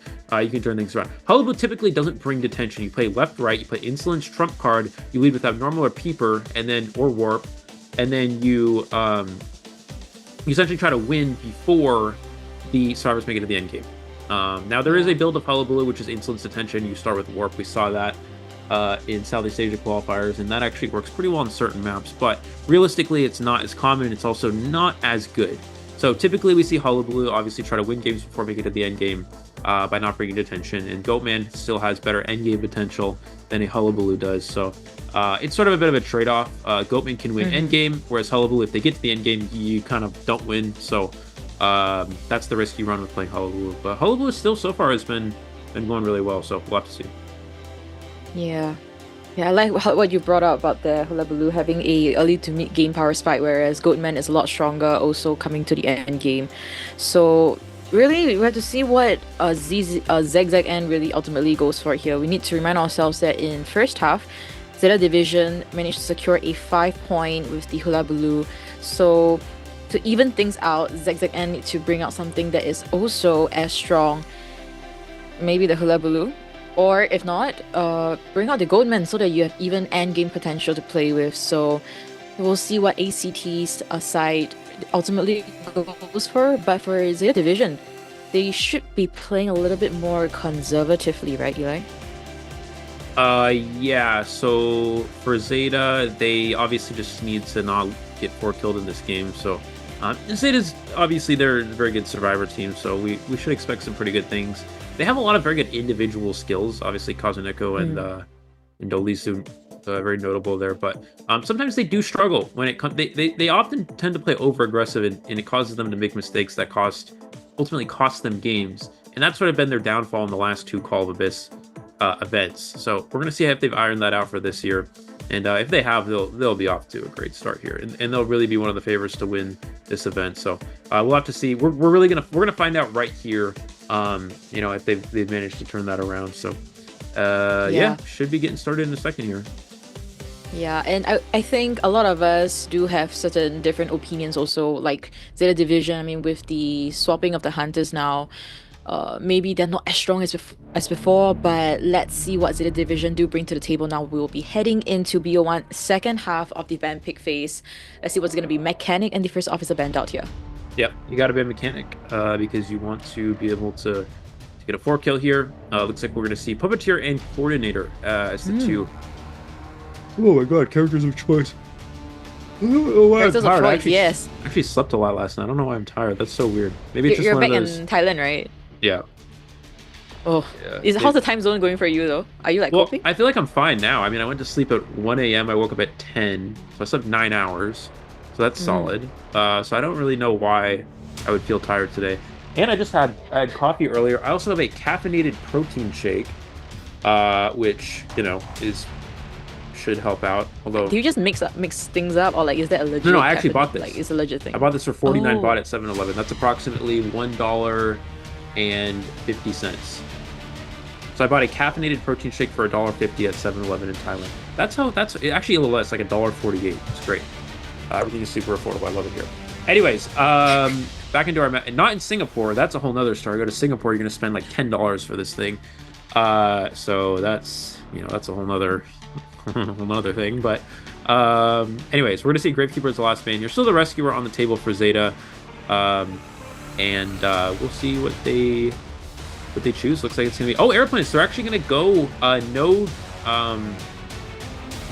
like I guess stable rescue. They're gonna go with fast decoding. They're gonna go Coordinator, Puppeteer, and Arrow as possible Tide Turner characters, and they're just gonna completely remove the straight up rescue character being mercenary or officer or wildling or something like that. Which I don't actually mind this. I actually like a faster decoding team comp like this, especially in a situation where you really need to get one out the exit gate.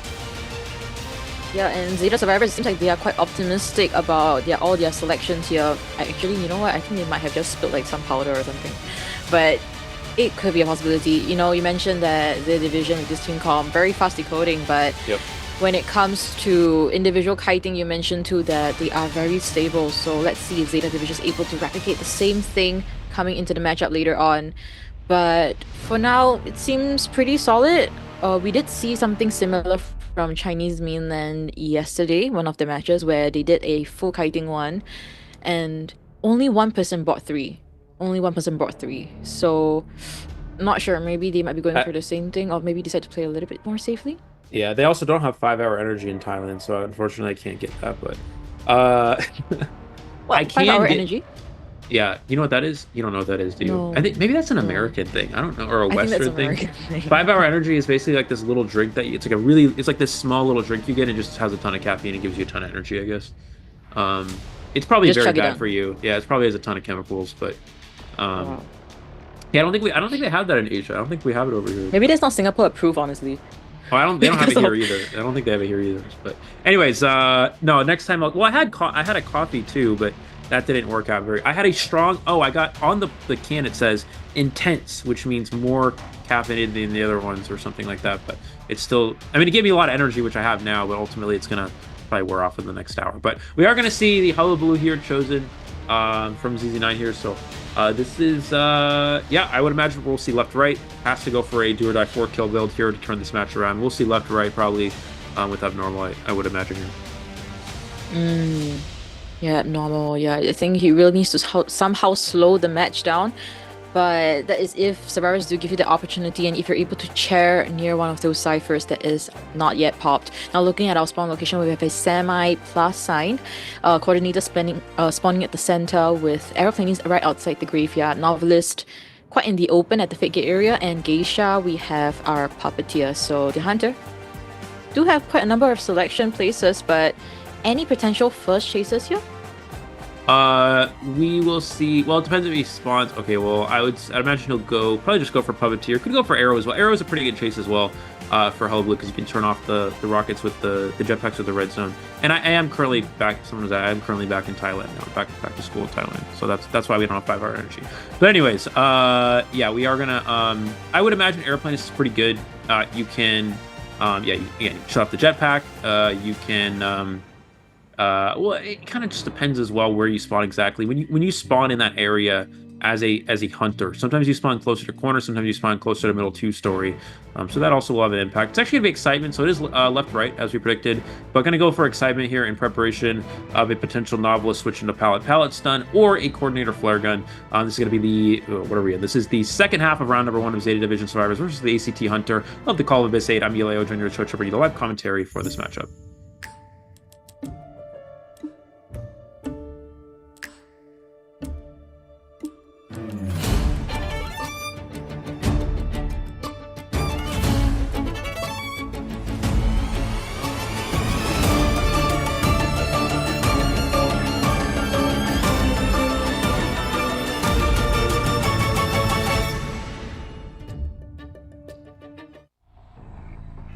Let's get into this. What is that ZETA 9 with the Hullabaloo heading straight for the puppeteer, Hamitu, heading straight for the corner house area. So how is this gonna be like? Is this gonna be a very long cut? Because clearly we don't have Zigzam with the first kill just yet.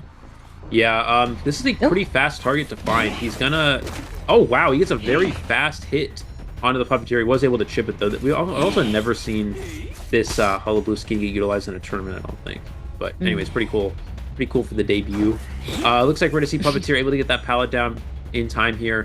But ZZ9 already getting a first chip, which is pretty relevant. We're going to see another one forcing out another puppet here. He's going to just hit into it, it looks like. Walking through the pallet. There's one. He needs to be very careful he doesn't get red zone out of his puppet here. Oh, he uses it right before he goes into... That's smart. He uses it right before he goes into the red zone. But ZZ9 really forcing out the puppets early here. Yeah, great awareness of mine from Hamitu as well. Now one more black mark and Hamitu will be down. And it seems to be the case. Now we'll be cheering right at the corner here. We do see someone coming through on the bottom left. So should be getting for the rescue. The rest of them are still decoding. So as the cypher progress, still pretty healthy. Yeah, we're gonna see, looks like that's the which survivor is that? That's the novelist that's nearby. Novelist does have Tide Turner here as well. Yeah, servers are not exactly as far along as they would like here. We're going to see using all the flips to get to the chair here. There's the rescue one of the puppeteer immediately going to get knocked down, though, so he has no opportunity to use the puppet here as Tide Turner is in effect. Looks like he's going to choose to die near the coordinator, so coordinator can for the next rescue, but still holding that excitement. Still has that excitement ready, and we see these Hullabaloo picks being really, really good here. I mean, so many of these hunters are favoring Goatman, and Goatman, while it can be a hunter that gets 4 kills, they don't always seem to get. These Hullabaloos have been doing a lot better than the Goatmans have so far in this event. We're going to see the basement chair here as well. Now, he does not have abnormal, so this Cypher Rush is going to stay intact for the time being. I don't know if they'll actually commit to a rescue. I would imagine probably feed Tinnitus from a distance. There's no reason to save basement. They don't know the trait. He never abnormaled, so I guess there's no way for them to know, but they got to be wary of the excitement as well here. Exactly. Now KZNK is still decoding inside the graveyard. Let's see where the last 3 ciphers could potentially be. It seems to be that it's quite far apart, so shouldn't be a huge issue later on when ZETA try to map pressure. Now Dolisu could be running into the Hunter's face, and we'll be getting the second chase here. Yep. Already 2 bombs right away here. Not able to flywheel as well. Misses the flywheel here. Can Dolisu switch? He gets the switch into the pallet. Excitement's put on the wrong side. Oh, and he ends up burning the excitement there. That's a good play from Dolisu to get... Oh, he's going to fall early, though. Does he get the hit? He does get the hit and the down there.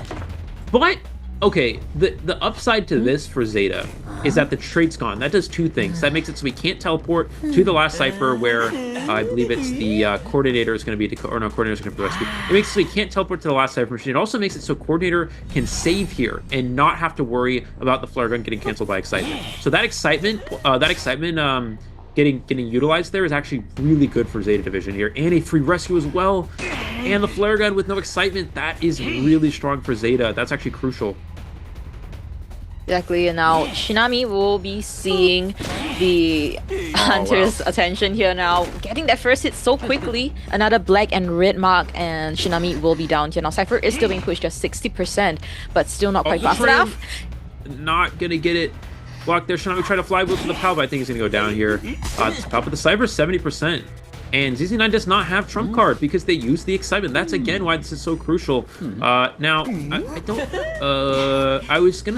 I was thinking that Novelist would have gone to the... Oh wait, no, he's gonna leave. They can pop the Cypher, Novelist can save. Oh, they're gonna leave the Cypher. Can they pop though? Oh, they're gonna leave the Cypher. He's actually not gonna take the risk, it looks like. Interesting. ZZ9 may... I mean, typically you wouldn't abnormal in this spot because you don't have enough pressure for abnormal to be too relevant, but the thing is you have to 4-kill. Novelist is going to take a... Aeroplane is going to take a hit here. Can they get to that Cypher machine in time? Nobody has borrowed time, though. Or Coordinator does, but... Oh, the Cypher's not ready as well. He can actually jump through this area, and he's going to go straight to that Cypher machine. And Dolisu gets found out here. Well, Dolisu is not on his last legs just yet, so there is still an opportunity here. Well, he's able to negate that and gets that pallet slam as well. So this creates some time. Aeroplane is pushing the last Cypher. He's able to pop it. Yeah, they're going to pop it. They're going to pop. He's going to need to use that jetpack early, but he gets it canceled, and he does get the flying jetpack off right before getting knocked down there. That's crucial. He does. ZZ9 does have trait back, but they can just split the exit gates. There's not going to be any way for him to 4-kill from this spot, even especially with Coordinator being at full health. It's just impossible. We're going to see Airplane is getting knocked down. He's going to teleport onto Dolisu, who will go down here in a second. Will he flywheel? Does flywheel? There's one bomb, the white bomb here. The pallet drop. Dolisu doing a very good job of not getting down, but I think he's going to get knocked down in the corner right here. Finally getting knocked down. Aeroplanist does have self-heal. He also has flywheel, which means both these characters have flywheel, so their self-heal actually goes quicker. It means they have sticker. When you build up into flywheel, it means you have sticker trait, which means your self-heal is faster. So the ZETA definitely wins round 1 because Coordinator gets out, but the question is, can they get a tie? That's going to be the goal here, is to try to get a tie rather than just a 1 escape. Oh, and seeing KZNK on the other side of the wall, another white mark, and KZNK will be down here. And that's exactly like Dolisu also expanding her self-heal. Shinami still at the gate. We'll be able to get one, but Dolisu... He can't leave here. If he leaves this survivor, Shinami can just pick up the Aeroplanist. Aeroplanist doesn't have self-heal, but he's just gonna pick him up. And Dolisu might make it out of the gate. They could even 3-skip... Oh, no, they're not gonna take the risk. I think they realize that the Hunter is coming back here. They're just gonna go ahead and take a tie. That's also fine. Just win this first round here, and ZETA off to a very good start here. 7-2 in the first round. Very convincing victory for this first round here. Wow. It seems to be the case that for whoever Hunters comes out first or VO1 first half, high chance you're going to be getting a 4K. And in the second half, even if you pick the same exact Hunter or Goatman, the survivors are still able to cope with the pressure, still at least get a 1 escape. So amazing stuff coming from ZETA survivors, but Eli, any highlights of that match?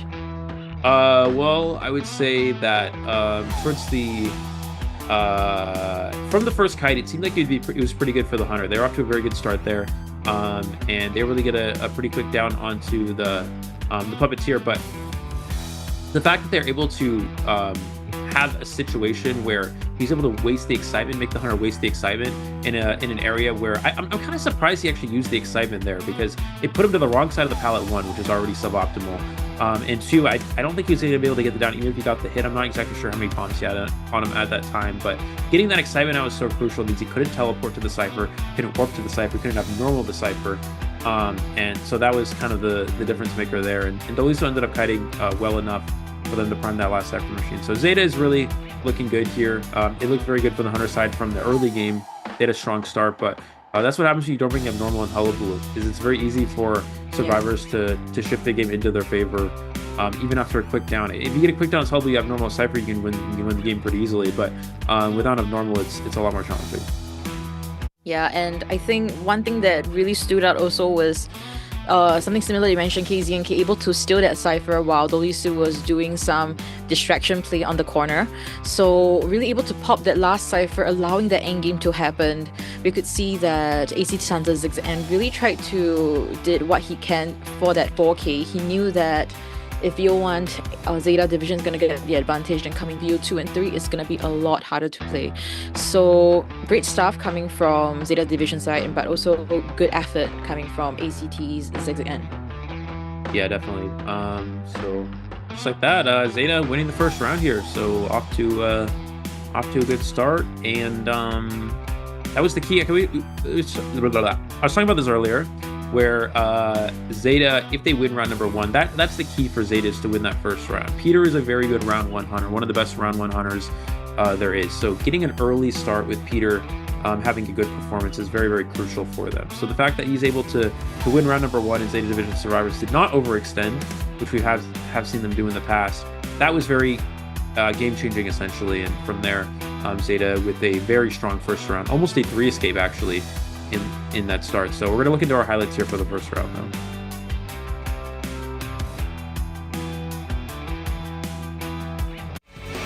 快个白，下白，死吧，抢的能开得掉。他倒了，不好说，我先溜。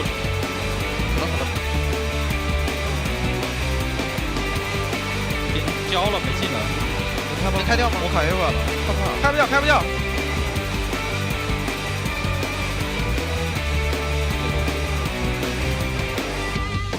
ここまでここまで。俺9で行ってもいいな。積んできたらもう流れっすね。オッケー。ナイス、いいグラフォ。18。いやこれ。17。ただ遅いんだよ投げ取り。いや結構いってる。エンジンいってる。これミチコ異常してない。ミチコ異常してないけど。ミチコ異常してない。これ5%でしょ。5%でしょ。絶対上がる絶対。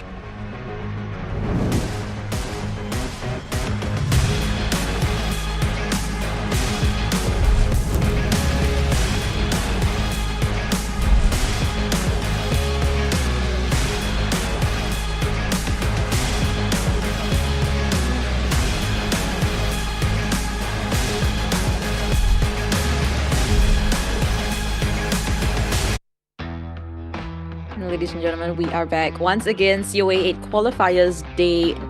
COA 8 global stage day number 2. My name is Jojo and joining me is Eli O, and we are looking into our third match of the day and potentially the BO2 between ACT versus ZETA. So in our BO1, we did see ZETA with a very convincing win, 7-2.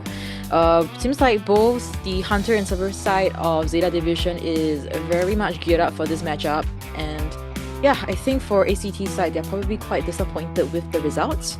So fingers crossed, hopefully things do work out for them in coming the BO2, where there is still a chance to fight back. Definitely. So we'll have to see what ACT can do. I was gonna say that's fire music, bro. That's music they're playing, you know? Fire music, man. Yeah, for those of you who don't know slang words, okay, fire means good. Okay, in this instance, Chojo, did you pick up on that? I did get it. Oh, you did get it. I'm part of the Gen Z. Okay. Oh, okay, right. For those of you who are not within the range of Gen Z, that's what that means. Just letting you know. I'm sweating, man. Like, you guys caught me off guard the other time, like a few tournaments ago, with those Gen Z slangs, and I'm like, oh. Aren't you supposed to be Gen Z?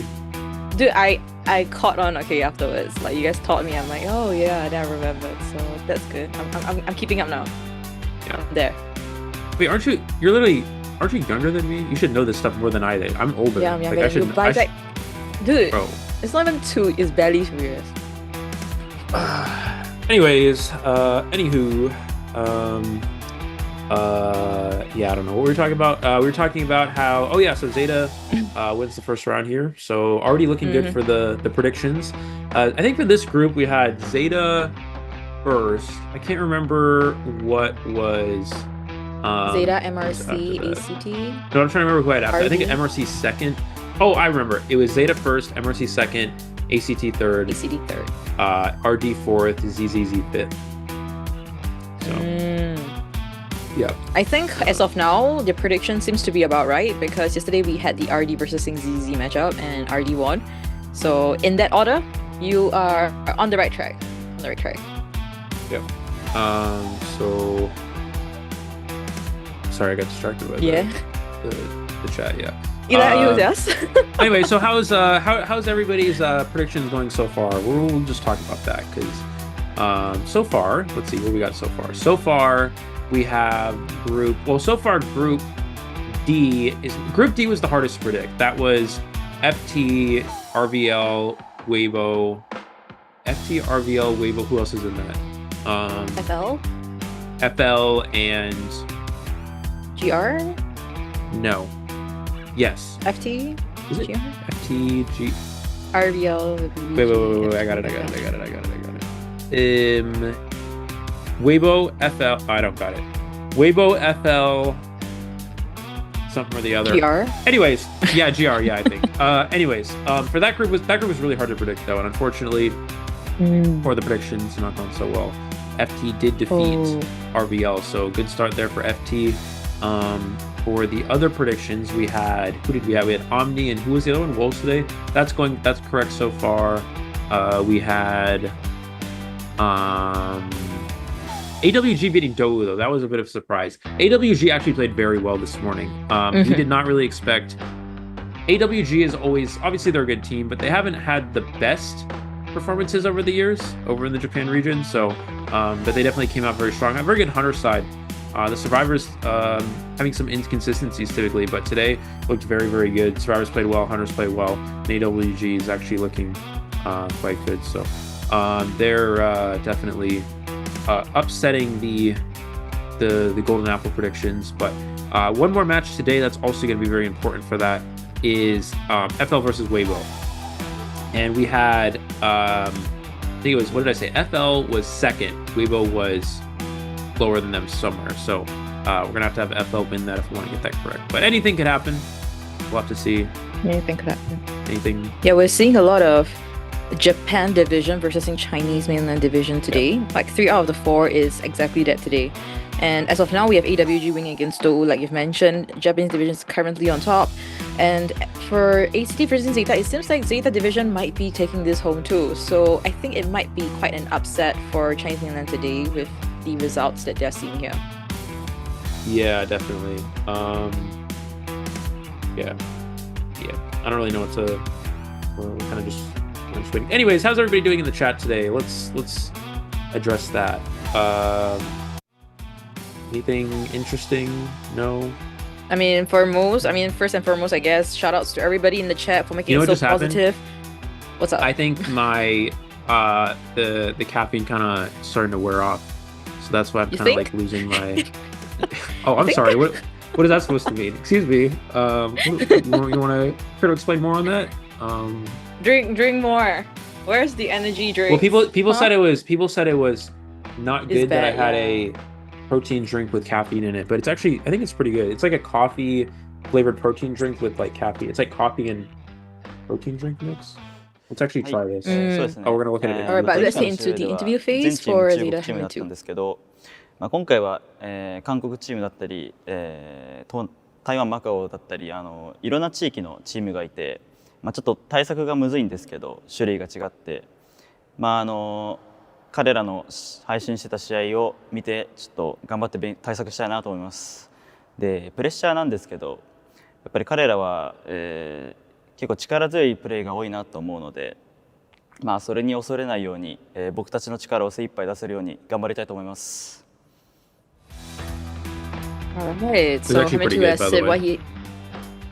It Sorry. was actually pretty good. He? Hamitu? No, the caffeinated coffee drink? or whatever thing. Yeah. Anyways, go ahead. Sorry. Sorry, I was like, just want to say like, oh, Hamitu with that interview, I feel like he also recognizes that it's going to be an uphill battle from here, and that ZETA division is definitely not going to put a stop to this. So, hopefully, fingers crossed, they do get the results. And it does matter whether you're in first, second, or third place. First place, you will automatically be advancing to top 8 in the global final stages, whereas for second and third place, you will only be advancing to top 12. So, it's gonna be definitely an uphill battle from here, especially with ACT, and afterwards, it will be with MRC, another strong powerhouse there. By the way, did you dye your hair? Like Me? at any point? Someone said you dyed your hair. Is that true? Why, do you see me at the salon? No, but someone just said that. I don't know. Wait, at what point? Like right now? No, like at any Right point. now, my hair is brown now. No, but like at any point. I can't Yeah, remember. pink. Oh yeah, I wasn't paying Bleached attention. it, brother. Pink. I wasn't paying attention. I thought that was just like the lighting or something. Wow. Dude, My bad. Pink. My bad, dude. I'll do better next time. Hola. I will do better next time. My apologies. It's alright, but heading to BO2, right? We will be seeing ACT's Hunter versus ZETA Survivors first. Yep. So it will be a back-to-back one. We just saw BO1 second half with ACT with a very unfortunate tie situation, whereas ZETA division, great that they managed to tie things out and get that point, the round win. So whether ZZN is able to keep up with ZETA division right now, and whether ZETA division is able to replicate that same condition that we initially saw, that would be a huge question. But it seems like ACT Hunter side still able to smell, so not too much pressure. I think he's confident that he's able to take this right back. Now Chinatown, let's go. Getting into our band picks here, we do have ZETA division with the one round victory here. It looks like it's going to be, of course, Hullabaloo is global band here, and Goatman should be the follow-up. We'll see what the Survivor band. So it looks like we're going to go Seer and actually the Fire Investigator, leaving Priestess on the table. Of course, Goatman being the standard band here.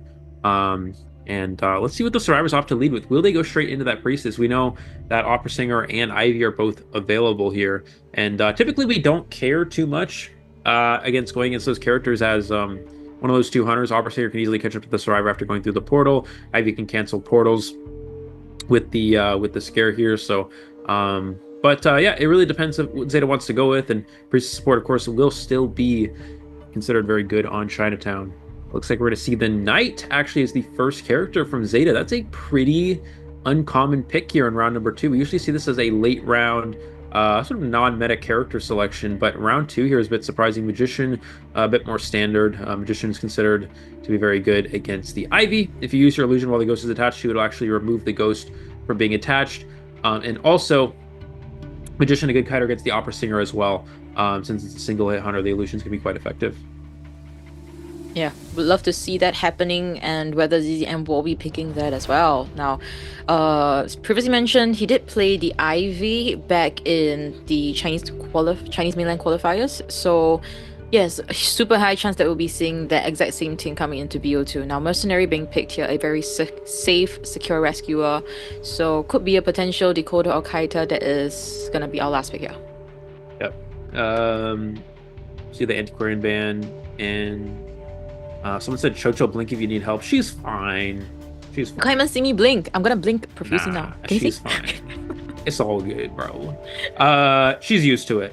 I've known Chocho for a long. I've known Chocho for a long time. She's kind of used to my interesting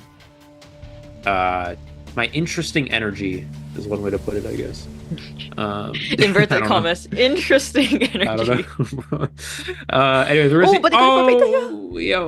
Chocho, you can Eli, talk about come on, that. preach. No, you can talk about that. It's okay. All right. If you guys have been here since the start of this stream, Eli has already talked about the painter. So, but only for rank, not for rank. For tournament, it's situationally okay. It's situationally acceptable in tournament. In rank, that's another story. But go ahead. Sorry. Oh yeah, I'm excited to see KZN kill the painter. I mean, when we introduced him, he did play the painter back in the IJL Autumn 2024. Yep. So Performance-wise, I won't doubt him at all. They definitely do. This is definitely a strategy that they have up their sleeves, and I'm excited to see whether it's going to be played out here. Now, ZZN, two options, right? You mentioned the opera singer, you mentioned the Ivy, so we're just going to leave that to ZZN. And as of now, any weak points you can see here from Zeta Division? Well, the decoding will be a little bit slow. We have Knight and the Mercenary here as well, so that's going to be could be a bit of a problem. But both of these characters obviously can be used as rescuers in this case. I imagine though Knight will not have. I imagine that Knight will not have Tide Turner. I think it's going to be you don't really need Tide Turner with Knight, especially against single hit hunters, since when you rescue with the shield, the sword, it creates a shield where the survivor essentially can absorb a hit. And that acts as a Tide Turner for that instance. So we don't typically see Knight bring Tide Turner for that reason, but in addition, we also have Mercenary as a rescuer as well. So it should be perfectly fine here, I think. But we'll see what ZZ9 Wits will choose in this situation. I think Ivy makes the most sense, just because Painter can actually be pretty good against kiting Opera. It wastes a good time against Opera Singer, so Ivy would be a little bit more off the bowl for going against that character, and we are going to see the Ivy here, of course, from ZZ9. Yeah.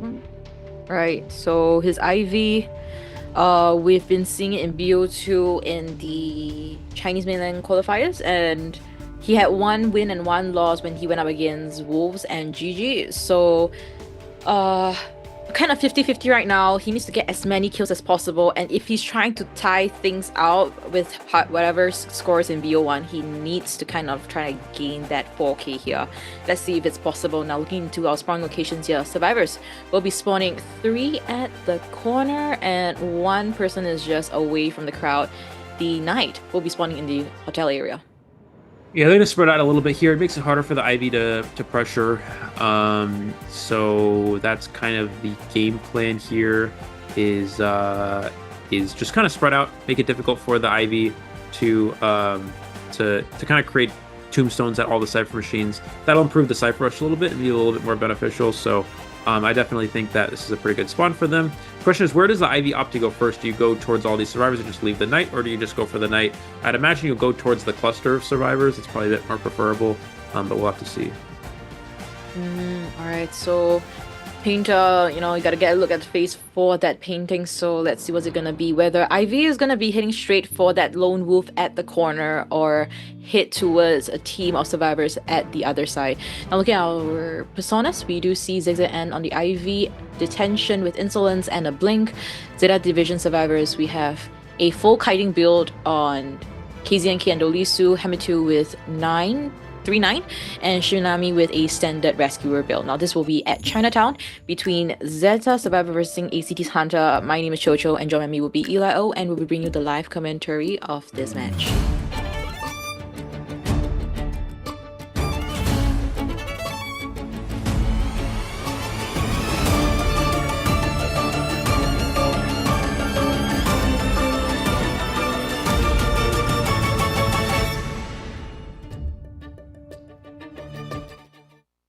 All gas and no breaks for Team Zeta Division survivors. Let's see if they're able to replicate the same result, a tie situation, or if not, are they able to gain more points for their team and settle it with a 2-0. Let's see what's going to be. Ivy hitting straight for the crowd, and we'll be pointing out on the Painter first, able to leech onto him, so scare percentage is still on 7%, still has yet to scream, so there is the possibility, and a 47 stack immediately. Now Painter has started his painting. Let's see if he's able to make full use of it to prolong the kite. Yeah, we're going to see we're transitioning towards the backside here. Bring the Ghost towards another Cypher machine, trying to pressure down. That is Dolisu the Magician, just to slow down the decoding. But continuing after the Painter here, it looks like already down to 29 or 49% still. Going to scare up to 89, but still not enough for hit. He's going to try to blink for the first hit. And essentially, but he gets the painting into the pallet here. Gets the pallet. Oh, he drops the pallet so the hunter will break it to give him more time to make more distance. Ah, I see. Okay. So that's going to give a little bit of distance here to the Painter, but at 97%, it's not really that optimal. He's trying to get out of range of the fear so the percentage will go down, I think, but he wasn't able to do that. And Painter will... I think have to take the first into second, but Kazuneka wasting a lot of time here, still able to avoid looking at this Ivy, now, although now he does reach 100 here. And plus the 40% with the main body scare is not able to flywheel, wasn't able to flywheel that 100 as well. So, while things look to be pretty good, it's now going to be a little bit more challenging here for this painter. He does have another painting though. Let's see if he's able to use it. And still yet to see the chair ciphers are progressing for all 4 of them. Now KZ and K able to put the second painting effectively, kiting it out once again. Our first cipher will be popped soon. Yeah, but he does look at he does have Blink though to work with here. He knows he's going to go down soon, but he's trying to waste as much time as possible here. The Hunter doesn't have... Oh, but he's not going to force out Blink. That's the only downside. He doesn't force out the Blink. He could have potentially forced that out, but he does miss out on that opportunity. Still a pretty good start, though, for Zeta. A lot of ciphers have progress here. They have 2 ciphers. They have about 3 ciphers worth of progress. Now, is that going to be enough for going against an Ivy? Probably not to win, but they definitely are on track to potentially tie here. And it looks like he's going to go pressure the Magician. That's fine. Magician's not the one who's coming in for the rescue here. Do they even save is the question. Looks like they're not even rescuing. Oh, no, they are. Mercenary's going to finally come in. He just wanted to finish that Cypher Machine first, because Painter does have the extended share, or not extended share time, but the no halfway mark on the chair. It makes it so he can come in a little bit later if he wants. Right, and ciphers are very healthy at this point in time. All 5 of them have been touched. Now Shinami coming for the rescue, and successfully without getting any double down. So right now, ZZN, what should be the focus point here? Well, he needs to down this painter with the main body while also pressuring a cipher with the ghost, or else the cipher machines will be primed in time for the next rescue. We're going to see the painter get knocked down. Painter's going to drag himself as far away as possible from the ciphers, although he does end up kind of close to Knight. I guess so Knight can come in for the rescue here. But ideally, they want to finish Knight's cipher, but they're just going to open up a new one instead. He actually teleports on Magician, so he can get a free hit here. Is this important? I don't know. Because he leaves Painter the opportunity to self-heal. And since Painter does have Flywheel, that means he does have Sticker, so his self-heal is going to be a lot quicker. It looks like he's going to go back to Painter now, though, and go for the chair. Right, still alright, still alright. Still there is a fighting chance for them to, you know, you mentioned, tie things out. So Shinami does recognize the fact that he is near, and will try to potentially go for the second rescue, it seems. Is he? Yeah, oh, Hamitu is coming. Yeah, no, what I was going to say is because he went for all those extra hits, it actually gives Knight enough time to finish his cipher before coming in for the save. That's actually really crucial. He's going to ghost Knight. Maybe he's going to go back. I don't know. I feel like Knight should use the sword for this save, just to guarantee the... Well, I'm not really sure. I was going to say he could use the sword to give the shield effect, but it looks like we're going to see Knight finally going to go for the rescue. Did use that shield effect. Teleporting back to the Knight. Painter, can they flywheel? He does fly with 100, but can he actually go anywhere? Knight shutting off the ability, and ZZ9 didn't want to swing. He thought it might be a swing. He misses the blink. He misses the blink, and the Cypher Machine is almost primed here, but he does hit the Painter through the body block here. Cypher Machine is not going to be ready. It's 90%. So close here for Zeta. I guess Painter also did not have borrowed time, but still, that was so close. They're gonna finally get the Cypher ready, though. They don't want to pop just yet. Well, now they can pop. Now that Knight's out of the tombstone range. And so we're going to go for the end game here. And Zeta is on track to potentially get a tie here. Yeah, and when it comes to the end game for Ivy, it could be very strong, but it seems like ZZN did not set up much here, so she is struggling to find the survivor to catch here and teleports to the corner. Yeah, there is a problem here. I think if you're Zeta... so for those of you who have a hard time playing against Ivy, especially in the end game, what a lot of these professional teams do is they wait out the detention, because what Ivy's going to do is she'll leave the ghost on one exit gate, right? So they leave the ghost on one gate, so they can't decode that one, and they sit on the other gate with the main body. And what a lot of teams do is they just wait for detention to run out, and then you go to the exit gate, and then it's harder for Ivy to do anything. It kind of puts Ivy on a clock. Ivy has 120 seconds since the from the Cypher pop to get it down with detention. Okay, so you have detention lasts for 2 minutes. You have 2 minutes as a hunter to get it down. Once that runs out, there's no... It's so much harder for Ivy to do anything in the end game. Finally catching sight of Shinami, but that's the Mercenary. Mercenary is 2 level pads, can also take a delayed effect hit here. So detention, look at that. It's already 47 seconds. It's almost out here. Less than a minute. If this prolongs, detention's over, there is a possibility they could go for a 3 escape here, no? They could, but I wonder if Knight's going to get down here. We're going to see the sword first. The Hunter's just going to wait it out. But Knight does get a shield here. So he's going to have a shield for a few seconds, but I don't know if he actually goes anywhere with this. There's the drop down hit. It's going to keep him alive, though, because he still had the shield on. Keep in mind, he's got to run for the dungeon. He has a shield cancel. He gets a double guess correctly. There's the hit away from dungeon. Can they get out the gate in time? He's crawling onto the dungeon. It gets open in time. It gets open in time, and they get a 3 escape here. Wow, what a play by Zeta Survivors. What really happened there? Eli, could you just kind of decipher what happened during the end game? So basically, what happened in the end game position is they didn't want to go to the exit gate until either 2 things happen. 1, the tension runs out, or 2, the Hunter commits to a target. So essentially, as an IV, you have to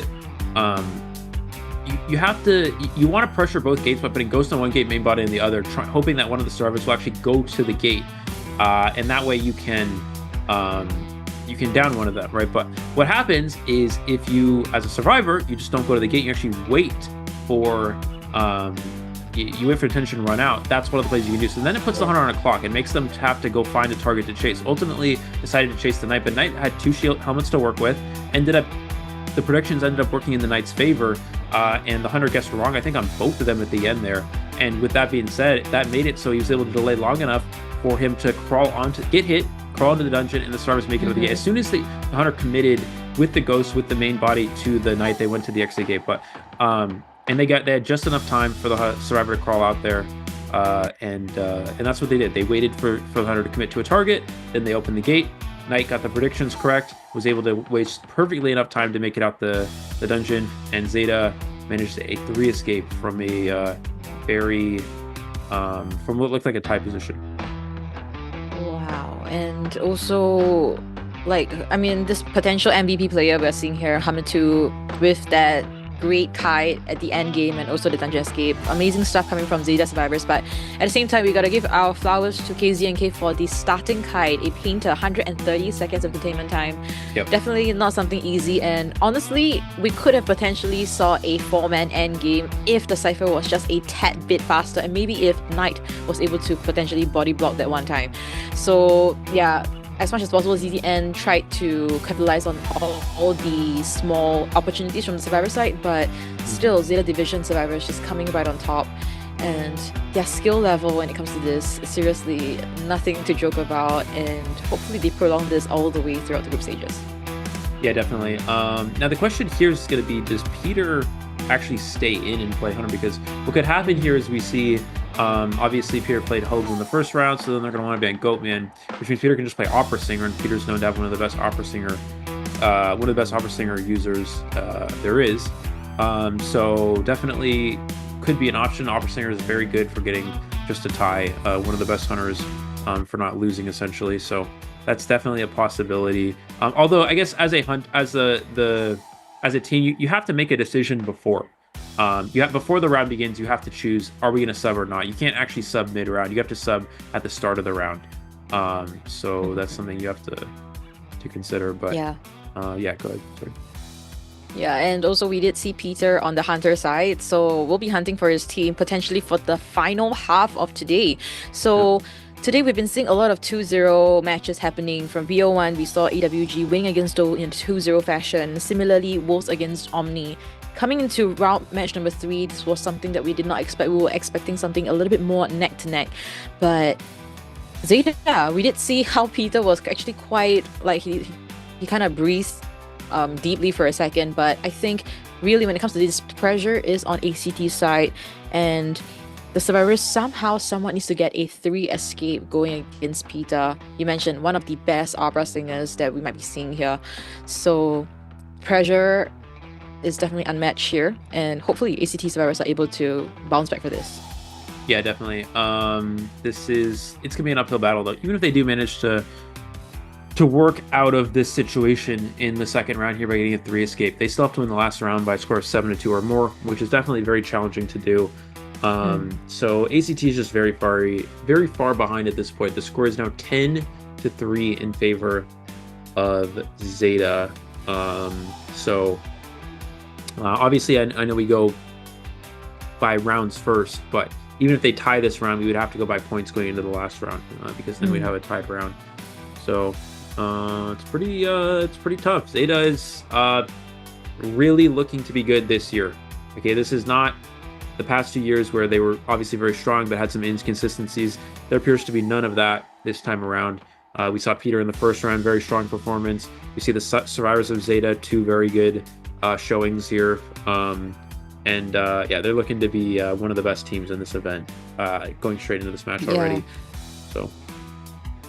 Yeah, 100% agree on your sentiment. Japanese teams this time around seems to be way more prepared and ready to just take over these global stages that we're seeing here. So definitely high chance that maybe Japanese division might be taking the champion role in COA8, but clearly a little bit too early to tell as of that. But looking into our chat, fortunately we won't be seeing MK Midi that it will be playing maybe in BO3 if there's any, or in other matches when they're up against potentially ZZZ, RD, or MRC. Yeah, Alright, and someone in the chat also asked, Philo, RX, Eli, do you think painter usage will be higher next season for Peddler and Bonbon build in Cetis? Well, I don't think Bonbon's going to get much playtime, so I don't think that really matters. There's just hunters that are just better. It depends on how good the new hunter will be. We don't really know if the new hunter is going to be meta or not. If it ends up being a very strong meta hunter, then it could be a possibility, but Bonbon's not. Bonbon would have to. It's really tough because even with Bonbon having an adjustment that makes that improves the chair time, it's still going to be very difficult for Bonbon to be a consistent win hunter because Bonbon's built to be a tie hunter. There's not much you can really do to make Bonbon become a 4-kill hunter like these S tier hunters. So I don't think Bonbon's really going to see too much play in the meta. Maybe for round 3. If Bonbon becomes a round 3 hunter, then Painter could be a round 3 character. But again, that doesn't really do anything in terms of rank. That's like saying, oh, every hunter is going to play Bonbon in rank, so I'm going to play Painter, which obviously won't happen. So that doesn't really make sense. But in terms of tournament, yeah, Painter could be a round 3 hunter if Bonbon sees play. If the new hunter is good, maybe. But I don't know. We don't really know much if the new hunter is going to be good or not. I don't even know what the new hunter does. So we'll have to see on that. I don't know.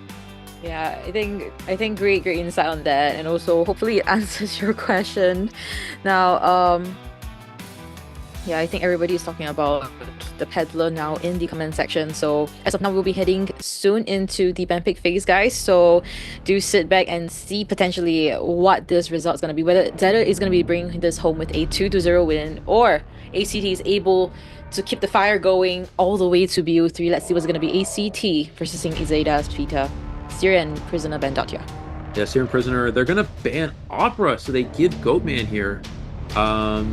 So that they're really fearing the Opera from Peter, which we it makes a bit of sense as Peter's Opera is considered to be one of the best operas there is. But yeah, it gives Goatman, has Ivy technically. I think Peter in the situation though would prefer to play Opera because it's a very consistent hunter, very good for getting ties. But they're gonna go ahead and remove that option. So I do like the Opera Singer ban. I think that's perfectly fine here for ACT. And so we're going to see Aeroplanus as the next pick here. They're prioritizing decoding speed, it looks like, since, of course, they do have to play for a win. When you, as a Survivor team, need to play for a win, we see them really prioritizing the decoding speed rather than going for a more tough guy lineup. It's more about the decoding progress. Yeah, and I don't know, I do feel a little bit that, at least the vibes, when I look at Peter, he does seem a lot more confident and potentially bring this to a 2-0. And for ACT side, a lot of serious faces that we're seeing here. And finally, we do see ACT confirming their last potential pick as psychologists. How are you loving this team comp, Eli? Yeah, I mean, I think this is, it's not ideal not having a rescuer, but in a situation where you have to 3 escape, I think that's correct. Looks like it's actually going to be Gardener last, which is interesting. I would have imagined psychologist would be more optimal, but they're going to prioritize Gardener, huh? Okay. So they're going to go Gardener here.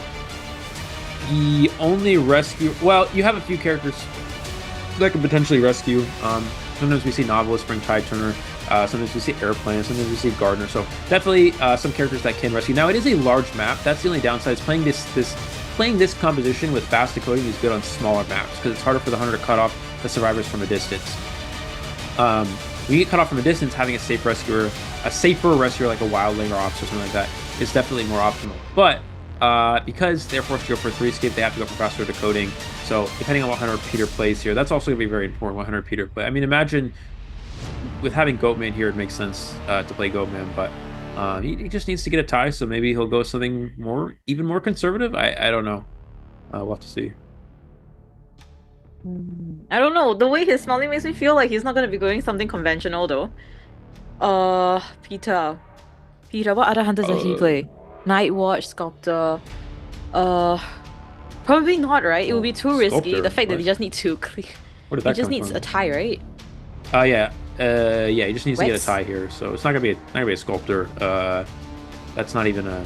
Is that a hunter? Is that even, what even is that? I don't even. Sculptor? He's not. I don't get what that is, man. Okay, all right. People still good, play man. that? I don't know they existed. Could be, but no, it's gonna be Goatman here. I guess I haven't seen a sculptor in a while. That'd be kind of fun though. I don't know. Or a nightmare. No, I'm just kidding.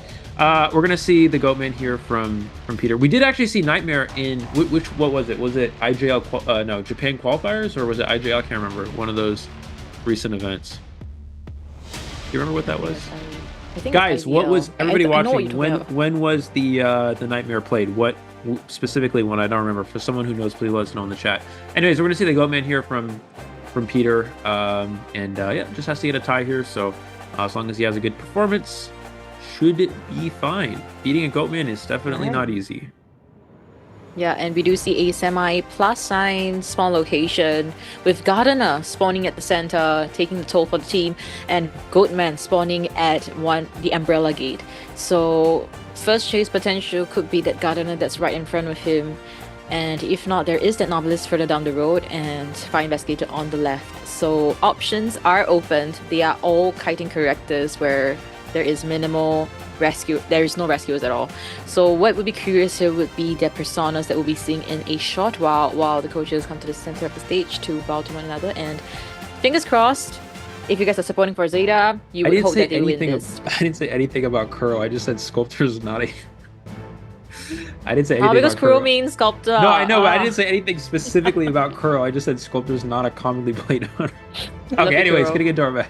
No disrespect to Kuro, of course. But let's get into our match here. This is the second half of the second round of the ACT Survivors versus the Zeta Division Hunter side. Looking for a 3 escape here. Milo joining your Chocho live commentary for this COA:VS8 matchup.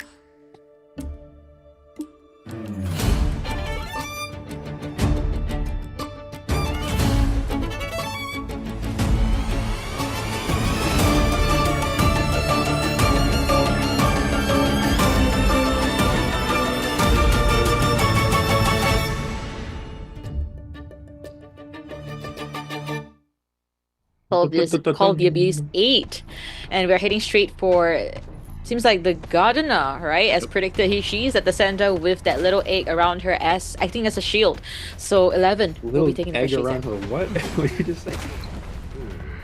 Little egg acting as a shield, and that shield successfully protects her, but never mind. Sorry. nah, but not enough for us to rotate away. But we'll be getting the first 1/4 hit here. 11 still has 3/4 to work with.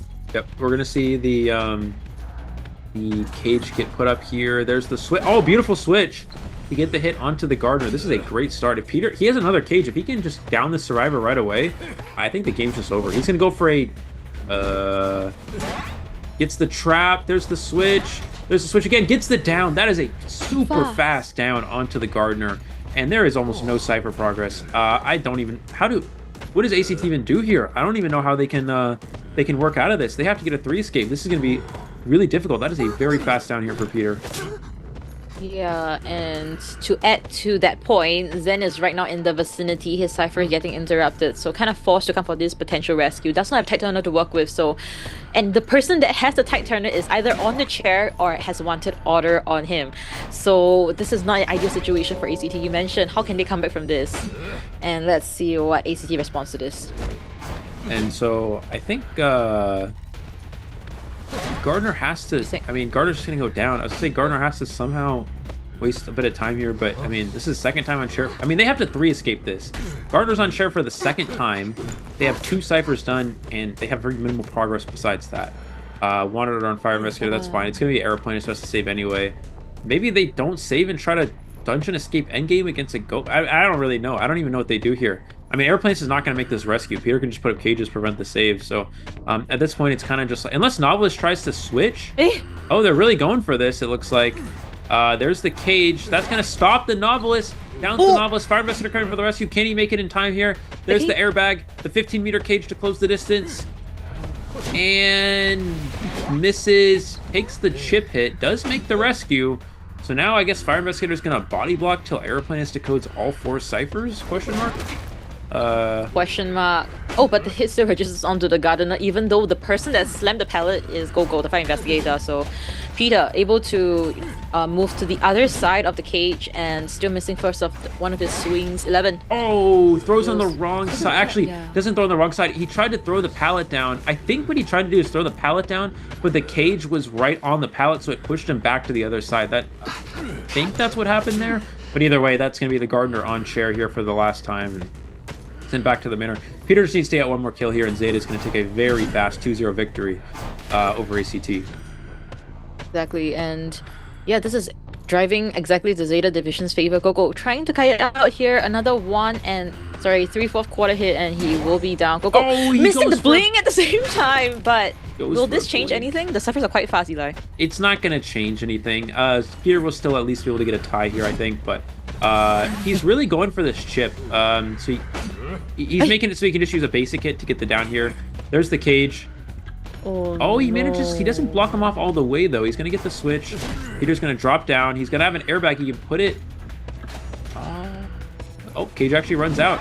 He's just going to take a chip hit. That's perfectly fine for Gogo taking a chip hit. The last 2 ciphers are actually starting to get done here, so maybe that blink was bad. I mean, again, he just needs to kill one more survivor, so Peter has so much of an advantage here, but it's still like, it's still tough. He's going to go for the block, and yeah, he's just going to get the chip to get the down here. They're starting onto the lost cipher machine, but it doesn't really matter. Peter's just going to secure one more kill here, and it should be enough for the tie. Yeah, it should be enough for tie, but we do see a pause in deduction, so we'll see what ACT survivor side has to deal with the technical difficulties. But as of now, can I just say how fast the decoding was? I mean, it's a full decoding team comm, so totally understandable why it's so fast. But considering the early down from the Gardener, last cipher is actually maybe still needs about 80% left. So what can we fix out of this? Because ACT initially they needed that 3 escape, but with that unfortunate start, things started to spiral out of control. And that blink from Peter is just, I don't know what it was. Yeah, I think he was trying to get a blink hit.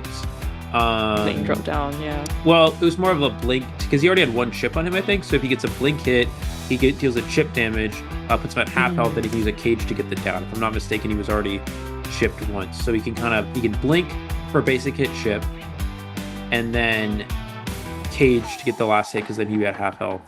But anyways, doesn't matter. He just needs to secure this kill here, and that'll be the win for Zeta. Just has to get a tie here. So yeah. So everyone's like, oh, wasn't expecting now, a pause. Wow. This is the first pause, by the way. Pause, right? Yeah.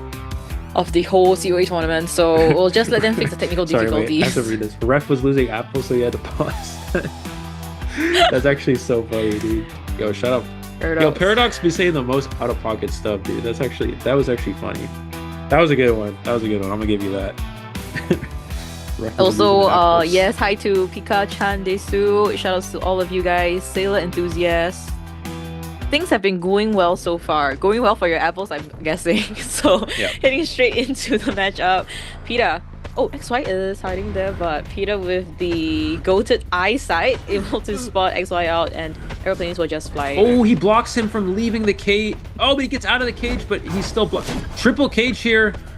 What's going to happen? Cage. Does he get the hit? He finally gets the hit onto the aeroplanist. He was trying to block him from making the rescue. The question is, does he make it before half? And I think the answer is no. He's making it after half. Does he even make it at all? There's the switch. There's the hit. He prevents the rescue altogether. That's the power of full presence Goatman. 4 cages to stuff the rescue here for Peter, and that fire investigator will not be getting rescued, and Peter, even after the missed blink, will still be winning this game, maybe even 4-killing here. The novelist could try to save, maybe use a switch. Does he have a book? He does have a book, so he's gonna make the save, but I mean, what are we gonna do here? Cypher's Prime, Flywheel, okay. But the Survivor's not going to the Cypher machine. The airplane's actually leaving. Interesting. Wow, nice move from the novelist, really staying alive here. That's the Prime Cypher, I believe, if I'm not mistaken here. But I mean, it's already over. Zeta's already secured a win. Peter's eliminated 2 Survivors. Another missed hit there from Zen Shen, whatever, novelist switch. And can he... Wow, kites out another cage. He will finally go down here. Excellent job from the novelist. Great job from the novelist. Wasting time there. We're not going to have that Cypher machine primed. It's only 76% of the way done. So Peter's going to get the Survive front chair. He's going to cage over to that aeroplanist, or maybe just walk over to that aeroplanist. And this will be the 4 kill, I believe. Yeah, seems to be the case. Peter will just casually take his time to eliminate the last survivor. Very minimal pressure, we could see. Now able to jetpack away to safety as of now, but the hit still registers successfully, so this would be the end of our match number 3, ACT versus ZETA. Congratulations to ZETA Division for securing this win against the Chinese mainland team, and in a very clean fashion, 2-0.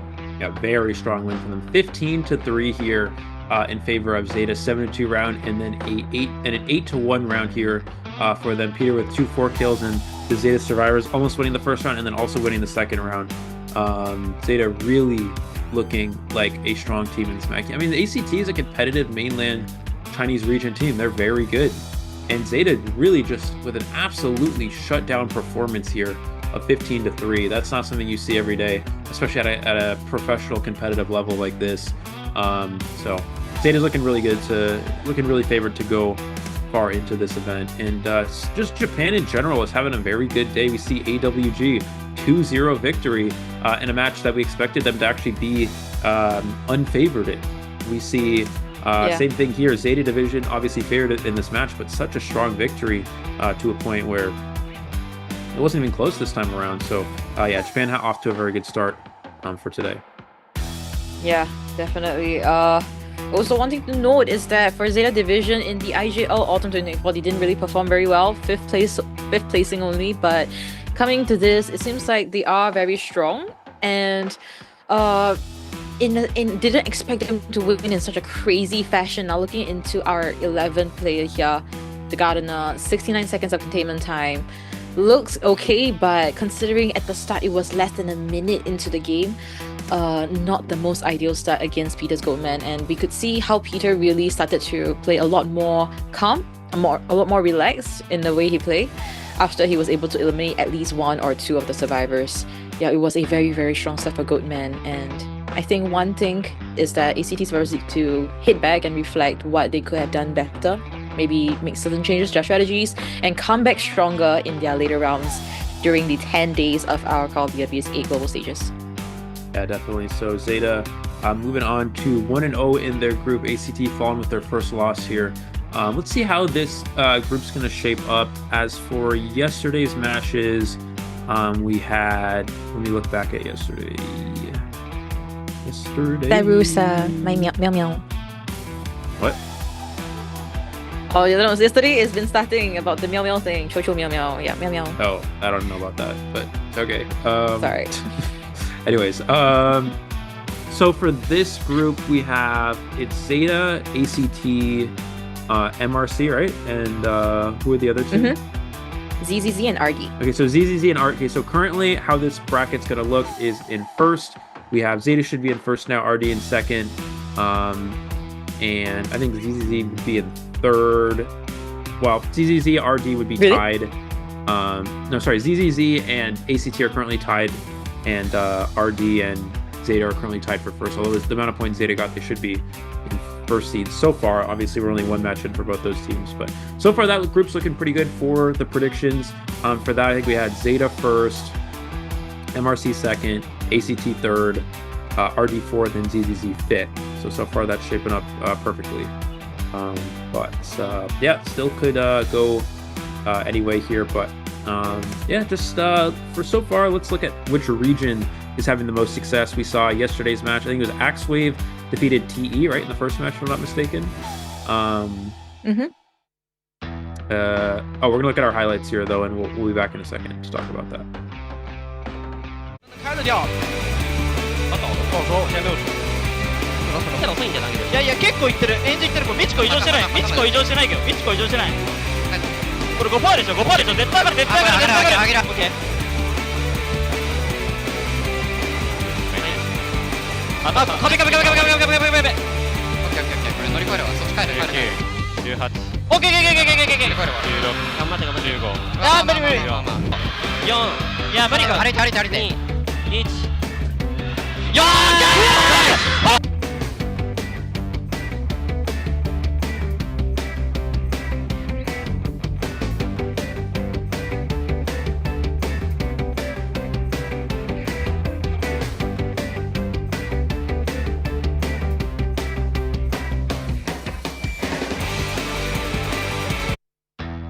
All right, so yeah, going we back, could definitely see. Yeah. Yeah, go ahead. Going back to what we were talking about in terms of the regions that are success. We saw AbyssⅧ defeated TE, right, in the first match yesterday.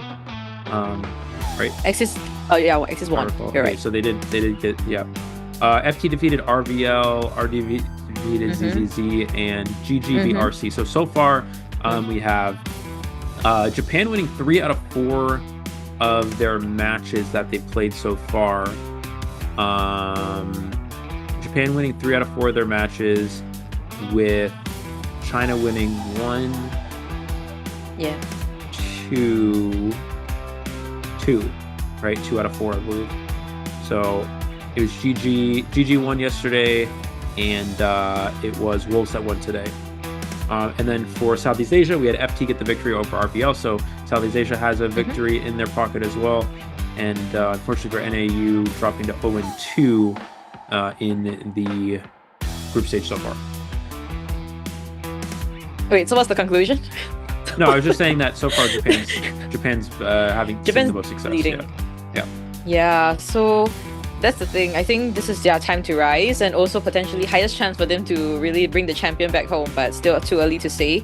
But of course, we are also excited to see what the players have to say for themselves in a while, so you guys can kind of guess who is going to be our potential viewees later coming from ZETA Division. And also after the interview, we'll be seeing our last match of the day, match number 4 in Group D, FL versus WBG, Japanese division versus Chinese mainland division. Let's just anticipate what the result is going to be, whether it's going to be a 2-0 fashion once again, or maybe Chinese mainland is able to take this win back home. Yeah, that's going to be a pretty important one. I think in that match, we have FL having a bit of an advantage over Weibo. Weibo was on the brink of not qualifying for this event, but they were able to make it in, and FL seems to be one of the stronger Japanese teams, so in theory FL should be have a bit of an edge there, but definitely China region will want to sort of even things out here and get a win in their next match, as currently in terms of the wins at least, the Japan region is leading, so that's going to be pretty important match as we progress here into this second day of group stage, and that should be very exciting. Should be a good match, actually. FL's got a lot of good hunters to watch out for, and Weibo really trying to sort of turn things around and get themselves back into a good position in this COAⅧ event. But we will be seeing our MVP player here at ZETA Division's Hunter, Peter. Average deduction points at max potential, 12,000 with that Goldman as well. So amazing stuff coming from Peter today. Honestly, was thinking that we might be seeing MK Meaty, but maybe in the later days of our group stages, we might be seeing him now. Congratulations to Peter, and also once again to ZETA Division for securing their first win in the 10 days of our group stages. And we see we will have our interview section here as we interview the winners of this match, which is of course ZETA Division.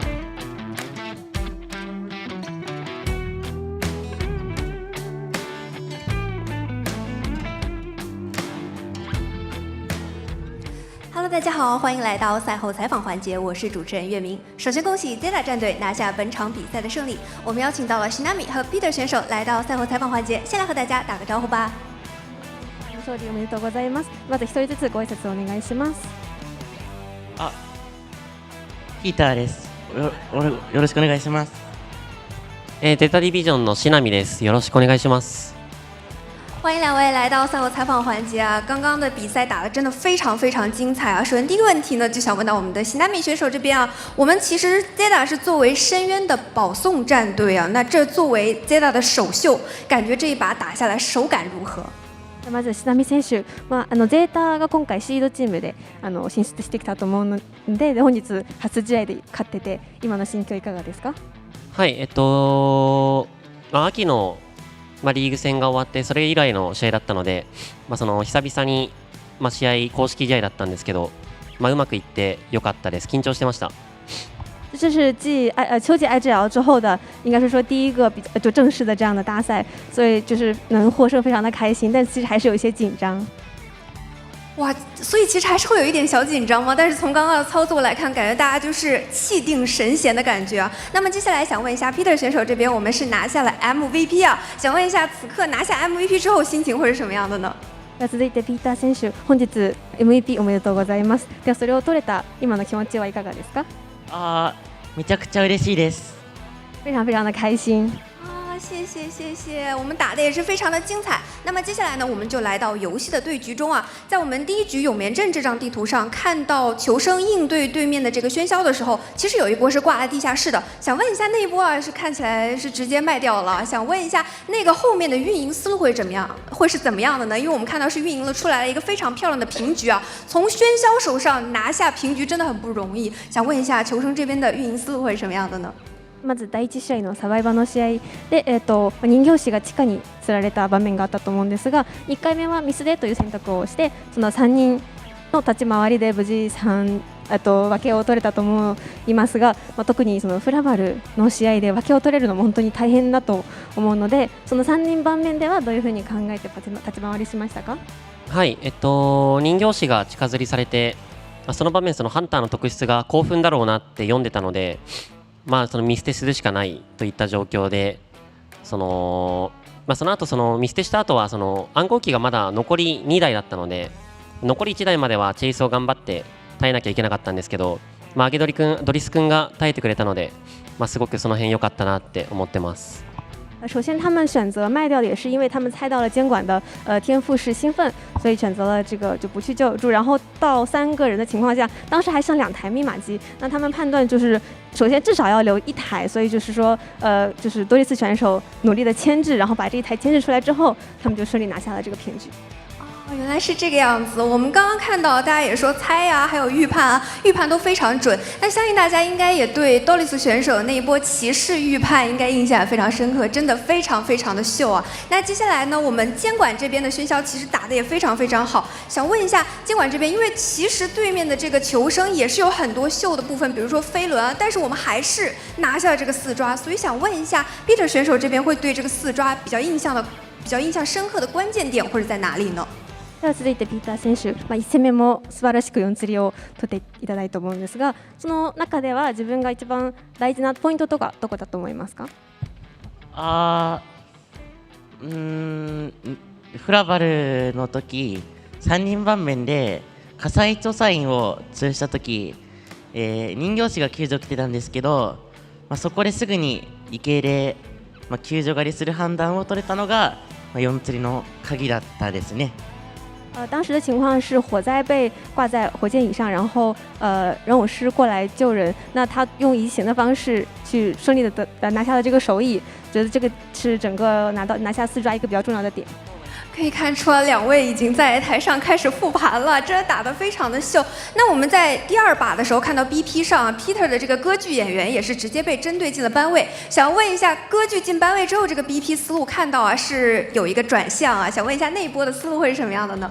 またピーター選手、2戦目のバンピックなんですけれども、得意のオペラ歌手がバンされてしまって、その後のバンピックとかはどういうふうに考えてしましたか？グリアバンされたから、ラッキーって感じで、市内ピックしました。就是虽然歌剧被搬掉了，但是可以用跛脚羊还是很开心。对，所以最后还是选择了跛脚羊。对，看到跛脚羊的熟练度也是非常非常的有震慑力啊。那么最後的最後，也想請兩位給一直支持自己的粉絲講兩句吧。では最後にお二人一人ずつファンへの言葉をお願いします。はい、そうですね、グループ戦初戦まず勝ててすごく良かったです。引き続き、あと残り3戦あるんですけど、グループ戦が全部勝てるように頑張ります。加油！今天第一局能赢下，非常的开心。那之后还有3场比赛，我们也会努力一场一场拿下，然后就获得最终的胜利。谢谢大家。也是。那么接下来请 Peter 选手来讲一下吧，给自己支持自己的粉丝可以讲兩句嗎？ファンへの言葉をお願いします。次の試合も全部4追取れるように頑張ります。下一场比赛我也会努力全部4抓结束。哇塞哇塞，那真的非常期待 Peter 选手给大家带来更加精彩的表现。那么非常感谢2位来到赛后采访环节，也是再次恭喜 ZETA 战队拿下本场比赛的胜利。接下来即将进行的是今天的第4场比赛，让我们稍事休息，马上回来。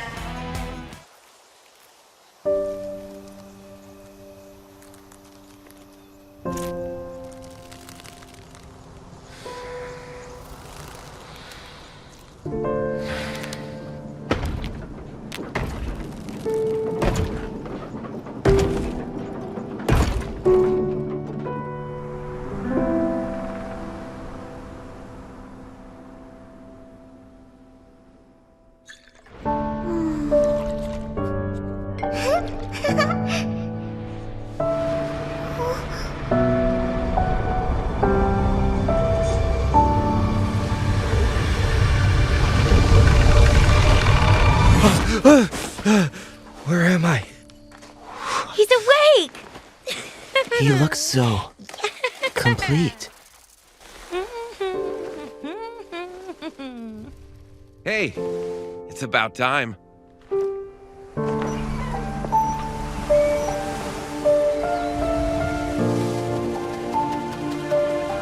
Anyway, welcome to the gang. I've been wandering this wasteland with the team for a while. Most are out scouting while I document the mutated entities. It is relatively easy work. Seeing her fills me with both joy and fear. I must find a new path for her, because I know this wasteland is no paradise.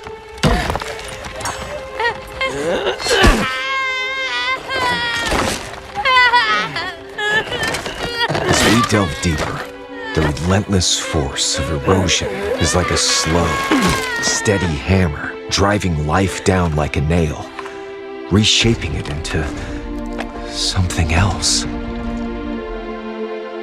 Guided by my companion, we reach a new area with far more strange entities than the outskirts. Our ailing frames can barely endure, yet none of us are willing to stop. I can't leave yet. The key to finding the way out might lie deeper within.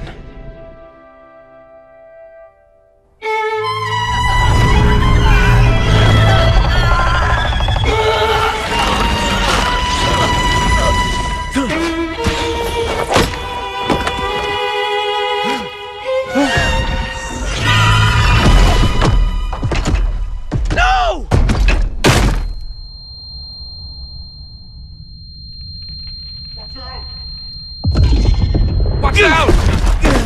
Huh?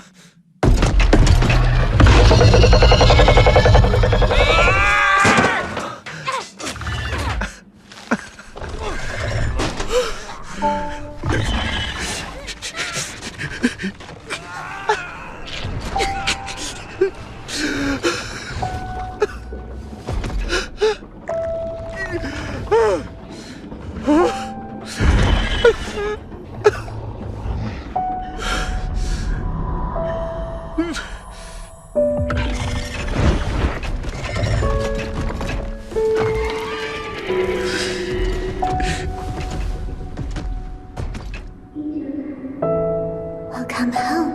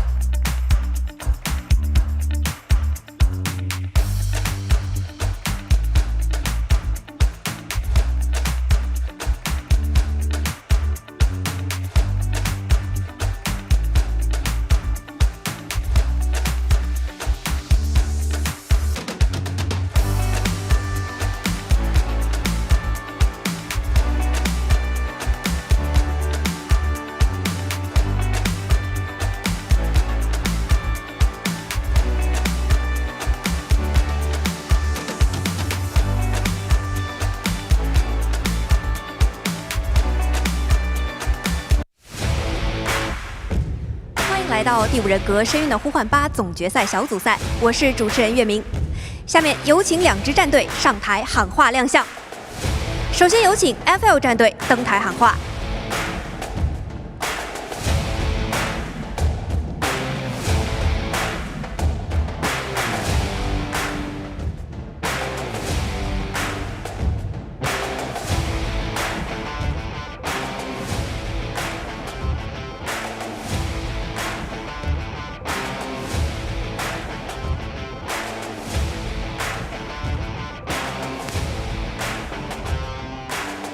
中国に来たジャパニーズコメディアン、まず日本の場合は結構秒ですけども、中国の場合はゴンブジャゴーシュ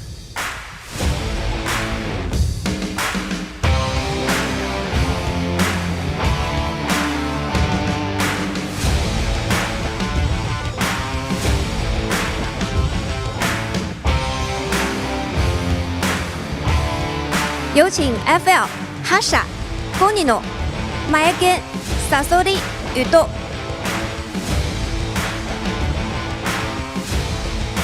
下面有请 WBG 战队登台喊话。祝第5人格7周年生日快乐！第5人格起档。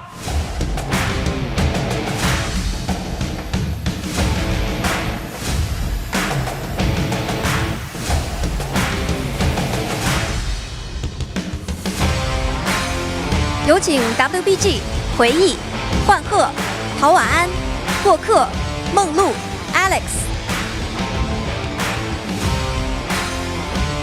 今天的第4场比赛由 FL 对阵 WBG， 接下来的比赛让我们一起拭目以待。Ladies and gentlemen, welcome back to the Call of the Beast 8 group stages. And we are finally in our match number 4 of today, which is between FL versus WBG, Japanese division versus Chinese mainland. This is going to be very exciting. So first and foremost, my name is Chocho, and joining me is Eli O, and we'll be reading the live commentary of this final matchup today. Yeah, we see 3 matches in front of us in which very good day for Japan. We saw them winning AWG over Dou, the Japan region winning there. We saw Wolves getting a victory, very strong victory over Omni today, and then ACT versus ZETA, in which ZETA with a 15-3 win today over ACT. So now it's up to Weibo Gaming here to try to turn around and get a win here for the Chinese mainland division up against FL, very strong team from Japan. I think in this matchup, FL is going to have a bit of an edge here in that they are one of the stronger Japan region teams going against Weibo, who has underperformed a little bit recently, so it's going to be definitely an interesting match. I think we'll have a bit of a close one here for sure. Yeah, and also with FL's recent performance in 2024 IGL Autumn, they placed 3rd, so definitely I'm not expecting any less from them coming into this group stages. They are prepared, but then again, this is home territory for Team Weibo Gaming, so I guess they do have that slight edge and a potential chance to fight back for Chinese mainland team, and also their honor when it comes to identify as a game. Yeah, so for today, for this match, we have I think it was FL should be winning in terms of predictions, but I'm not really sure. So for this group, we'll talk about it in a second. Anyways, I gotta like write down every single individual group so I can have it all in front of me for tomorrow's. I thought I could memorize it, but it's being very difficult. Too many teams. 20 teams. We're getting into ZETA division here. We have Pasha, PB Chop 520, Maiken, UGG, and 2 other people that I wasn't able to say quick enough. And here we have Volker, Perseka, Alex, Juan, Hui, and yeah. Thank you. We'll do that. I'll confit. So we will be having, it seems like FL Survivors versus Weibo Gaming's Hunter first. Should be Alex that we're seeing there, but first and foremost, we'll start off with FL Survivors introduction first. So this is 520 in the IGL Autumn. He played the Fire Investigator, Acrobat, I write here error. I think it's Aeroplanist, and also Antiquarian. So picking up a lot of those kiting, crafty characters. We see the average game time is 65 seconds. The average rescue is only 3.5. or 0.35 per game, and only a 29% escape rate. Definitely on the lower end there here for 520. So we'll see how that goes today.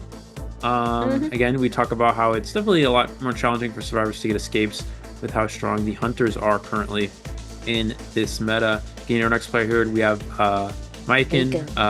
Maiken, I think is, or that's how they pronounced it when he went on stage. But Maiken, we have average containment time of 48 seconds. Average rescue is 1.3. This is, of course, the rescuer 70% escape rate, definitely on the higher end, and that would, of course, make sense as the rescuer player gets chased the least, is the most durable, and usually is, if anyone's going to make out the escape, it would be the rescuer. So Maiken here, 70% overall escape rate. Absolutely. And also for the side of FL survivors, when we saw their performance on the IJL, their survivors are leaning more towards a lose to a tie situation, whereas their hunter is more of a win to tie, but majority of the matches are on the winning side. So we should potentially be seeing that also once again here, but heading straight for Sasori. Played the psychologist, puppeteer, patient, coordinator, postman, dancer, painter again, gardener, and mechanic. So all of those kiting characters, all those weaker characters, he can play it, and we're looking at a containment time not very long at 56.33 seconds. Right. Escape rate of 24% for Sasori. Although Sasori is known to be a one of the stronger kiting players, so we'll see. We'll see how that's going to go down today. And for our last survivor here, we had UGG? Could be Yuto. Yeah, Yuto. Yeah. Average save time of 56 seconds. Average rescues of 0.86. An escape rate of only 29. So out of the non-rescuer players, we've seen a lot of their escape rates be on the lower end, closer to 30% for the overall escape rates, which, I mean, it does make sense considering that, it's so much harder for a lot of these players to get out the X gates nowadays, especially when matches only go 2-0. We see a lot of matches be as simple as, the hunter 4 kills, the other team gets a 1 survivor escape, hunter 4 kills, the other team gets a 1 survivor escape, and the match is over 2-0. So that's definitely something that can happen, and we will have Alex here, of course, on the hunter side for Weibo Gaming. Alex with a average reduction of 11,200, average eliminations of only 2.63, pretty solid here. For elimination rate of only 21% though. We'll see if he's able to turn that around here today. Hullabaloo and Goatman, of course, and we also know of Opera Singer as a common round 2 pick for him as well. So if this match goes long, we will get into those third round hunters, but for now, that's what we're going to expect in the first 2 rounds here. Yeah, and speaking of third round hunters, we've seen Alex pick the Gamekeeper, Wax Artist, and also the Geisha. I remember I saw one of you guys saying in the comment section that you wanted to see a Geisha. Might be the chance today. We have to see if there's going to be a BO3. And also one thing to note from FL survivor side is that they had Yuto on the stage, which means that they had 2 rescuer players that is in the survivor side. So quite an interesting combination that we're seeing that we don't usually see that anymore. So of course we also have the coach's introduction. Yeah, his name was almost Yes Sir. He just missed the E. You see that? You saw it? It's ES. Why Sir? You don't miss the Sir? E. Yes sir, yes sir, yes sir. No, but we're gonna see our map. It's gonna be Arms Factory here for this round 1, and Arms Factory not very common in round 1. We typically see Ever Sleeping Town or Chinatown be the common round 1 pick, but it looks like they're gonna prioritize Arms Factory, and Arms is Factory is pretty. Let's see, for Goatman and Hullabaloo, it doesn't really matter. Hullabaloo and Goatman are playable on anything, but Arms Factory is going to be chosen. This is a smaller map, which makes it easier for hunters to control cipher machines, making it easier for them to win. However, it's also advantageous for survivors because they're less likely to need a very strong guy rescuer, such as a Gravekeeper or a First Officer or a Mercenary or a Wildling. You can go with more fast decoding, as we'll see here with the Puppeteer and Coordinator, as it's harder for the Hunter to cut off the Survivor from the distance on a smaller map. Yeah, and also just looking at the servers being picked and also what's banned, it kind of reminds me a little bit deja vu of what happened in match number 3, but seems like a Gravekeeper will be picked here in response to the Psychologist being banned. Fighter or Decoder that's coming last. Let's see what's it gonna be for Team FL Survivors. Looks like they will go on Gravekeeper here as the rescuer. Gravekeeper, of course, is one of the faster decoding characters, at least at 15%, so it's not too bad for FL in terms of decoding. We have Coordinator as well, Puppeteer and not Fire Investigator, sorry, Aeroplanist. So all characters are pretty stable here. Now for Alex, will he lead with Hullabaloo, or is he going to go into the Goatman? As we see, he does have both. He does have both. Well, so that was really not up supposed to happen. Sorry. It's alright. And yeah, he does have both. So really, it depends on which one he prefers to go up against this team comp. But if you were Alex, which one would you go for actually? For ease of convenience. I would play. It's pretty tough. I'd probably play Hullabaloo against this. I still think Hullabaloo. Well, I don't know. It's pretty hard to say. I would say play Hullabaloo though, just because Aeroplanist, as we know, is a pretty effective kiter against the Goatman.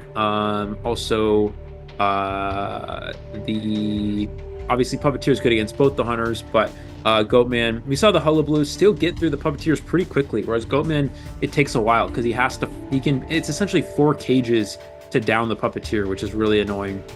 Coordinator as well, obviously good against both hunters, but the flare gun can get delayed or even shut down by the red zone, and we are going to see the Hullabaloo here. This team comp was very well geared for the Goatman, so Hullabaloo, I think, being a slightly better pick, and that's what Alex is going to go with.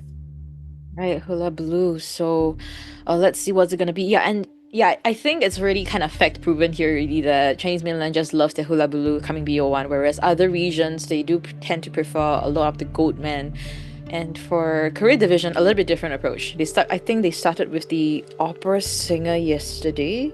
Yeah, they started with the opera singer and proceeded with the clerk. So that was a more unorthodox way of playing this game. So very excited to see how this matchup is going to turn out between FL versus WBG's Hunter. But looking at house pawn locations, let's see what's going to be. Semi-T and Hullabaloo on the top right-hand corner with Puppeteer and Coordinator surrounding him. Any potential first chases here, Eli? Looks like we're going to see Puppeteer and Coordinator being closest to the Hullabaloo here. Factory, you would have to go Factory Chase if you went for the Coordinator, so I'm not sure if that's something that they're going to prioritize. We have seen the Hullabaloos be pretty effective in getting the Puppeteers down quickly, and so far in this COA, so maybe he'll just go for that. Looks like we're going to see Trunk Card Attention, bring Peeper here instead of Abnormal. Peeper, another strong trait for Hullabaloo. This is the first round of the first half of the FL Survivors versus the Waypo Gaming Hunter side. I'm Elio, joined here with Chocho, bringing the live commentary for this match.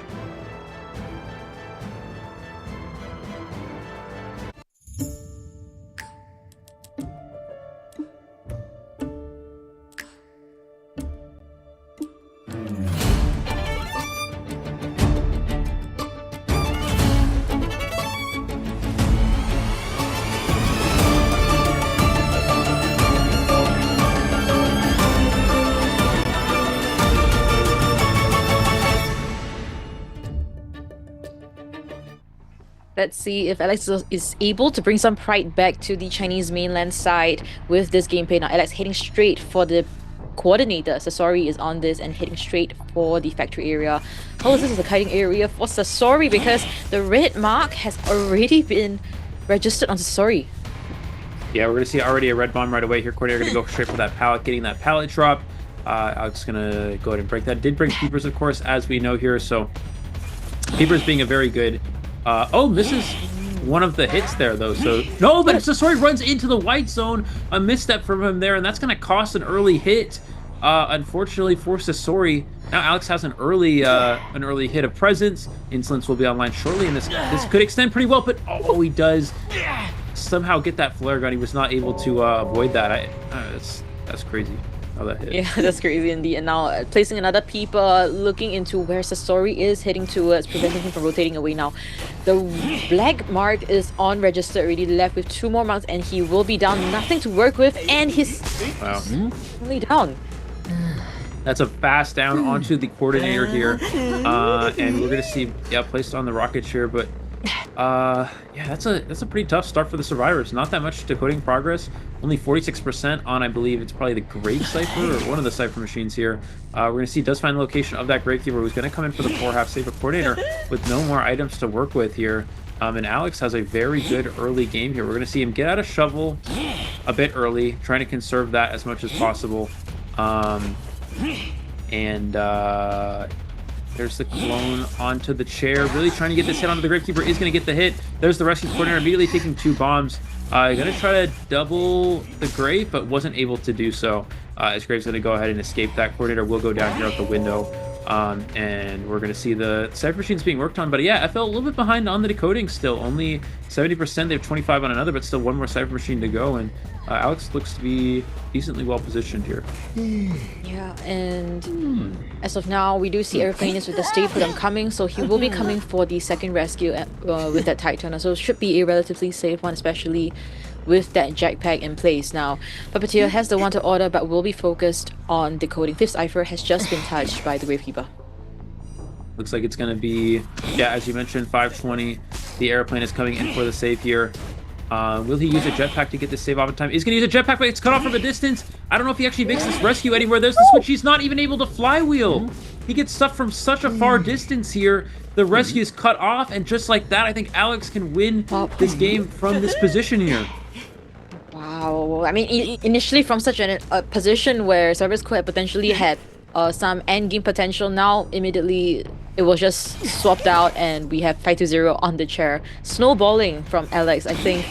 Super crazy right now. And Yuto trying to come for this rescue, able to get the first hit onto him already. Yeah, he doesn't even get to use the puppet there. He's going to finally use it this time around. Will Alex go for the hit? Looks like he's just going to wait it out, and he gets it! The down onto the Puppeteer before he's able to make the rescue, and Alex is definitely going to be able to 4-kill this position. So 3 Cyphers remaining, 1 survivor eliminated, another one about to be eliminated, and only the Gravekeeper is up at this point. What a dominant performance from this Hollow Blue. Easy play from Alex.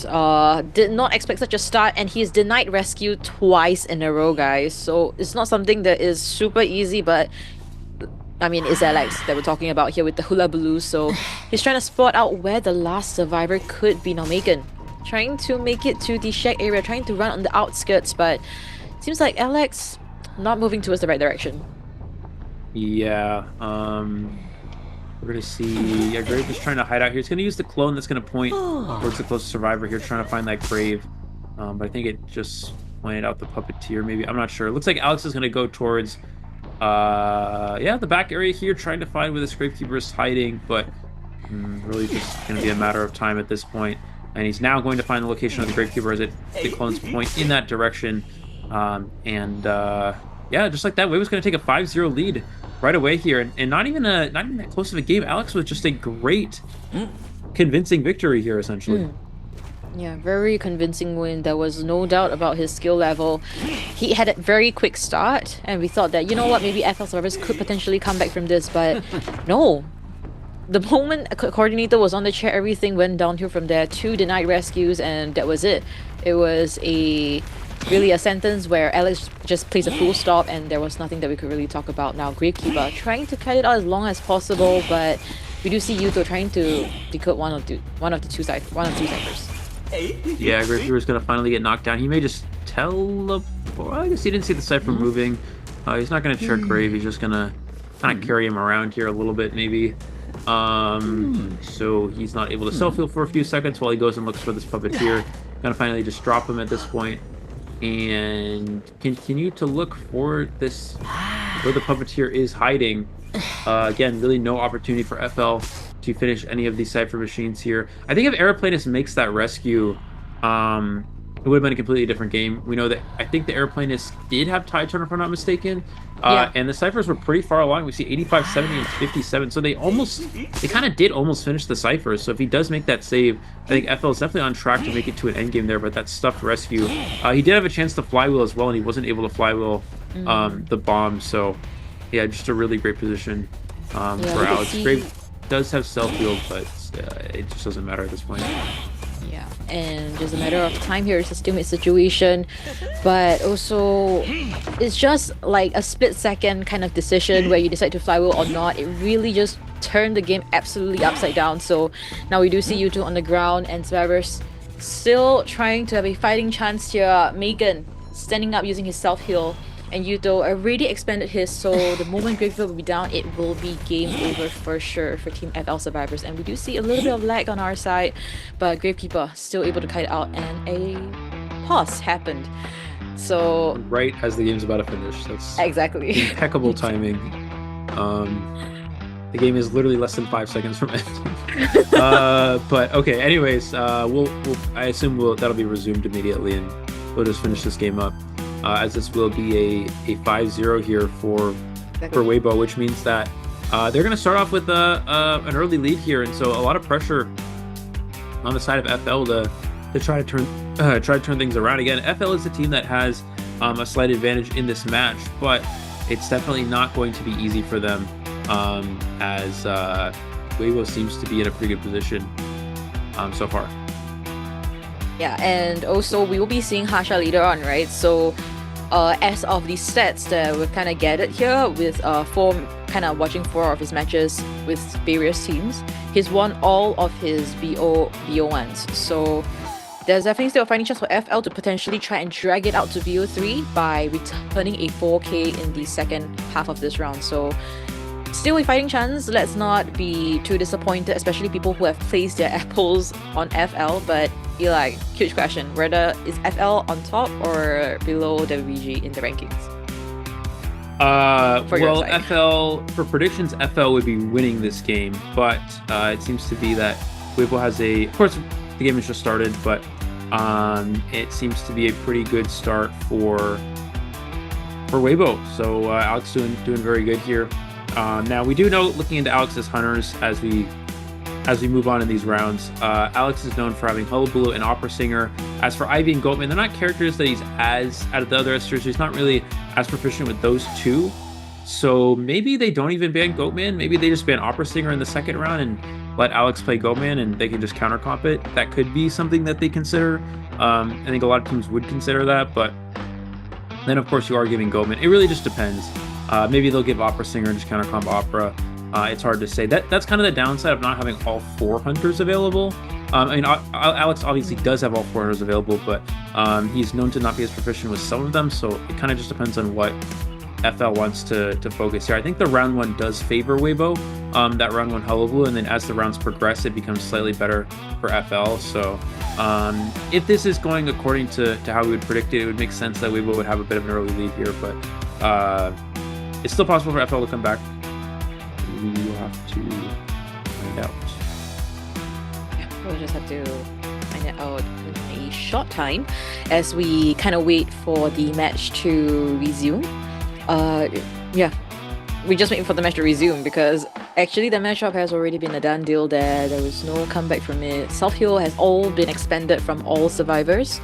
So the moment the Gravekeeper is down, out from the ground and down, it will be GG's for FL survivors. But this is still BO1. It's too early to say who is gonna win or who is gonna lose. So 5, 4, 3, 2, 1. Bam. 0. Okay, it was more like 6 seconds, but okay. Yeah, you were close though. You said 5. Yeah. Yeah, so there we go. That's gonna be, like I said, as we talked about, Weibo winning the first round. So we already kind of talked about that. Oh, but so before we move on to the next half though, were there any highlights you'd like to mention about Alex's gameplay just now from the start to the end?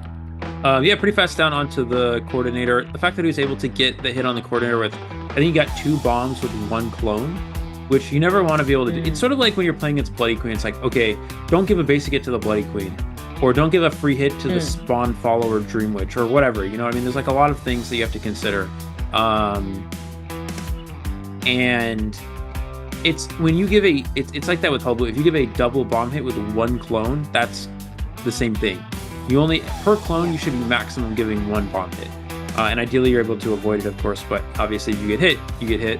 But you should be giving more than 1 bomb. That double bomb hit was the difference, because you're able to get a down a lot quicker on the coordinator. And coordinator used the flare gun and wasn't really able to transition anywhere. She kind of got stuck in the factory area.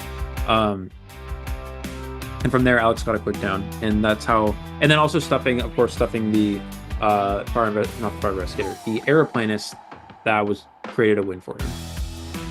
Yeah, and we could also see that halfway through the match, the Cyphers were just on a standstill. Nothing was really happening anymore. The double denied rescue from Alex was truly a huge gameplay. Definitely deserved to be in the highlights, and also a potential MVP play there.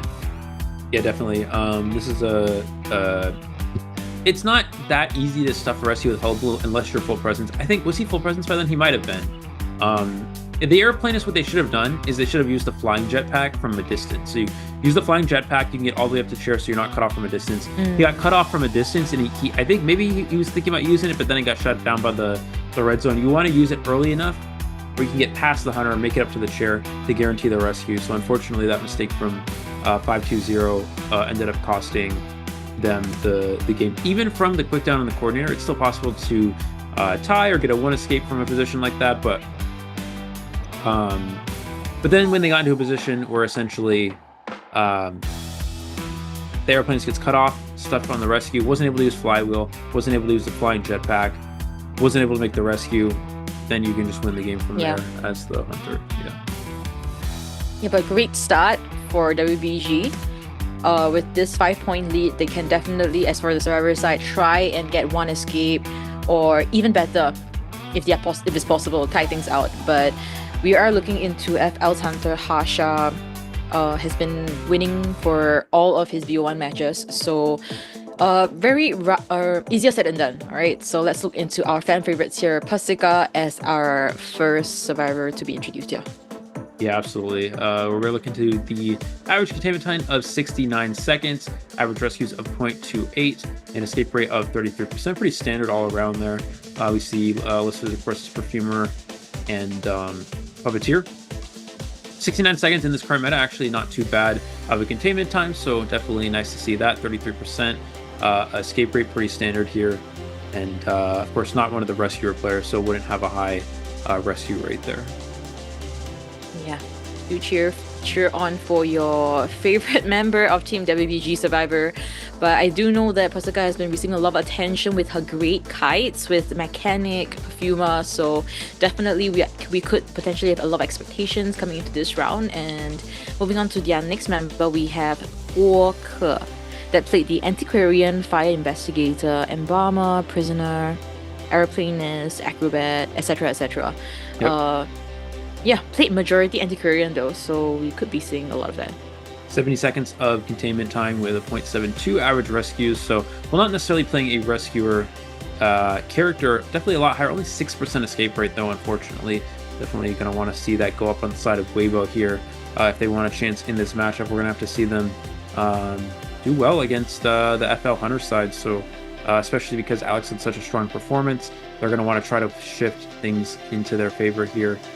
Getting into our next survivor here, we have one survivor formerly on Wolves, now on WBG. Average containment time of 66 seconds, 1.06 rescues per game, playing a lot of rescue characters with 39% escape rate. Yeah, and also very much known for his Priestess, Perfumer, Dancer, all these characters that are mainly on kiting, so we probably will be seeing a lot of the and very stable kites from Hwanhe. That should be the case coming into WBG side. And last but not least, we have their final member, Hui. Of course, I've known him to play Seer, but coming into this team, he's been playing a lot of rescuers for his team. Gravekeeper, First Officer, Wilding, but at times also the Embalmer when the players are unable to fill it for him. Fill it for themselves, yeah. Right. Hui with average containment time of exactly 57 seconds. It looks like with 1.11 rescues per game, playing mostly the rescuer as mentioned. 50% escape rate, slightly lower for a rescuer player, but again, that's really going to be a testament of how good are the Weibo survivors in this match, how well are the Weibo survivors prepared for this match. Alex, of course, had a good performance, but Weibo really going to need to have a good performance on the survivor side here. Again, slightly disadvantaged against FL, so the survivors are going to need to step it up here and make sure they're being able to at least tie these games here. And yeah, Weibo still obviously a lot of good survivor players, but going against a very good hunter side for FL here, of course that being Hasha. Yep, Harsha played the Hula Blue, Ivy, and Goatman Opera Singer Spider Gamekeeper Dreamwitch, so has a huge character pool on his end. So we will see how is he going to be picking if there is any BO3. That will be an interesting one. But looking at his average elimination of 3, yeah, this guy is definitely it's not going to be easy to just win against him. Let's see how the servers are going to be playing. Yeah, 3 eliminations on considered very high currently. We see a lot of the average eliminations being around 2.5, and so the fact that he's up to the 3 mark, very high for Harsha here, expecting a lot of good things, and that's again why we predicted the FL to be very favored here, specifically because of Harsha's Hunter side, yeah, we'll see. We have Why Sir, Yes Sir, and No Nino here, the coaches for Weibo and for FL. And I'll get into our band pick shortly. Absolutely, and for Harsha's side, I'm super excited to see how is he gonna be performing here. As mentioned, he's won all of his BO1 rounds, so WBG survivors need to be wary about that and see how they could potentially just get that one escape. Very strong characters from WBG side, no doubt on that. But when it comes to, I think they do have certain issues when it comes to the end game, mid to end game, where I think I've seen multiple matches where Persica really kites all the way through, but somehow it still ends up in the tie. But you know what?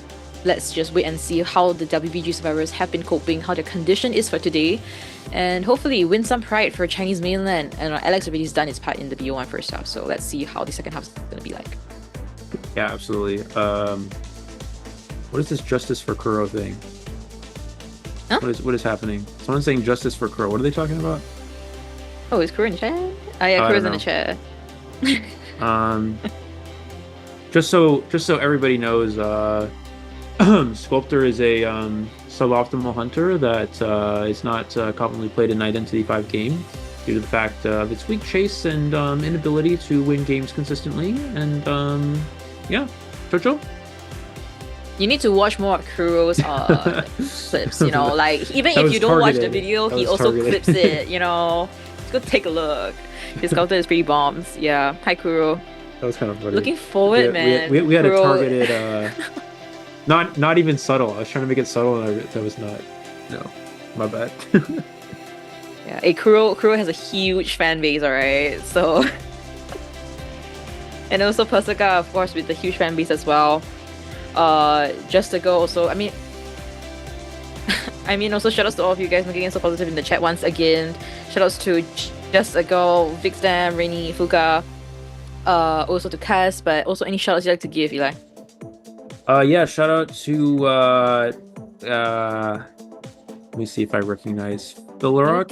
Sublime. I know them. Sublime, I know them.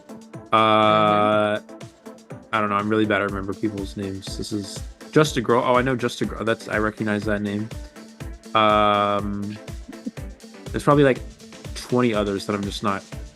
Sorry guys, I'm sorry. I know most of you guys probably. I'm just bad. I'm bad. My bad. Oops. Yeah. Oops. Least obvious shade. It's alright, but yeah. That's alright. That's alright. And also, if you guys have any questions regarding the meta or whether you want to pick certain characters or rank, this is the time to ask. Eli is free, so just let us know, because as we wait for this band pick phase, let's just make sure that we keep this positivity all right, and also for players to resolve any technical difficulties behind the scenes first. Yeah, we're gonna ideally not get a pause within the last 6 seconds of the match. So that could be that's suboptimal. Hi Nelson. So why was that so loud? Did you just say something? Hi. Okay, we're not doing that again. No, please. What are you doing? No, Chocho. Dude, you want? I was just closer to the mic. That's all. No, but okay, I'll you change your voice. What do you mean closer? You change your voice too. What are you talking about? That was. No, dude, it's all in the head. You know, it's all in the head, man. What bro saying? You just like a sleeve. Okay, that's why it's all in the head. What bro saying? Eli's just like me. Alice said, "It's okay, Eli. We still love you." Aww. Sweet. Sweet. That's nice. Thanks, I guess. I mean, you guess. What? Yeah, and yeah, I mean, looking at the match right now, right, we could see that because FL kind of got a 4-man. I mean, they got 4 killed. So as of now, FL Hasha does have all the burden to kind of try to bring the scores all back. Guys, with another 4K. So it's not I think easy, Chocho doesn't yeah. like me, guys. I feel bad. Oh my god, so sad. You feel bad Yeah. for Jojo not I liking feel bad. you feel bad for Jojo not liking you. All right. Did you guys know when Chocho went to Thailand, Chocho took like 30 minutes to decide what kind of food we're gonna eat? So I did not. You We did? just went What are up you and talking down. That about? wasn't 30 minutes. you did. It was like 25 minutes. I don't know what you're talking about. It was a long time. Dude, you did not introduce the food right, okay? You're like, What do oh, you mean? yeah, I was this, like, oh this, yeah, what that, kind of this, food? I don't really know what to eat. I was like, oh Chocho, what kind of food? Oh, I don't know. Dude, I have Bro. like this thing called indecisiveness, but you decide not to decide for me, so end up we were just stranded like up and down in the mall trying to Took figure out what to forever. eat. Yeah. Anyways, putting that aside for now, getting into our band pick here for Hasha, we're gonna have the mechanic, of course, being banned first, and there's the anti-burn as well. Looks like gonna be Seer Officer from Weibo here. So yeah, Officer one of the probably the strongest meta rescuer as of right now. Looks like it's being Embalmer as well. So Weibo really pushing for that one survivor escape here, using that Embalmer.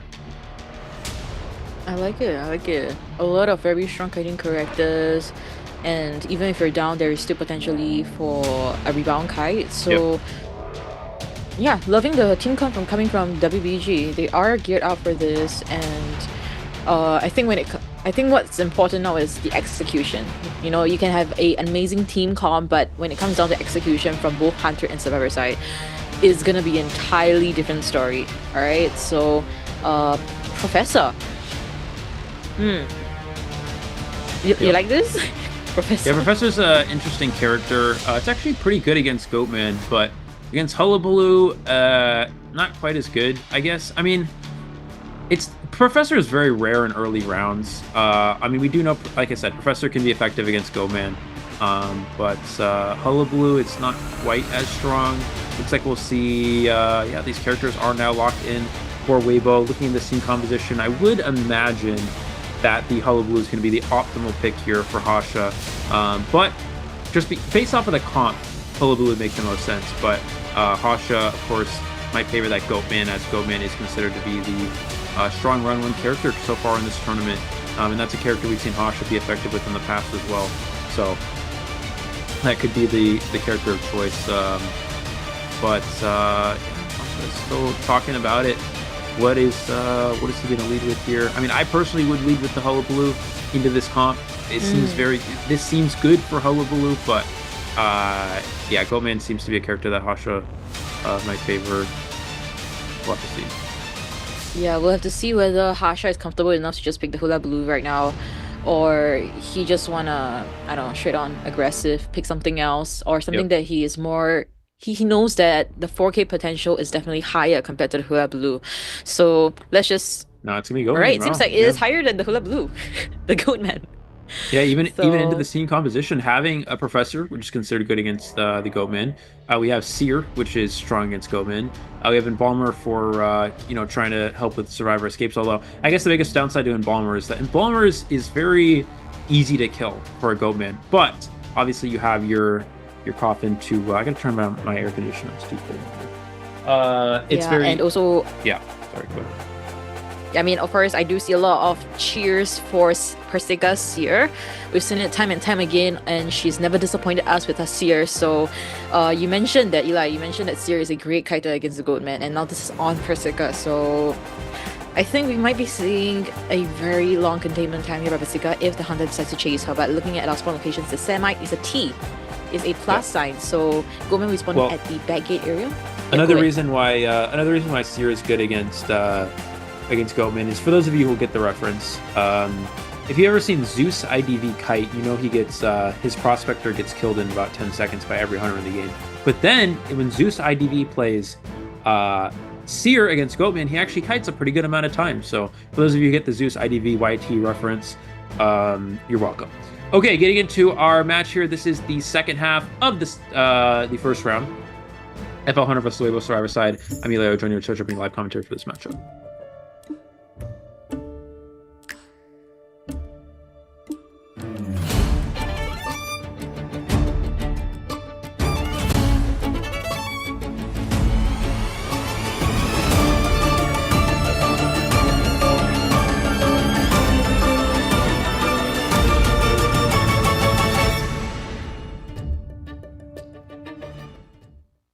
Let's not waste any time here. Hasha heading straight for the sand. No, he will be heading for the sandbags instead. Huan He, which is on the Embalmer. He will be getting the first chase here. Oh, able to use the cage to psych him out. And also, was it a Palace Slam? No, it was a Professor Scale, I believe. He said, oh, okay. Oh, he takes a chip. Oh, wait, no, sorry. That's a... Oh, yeah. I think the Embalmer picked up a Scale. I think that's what happened. We're going to see the switch there. He's going to finally drop the coffin early here. Tries to go for the break. Goes through. Oh, he actually gets on the other side of the wall there. Embalmer doing a very good job, and he actually kites it out that wall, that little short wall, saving the Embalmer there. Well, it seems like this terrain is not to Hasha's favor at all, and Huan He is taking full advantage of that. Now, placing the second cage. Now, can Huan He negate this? Seems like the Serious Bird will be coming for support. And also the flywheel, so he will survive all of this and still able to kite out 1 minute into this and still not half health. Yeah, he's going to finally take that hit, though. It is a chip hit, so he will go down to this next cage here. I also just want to make sure that everybody knows Zeus and I are actually very good friends, so any shade towards Zeus is all out of fun and jokes. But we're going to see the down onto the Embalmer here. He is able to get that coffin down, and pretty decent start, actually. Embalmer getting Embalmer is typically a character that goes down quickly to a Goatman. We're also going to see the coffin get utilized here. So just gonna go for that self-rescue, and I don't think Embalmer really has much to work with, but he's gonna go straight for the window, it looks like, but he's gonna maybe get it blocked. Oh no, he vaults! He slow vaults there, and Juan's gonna go down a little too quickly there, unfortunately, but it ends up being not too bad. Cypher Rush still intact. We see the Rescuer Cypher with the Officer. So what you guys see here, this is important for a lot of players who are playing in rank. When you go down with Tide Turner, you want to die either away from Cyphers or close enough to the Rescuer so the Rescuer can come in for the rescue, which is what we're going to see here from this first Officer. And they're already onto the last two Cypher machines here. Pretty good Cypher progress for Weibo. Exactly, and seems like Huan He is winning the mind game, and the cage expires, so he should be able to come for this very safe rescue. He does have a tight owner to work with, so should be good stuff. Juan still gets the hit regardless, but it doesn't matter because WPG side, they just need a 1 escape to secure the round win, whereas Hasha just trying to get as much points as possible. A 4k, that's what he wants, but it seems like WPG is not giving this easily at all. Yeah, WBG is in a very good spot here. They're going to have the last Cypher machine. It's not going to be done, but everyone's going to be at full health. They're going to have the last Cypher already 60, probably 70% of the way done by the time this Embalmer's chaired. And they're also going to open a new Cypher machine here, which I think... nope, they're going to stop opening it, but they should be opening up a new one pretty soon. Everyone's at full health. They're definitely on track to tie this game.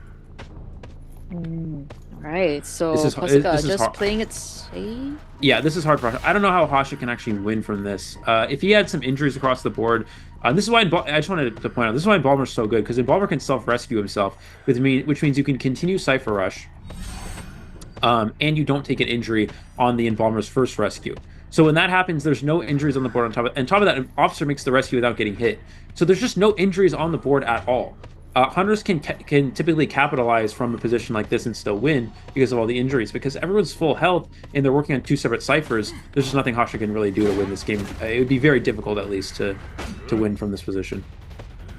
Yeah, and also to add on to your point, because all of them were full health, the Cypher Rush was just crazy. Nobody was injured. The Cypher Rush just kept on going. And moving on from here, we do see Hui getting a first hit, and our Persika will be the second line of target. But seems like Persika will survive this, and the cage will expire naturally. Oh, flywheels through the swing, and actually kites out two cages here. We're going to see a third one finally. Gonna take a risky vault, and it somehow actually works, although you don't want to take that one. As Seer's finally going to get hit here. But excellent job from the Seer, kiting until the Cypher Machine is primed and ready. Will they make the vault in time? No, they do not make the vault here. Wow. And now Hasha's actually going to go to the exit gate. This is the location of the first officer who does not have an item. He's going for the hide. Did Hasha see him? Is it going to work out? He did not see it, but now he does see him here. Quaity's going to get knocked down, and I actually think Hasha 3 kills this. He does not get the 4 kill that he needed to tie, so Weibo will get a survivor out the gate. He manages to 3 kill from a tough position here. The Seer's not going to be able to get up with that Peeper being in play, but he can just walk through this cage. He's going to chair over in this area, and we're going to see the surrender there. But one survivor escape for Weibo. I think Weibo probably could have played that endgame better and still gotten a tie from that position, but at least they got the minimum, which was the one escape here, and Weibo is going to take a round 1 victory here over FL, and you see why that team composition is pretty effective against Goatman. Yeah, definitely. And yeah, I share the same sentiments as you. I do feel that WBG Stars could have played the endgame better, and considering that there are still later rounds, I don't know, I'm feeling a little bit uneasy with how they played their endgame, but also that slow, not slow vault, but the vault is naturally slow on the Seer because she's used the bird already, so nothing too surprising there. And yeah, I mean, great kite coming from Hwanhe as well. I think overall the team comp from WBG Survivor side just might be the solution just now to help them get this one escape at least. Yeah, and for those of you wondering, I know someone was talking about the exit path on the Seer. Hasha put a peeper next to the Seer, so the Seer's self-healing will be slower, so there's no way for them to get up in time there. So yeah, so that's going to be a 3 elimination. Still an excellent job from Hasha, but doesn't matter. For Weibo, they win the first round here by a score of 6-3, and we thought that FL would be the advantage team here, and it's appearing to not be the case as Weibo takes an early lead here. We see our match statistics here. Juan with the 69-second kite, that's pretty good actually considering it's going against a Goatman. And after that, I mean, really no one actually kited. They just Cypher Rushed really. I mean, look at the containment time. Nobody actually kited for more than 70 seconds. And besides the first kite, no one kited for more than 50 seconds. So that was just the decoding Cypher Rush being very good there for Weibo. Yeah, and we also saw Juan using the Professor's skill very effectively right from the get-go. He was able to kite out multiple occasions, by the way, the bird support and also the flywheel, buying so much time for him to kite it out.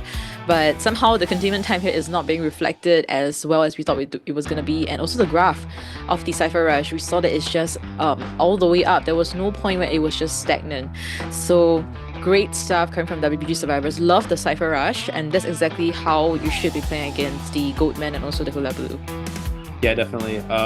So with that being said, Weibo is going to be leading here, and this is looking very good for Chinese mainland, as we saw that they were not doing so well today. We saw both Japan teams winning their matches over Chinese mainland earlier today.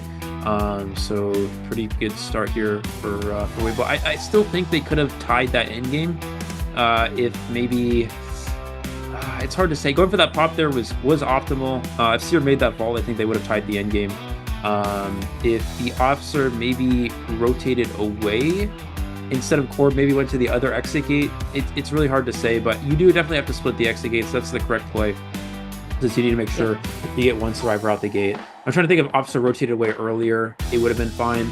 Instead of hiding, that could have wasted enough time for Seer to potentially self-heal. But it's kind of an interesting call there. So we're gonna look at our highlights here for this first round.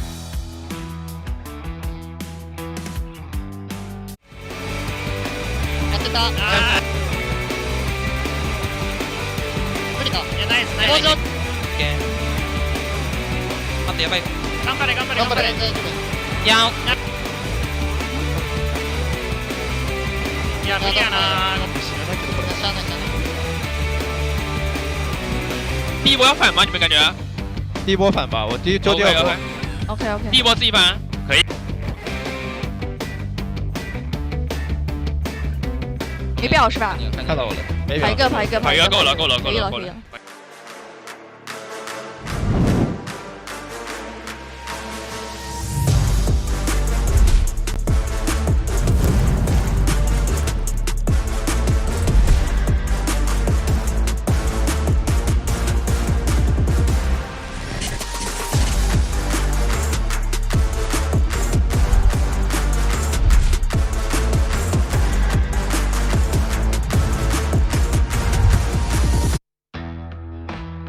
Yeah, and we are back once again for FL versus WBG BO2. We've just ended BO1 with WBG winning 6-3 against FL.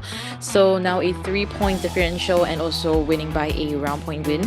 the pressure is all back to FL, whether they're able to come back even better and hopefully pull this through to Abyss:03. So WBG, I think they're off to a great start, and if the condition continues, they might take this home a 2-0. Yeah, they definitely could. We've seen a lot of the matches go pretty quickly today. In the first round, we saw a 2-0 victory for AWG. In the second round, we saw a very quick win for Wolves over Omni. We saw a very quick win for ZETA over ACT.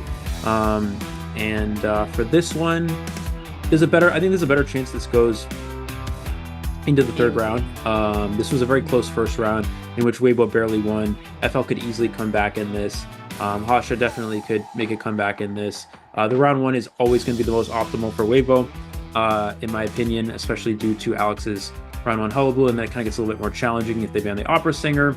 Then Alex is forced to play Goatman or Ivy, which are characters he's not quite as proficient as with compared to the opera or the hullabaloo. So the later round, especially Hasha's very strong late round hunter pool as well. I think FL is favored in rounds 2-3.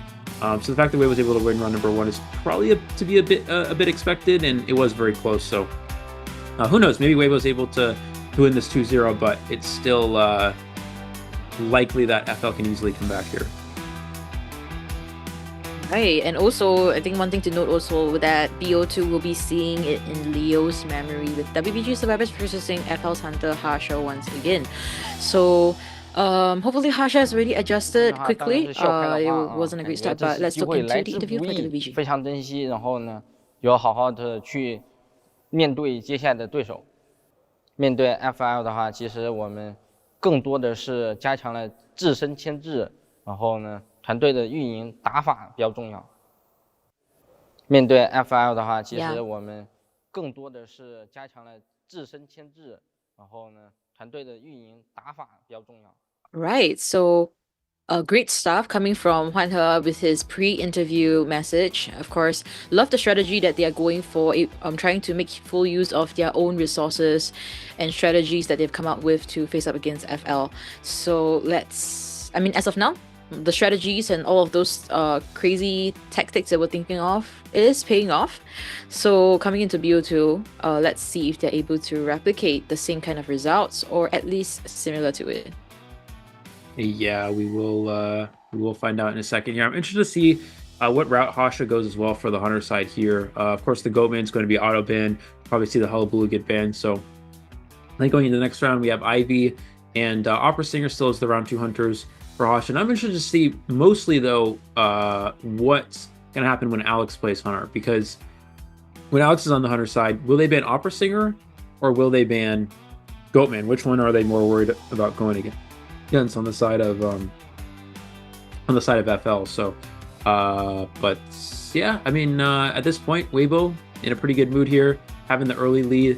Could have maybe been a little bit more of a lead, could have had a 7-2 lead maybe if they played the end game a little bit better, but still having a pretty relatively strong start here. That's exactly what they need to see. Weibo needs to be winning round 1. That's the crucial thing for them here. And we're now going to get into our ban pick.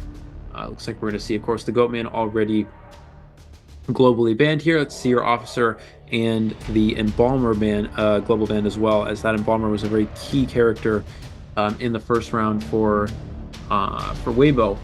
So let's see what hunter they ban from Hasha. Probably just going to be the hullabaloo. I don't think that's something they really want to have to deal with here, and makes it kind of interesting to see which route Hasha goes after that for his next character.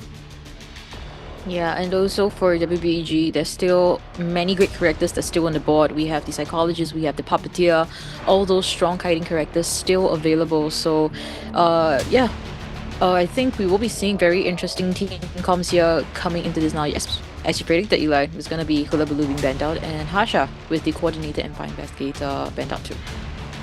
Alright, let's see what the survivors opt to choose here. Yeah, Coordinator, Fire Investigator, interesting first bans. We see Prisoner and Mercenary here. So immediately taking a rescue character. The officer is already banned. So we're going to see Weibo really wanted to have a stable rescuer here for Leo's memory.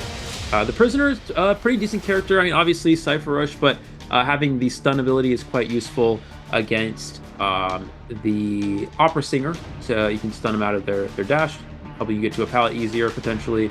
You can also use it to against the Ivy when she teleports on you. We're going to see the Psychologist here. So the Psychologist will be global banned in the last round, but Psychologist, of course, very good against both Opera Singer and Ivy, and pretty much every single 800 of the game. Psychologist has moved into becoming one of the strongest characters in the game on the Survivor side. We'll see Acrobat as the final ban here for Hasha, and see what Weibo ends up with as their final Survivor. Looks like it's going to be a... Puppeteer is, available, so it's definitely a possibility here as their last pick. I think that would make the most sense, but still deciding. Oh, but the... Weeping Clown. Huh, interesting. Not as common for a round 2 situation. But prioritizing Weeping Clown here. Do you think their team comp is gearing up towards more of the Ivy or an Opera Singer here, like overall? It's hard to say. Obviously, Psychologist is good against both. Prisoner could be good against both. Weaving Clown can have a slight problem with Ivy since he can get stunned out of his ability. And the Mercenary is just a stable rescue in general. It's really hard to say, but Weeping Clown seems to be their character of choice here. Must be, I don't know, actually. I'm not sure. Alright, so seems like it's kind of 50-50 for side of Hasha. Let's see which one is more comfortable to go up against in this Leo's memory map and against this team comp. Clarity Merc. So, that's crazy. Sorry? Clarity Merc. That's the name of the skin, right? Yeah, Clarity Merc. Clarity Merc was the first Merc skin that I ever used when I first started playing Mercenary, back when I was newer to the game. So that's kind of a flashback there. I'll give you guys a run. Actually, while we're here, I'll give you guys a rundown of every Merc skin. Okay, so if you have Nagito Merc or if you have Cheshire, that's the throwing skin. So if you're using those, if you get a random Merc who uses those skins, they're probably gonna throw the game. So just keep that in mind. If you get a Clarity Merc skin, that means the Merc player knows what they're doing. They're not like a sweat tryhard, but they definitely. You. No. I'm not. No, not yet. That means they're like pretty good. They know what they're doing. They're not going to be they're not like a sweat or a tryhard who's going to get mad if they lose the game, but they're kind of just like they're just like a chill guy playing Merc. You know what I mean? We're going to see Ivy here for Hasha. Now, if you use the basic Merc skin, it means you're Psyche. Nobody else uses the basic Merc skin. And if you use the Spring Hands, it means you're an OG, which means you're probably really good at the game. So if you use Spring Hands Merc, it means you're an older player who's very good at the game, takes the game very seriously, and I now use Spring Hand just so people, just so you guys understand. So you take the game very seriously. Just so you guys, Okay. just so you guys are aware. Spring Hand is like the sweat Merc skin. That's what the sweats use, the tryhards. Typically, it sometimes means they'll be toxic when they lose the game. Not me, guys. Of course, I'm always positive, obviously. But yeah, that's kind of the rundown of the Merc skins. And then if you have the Bear Merc skin, that's like 50-50 on you're a thrower or you're just like decent. So yeah, there you guys go. That's the there you go, guys. You know what the skin means now. Suddenly the skins have certain meanings to it, though. I'm pretty sure when NetEase created it, it's just for the skins. No, yeah, just for the skins. No, this is what it's for. All right. So I guess certain skins are heavy for Mercenary, but looking into this, we do see the Insolence, Detention on Hasha, and as well as the Blink. WBG also have a lot of 3s and also full kiting build on Persica, the Prisoner. So this will be at Leo's Memory. Yeah, sorry, continue. Leo's Memory, BO2. First chapter between FL Survivors versus FL Hunter versus WBG Survivors. My name is Chocho, and join me will be Eli. I'm preparing the black commentary match.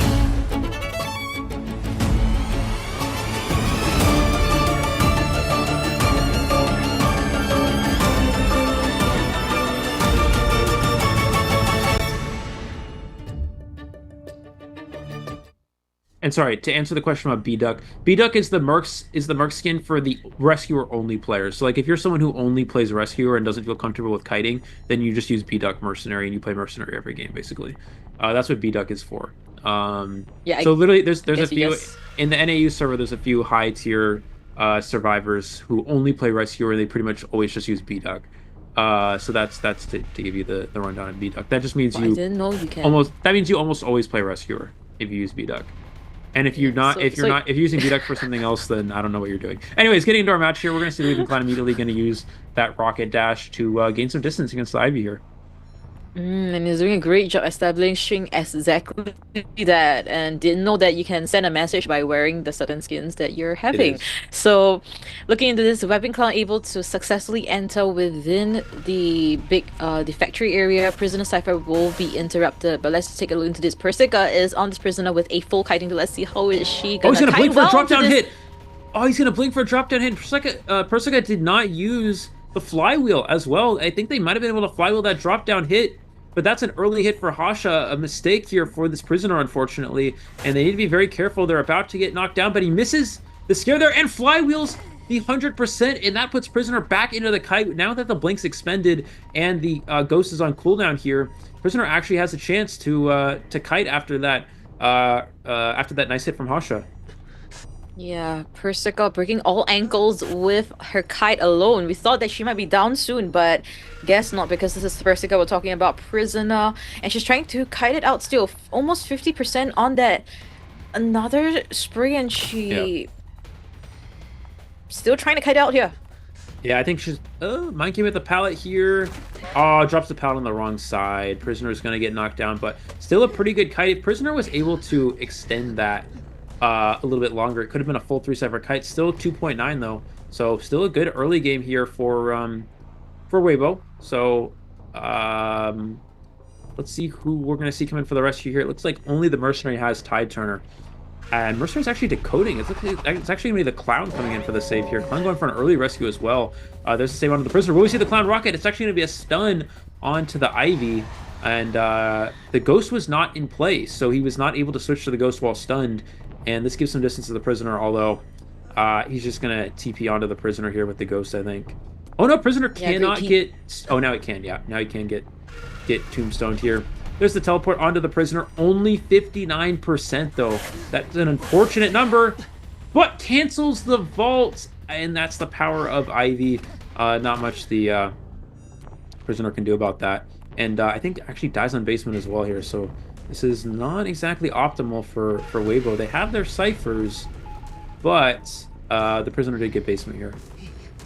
Yeah, and stay put, I'm coming from the Mercenaries, so there should be a rescue still happening here. There is that Tide Turner as well. Psychologist will be pressured at her own cipher alongside with the Whipping Clown. Let's see how much of the ciphers can be done up before or during the Tide Turner period after getting rescued. Now, this is going to be a very tight situation. Juan, we'll get the next one. Yeah, there's the rescue from the Mercenary getting that without any injury. There's the shock from the Prisoner. There's the flywheel. I wonder if the Survivor can make it to the... no, they're just going to get knocked down here. Prisoner's going to get hit, unfortunately, and that's going to be the elimination. But the Cypher progress is pretty good. Actually going to teleport onto Clown here, trying to get him down, but he was able to get out of range of that Hunter there. Going to go back to... Did he see where Prisoner went down? Does see where Prisoner went down here, yeah. And he's going to try to pressure down that Cypher, so Living Clown is unable to finish it. Alright, and Psychologist also whistled the Whipping Clown. So right now we have 3 full health survivors and 1 last Cypher at 64%. But Hasha, teleporting that straight away. Yeah, we're going to see the hit onto the Weeping Clown here, getting that basic hit without getting to 100%. That's pretty good here for Hasha. And now there's still a chance for Hasha to start controlling this game and maybe turn this into a win. We'll have to see. Looks like we're going to see him continue after the Survivor. Going to blink. Oh no, misses the blink. Hits the barrel. That is a game-changing miss here from Hasha. That keeps Weibo in the game. If Clown goes down there and gets chaired, we're going to see the Psychologist get hit here. If Clown gets down there and gets chaired there, I think Hasha could probably spiral that into a win. Now it's going to be a lot more challenging. And I believe, I wonder if the Survivors are going to stop to heal here. Looks like they are going to maybe do so. Oh no, it's just going to be the Mercenary pressuring down that Cypher machine. We need to see the Survivors pressure both of those decoded Cyphers here. Yeah, which is going to be quite tough now. They are trying to start a 7th Cypher here in the map. Not the easiest task to ask from the Survivors. Cypher progress still slightly lagging behind, and Hasha still trying to find the next Survivor, trying to see if there's any opportunities given by WBG Survivors, but they are not exactly doing that. We've been opening a chest to see what lucky items he'll be getting. Right, and we're going to see the Ghost being brought towards the Psychologist here. I'm going to try to get away from that Cypher. 3 Cyphers already here with progress, but 2 injuries is pretty good for Hasha. If he get down one of those injured survivors, put himself in a pretty good spot. Clown's going to be really hard to down because Clown has both Flywheel and Elbow Pad, so he can easily escape a full presence teleport, whereas Psychologist would not be able to do so. So Psych needs to be the most careful here. Psych is at the biggest risk at this point in time. Looks like that's going to be Mercenary continuing the pressure here. It's perfectly fine for Mercenary to apply this pressure as Mercenary is still full health, still has 2 elbow pads. So Mercenary is looking to be pretty safe here. Looks like now going to change on to Quan, who again can easily escape a full presence with the Flywheel and with the elbow pad. Not even needing it there, as full presence I think was on cooldown. Hui is destroying the Ostracon at one of the last Prime Fuel ciphers, and Guoke doing the exact same thing now. Let's see how long Huan He can kite with this Sweeping Clown and also the elbow pad. Flywheel? Oh, Flywheel's the swing! He Flywheel's the swing and gets the vault off there. Can he kite until the cypher's primed here? 93%. There's the Terror Shock. They just need to pop. They're just gonna go for the pop here. We're gonna see the end game. And Moving Clown does have BT, does have an elbow pad to work with here. So, okay, now survivors need to be careful. Psychologist in particular needs to get off that gate right now, as she is at the highest risk of going down.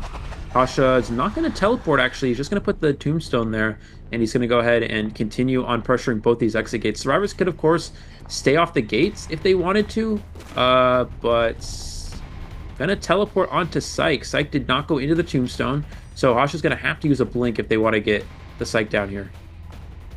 Yeah, still holding on to the blink, but gets the blink hit eventually. The gate is still only at 44%. The back gate is actually being open. Yeah, so Psych made a mistake there. You don't want to hide there. You want to get behind the barrels or the boxes. The Hunter can't blink through the boxes or the barrels, right? So if you hide behind one of those, the Hunter has to ascend. They can't blink through it. The Hunter has to break the pallet or try to blink, but it's like really bad. You don't want to do that. So I guess they're trying to hide, hoping that the Hunter would just blink right away, and then they could revault the pallet. But I kind of get what they're going for, but you really just want to hide behind the pallets and the barrels there. Where there's the teleport to the gate. Does Juan make it? 80%, 90%. Oh, does he make it here? The gate's open. Can Hasha get this hit? There's the hit. Quan has to crawl. He does have stickers, so he crawls quickly because of the flywheel. And he just barely makes it. Just barely makes it out the gate there. Hasha's so close to getting a 3 elimination, but just falling a little bit short. And just like that, that's going to be a tied game from Weibo here. So Weibo looking really good in this match, continuing along here with the lead.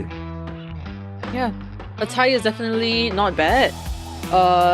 Great stuff coming from Ivy, and also WBG survivors, the discipline that they had to really not give any opportunities during the mid game and trying to, as much as possible, destroy all of the Ostracons that Hasha really spawned all around the map. So great stuff coming from WBG survivors, and also all the details that they played into. We saw Juan after going for a no tide rescue, he used his last rocket and allowing Persica to have that distance with the Hunter.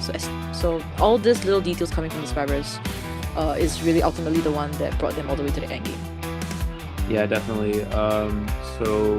Yeah, I mean, Weibo continued to hold the lead here in terms of points. They're now up 8-5, and putting Alex in a pretty good position. Getting a tie in round 2 here is very good. Getting a tie against the Ivy against one of the S tier hunters gives a pretty good opportunity, a good window of opportunity for Alex to try to get the win here. But it's going to be a little bit challenging because Alex is not, again, we talked about this, not quite as proficient with Ivy and Goatman, but it kind of depends on what FL will ban. I don't know if they're going to ban Goatman or Opera. It's going to be interesting to see when that comes around. But looking into our match stats here, Prisoner with a very good kite of 88 seconds.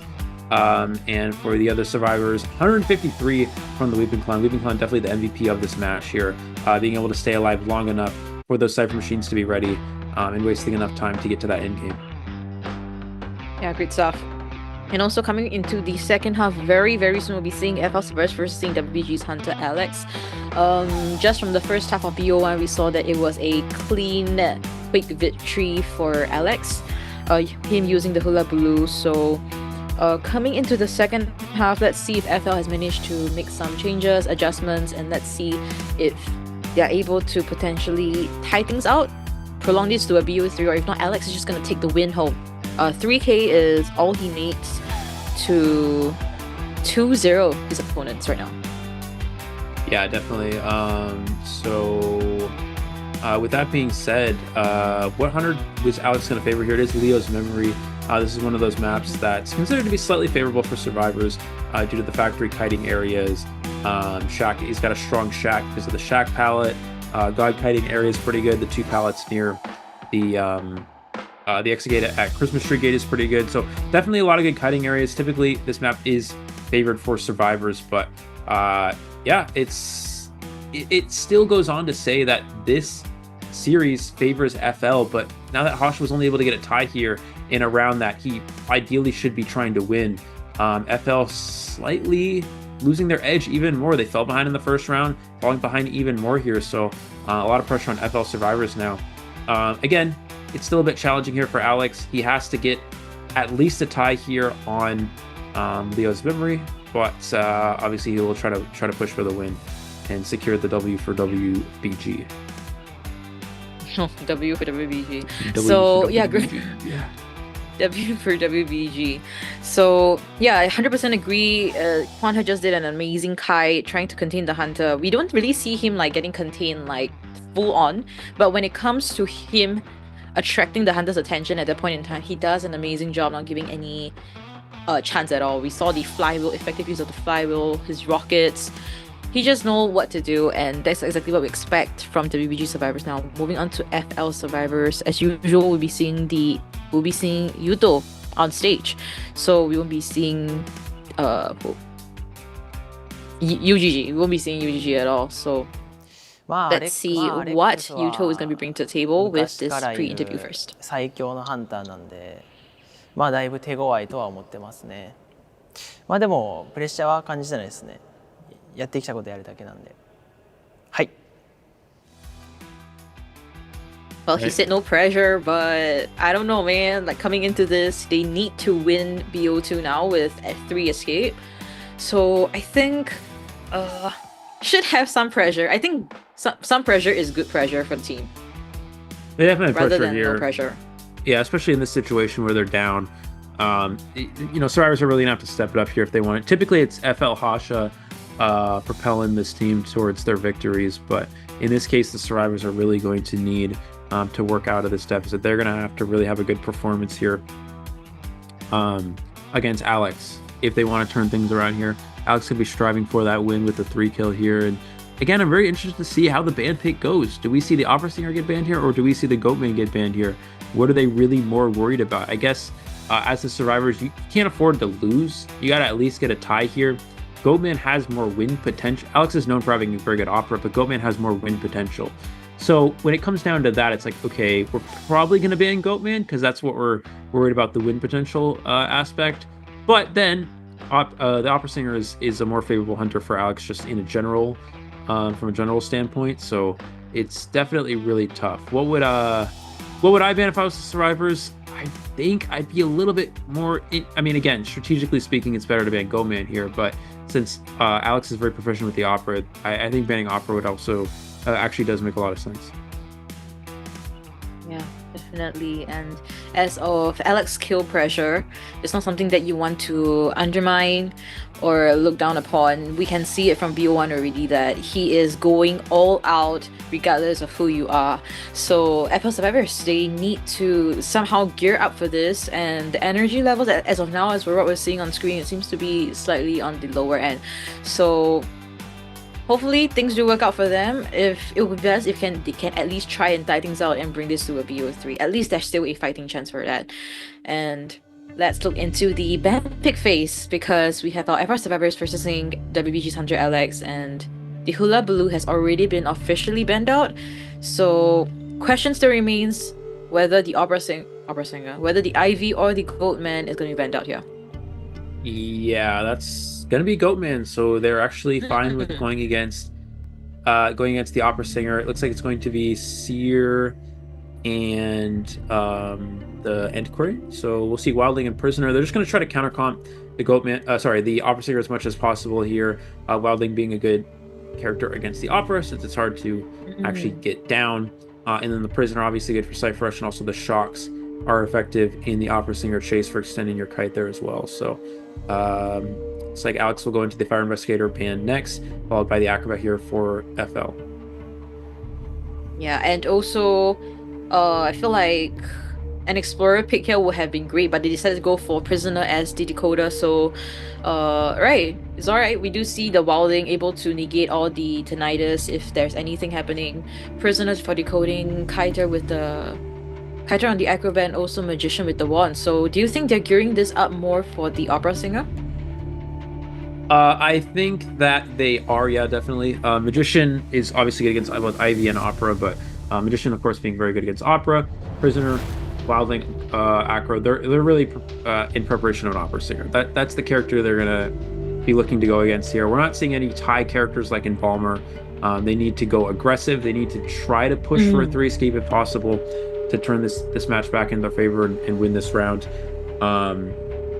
So that's what they're going for, a more aggressive team comp here for sure, to go against an Opera Singer. And I like that. I like that the FL survivors are still trying for this against a very formidable hunter, Alex. Not very easy, but let's see how this match goes. Let's take one step at a time, and maybe there is a chance that they can win against Alex.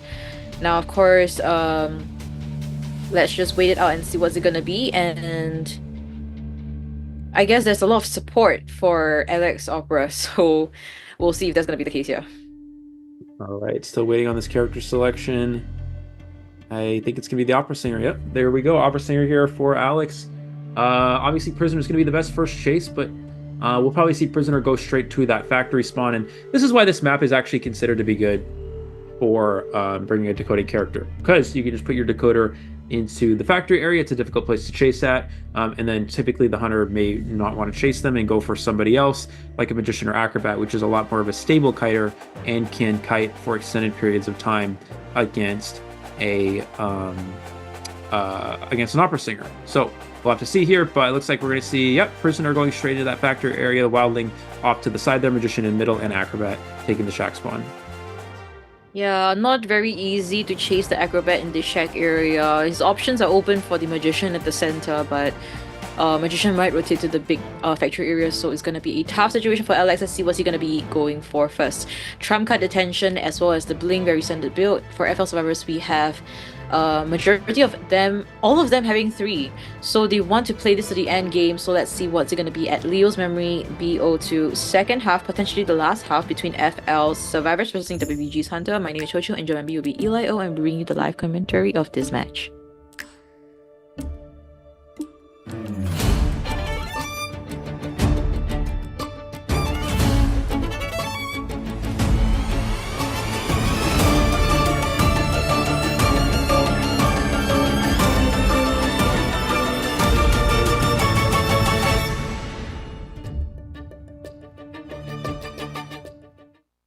Like Alex is going to go straight for middle here first. This is the location. Oh, no, going towards shack here. This is the Acrobat, but not going for the Acrobat. He really wants this Prisoner. It looks like going straight for that factory area. Trying to find the Prisoner. Nope, he's actually going to go upstairs after the Magician. Does Magician make the vault here just in time, making that vault? The nice thing about chasing this Magician is that you essentially make it so the Prisoner has to lose sight for decoding progress by rotating out of factory, giving this area for Magician to kite. But it's not an easy place to chase for hunters. Obviously, this factory area is very good for survivors to kite in. Yeah, but as of now, Yuto is doing a great job when it comes to the rotation. Very safe kiting route, and still has another one to work with. So, but a hit should register here very, very soon. Oh, he missed a dash, though. He did miss a dash, which means that he might be able to make it this pallet here. Pallet mind game. Nice patience from the Magician. Excellent job there to not give that hit. And this kite does continue. Oh, he's actually an illusion. Able to beat it out. Just to waste a few extra seconds here. Finally does hit the Magician. So a little sticky situation there, but Alex able to down, blink though, right yeah. out. So this might be an incident situation that we're seeing from FL survivor side. Yuto, the ciphers are not enough, 1.5 into this, and Wilding is rotating from the bottom left. Yeah, we're going to see Wildling have to come in for an early rescue. It was looking to be a pretty good kite for the Magician, but Alex able to turn it back around. That's the power of that Opera Singer especially bringing Blink there. And Wildling is going to have to come in for the save. Prisoner Cypher Rush, of course, will be intact, but it was a little bit delayed because they had to rotate out of that factory area to make way for that Magician to kite there. Yeah, and now Megan coming in for the rescue. Already on the pick, so this just means that there won't be any harassment coming into after the Magician downs. So Megan able to run into safety now. Yuta will still be the same person getting kited on, trying to survive, but doesn't have any items to work with. So he will just die at the corner now, prevent any Cypher decoding process from even being stopped here. Now Acrobat seems like he just used a bomb. Yeah, I think he used it to get to the Cypher quicker, I guess, or to He's healing.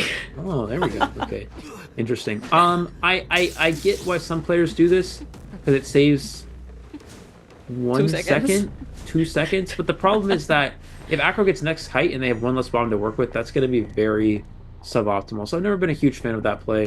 We're going to see Wildling come in for the next and see Wildling would have made the rescue anyway with that extra 1 or 2 seconds. I think they still make the save. You know what I mean? So it ends up not being worth it. But we're going to see the Wildling come in for the save here. It looks like there's a save on the Magician. It is not a farm. It is a hit there. So good job from the Wildling to make the rescue.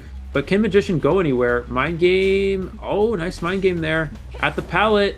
There's the swing. Gets the drop in. Magician's kite is going to extend a little bit here. He's going to go down here at this window. But it's still going to give a little window of opportunity. But Cypher's still a little bit behind here for FL. Alex is in a pretty good spot right now. Yeah, for a tie, or if not more than that. Now, 520 is decoding the Cypher near the baggate area. Sasori running to safety as of now. But, Alex, did he see him? I think he knows the survivor is here. Looks like he does know the survivor is in this upstairs area. It's kind of annoying when you play Opera in Factory, because you see he can't dash between those two areas. That whole Shadow Realm area, it covers the entire, it circles all the way around, so you can't really dash. You have to dash in and out. It's really annoying. But we're going to see that hit there onto Sasori. Now, will Alex blink through this, or is he just going to... Oh, he's just going to continue chasing here. 2 Cypher machines remaining. Alex wants to make sure he at least gets a tie, but he definitely will want to try to 3-kill from this spot. This is definitely winnable for this Opera. And yes, sorry, making use of the electric and the blink registers onto the prisoner. We'll be seeing the chair now. The only person that can come for the rescue is the Acrobat, and Wilding will be the only person that's decoding and is slightly slower than a normal survivor. So let's see if this rescue might be denied once again. He's done it twice in Arms Factory and is definitely not impossible here. Let's see. Yeah, we're going to see Alex dashing around this area. He's going to switch back so he does not get stopped by the red bomb. Cypher machines winding down, but maybe not enough here. There's the hit. He does not have a clone to work with, so the survivor is going to make the rescue, but just barely making the save, still getting knocked down here, and nobody can save. Does he stay after prisoner? You know, he's going to go for the chair here. I think he's going to chair, then go for prisoner. He knows Wildling's pretty far away, so he can easily just chair, go for prisoner. I think Alex could probably win this. This is going to be really hard for FL to do much of anything at this point. There's the pallet drop, but prisoner is definitely trapped back here. The dash and gets the down onto the prisoner as well. The Cypher machine is not going to be primed, and Alex is going to make the chair here. Exactly, and teleport is not ready to. Megan is just going to get away from the Cypher. Still has a pick to work with, gets on it, and Acrobat will be going over half, whereas Prisoner is already heading towards his last legs already. Let's see how Megan's going to be dealing with this. Yeah, we're going to see the Wildling try to make the save, but Alex does have this one most likely secured here. He can just wait for the Wildling to get off the boar, and he's going to be in a winning spot. Wildling trying to get the push. Trying to go for the rescue. No, he's going to get knocked down here. No! And we will be seeing... That's going to be the win here for Weibo. Wow, 2 consecutive 4Ks by Alex. I think that itself explains that he might potentially, highest chance going to be having that MVP. Question is whether it's going to be on the Goatman or on the Opera Singer. Yeah, 2 poor eliminations here for Alex. Very good performance here. We were not entirely sure how stable Alex was going to be going into this matchup, as Weibo was having some recent troubles, or not troubles, but not performing as expected to what they usually would, I guess. But it doesn't even matter. Weibo had a very good performance here today. Survivor's doing well against Hasha, a very strong hunter. Alex getting a 2-0 victory, or 4 kills here. And yeah, just very good. With the Opera Singer too, which is a character that's sort of fallen into more of a 3-kill/tie role, less of a 4-kill hunter, but still able to get the 4-kill here. Getting a 4-kill in round 1 with Palo Blue. And Weibo just looking really well prepared for this event. Yeah, and I really like that, and I hope that you guys' apples are still on the right track, still winning some.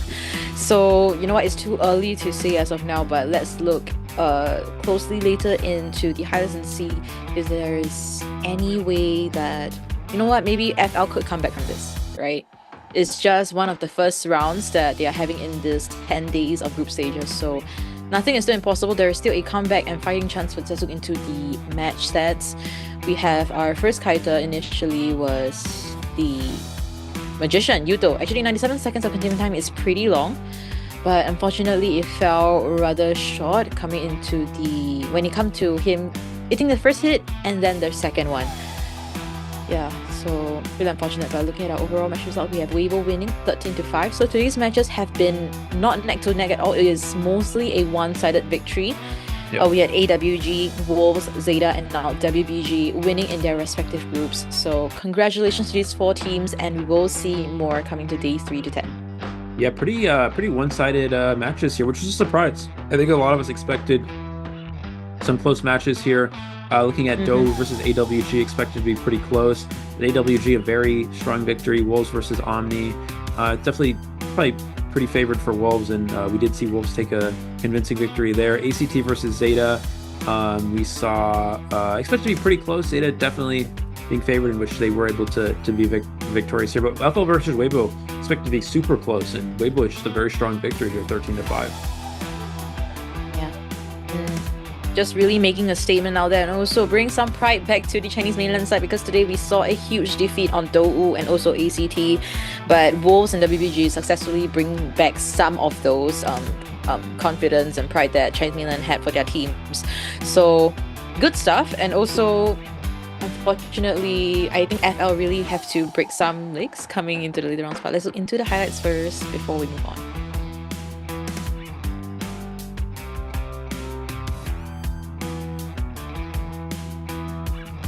Maybe. Maybe. Maybe we'll see the highlights. Oh, I guess we're not gonna. We're not gonna have the highlights just yet, I suppose. So, yeah. I mean, just if we could talk a little bit more about this match. This was a match where we expect FL survivors, known to be pretty good, but again, the hunter side for FL is very, very strong, and Hasha did have a good performance in round 1. Was able to get a 3 elimination, but fell short in round 2. Very close at the end there. Was able to get almost that one star. That crawl out at the end was really crucial. Alex still ended up getting the 4 kill, so ended up not actually technically mattering, but it was still really close. Hasha did play well. I mean, a 3 kill and a tie is nothing to scoff at. But we're gonna go ahead and now look at our highlights, I believe here. So, yep.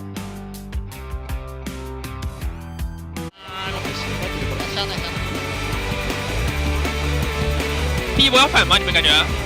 第一波反吧，我第二波。OK。第一波自己反，可以。如果他挂一闪，死家是也行，五家是心里挂你一闪就进修，懂我意思吧？我贴过去了。2期啊。是，我修2号了，我修2号了。寄生过我了。一人一台。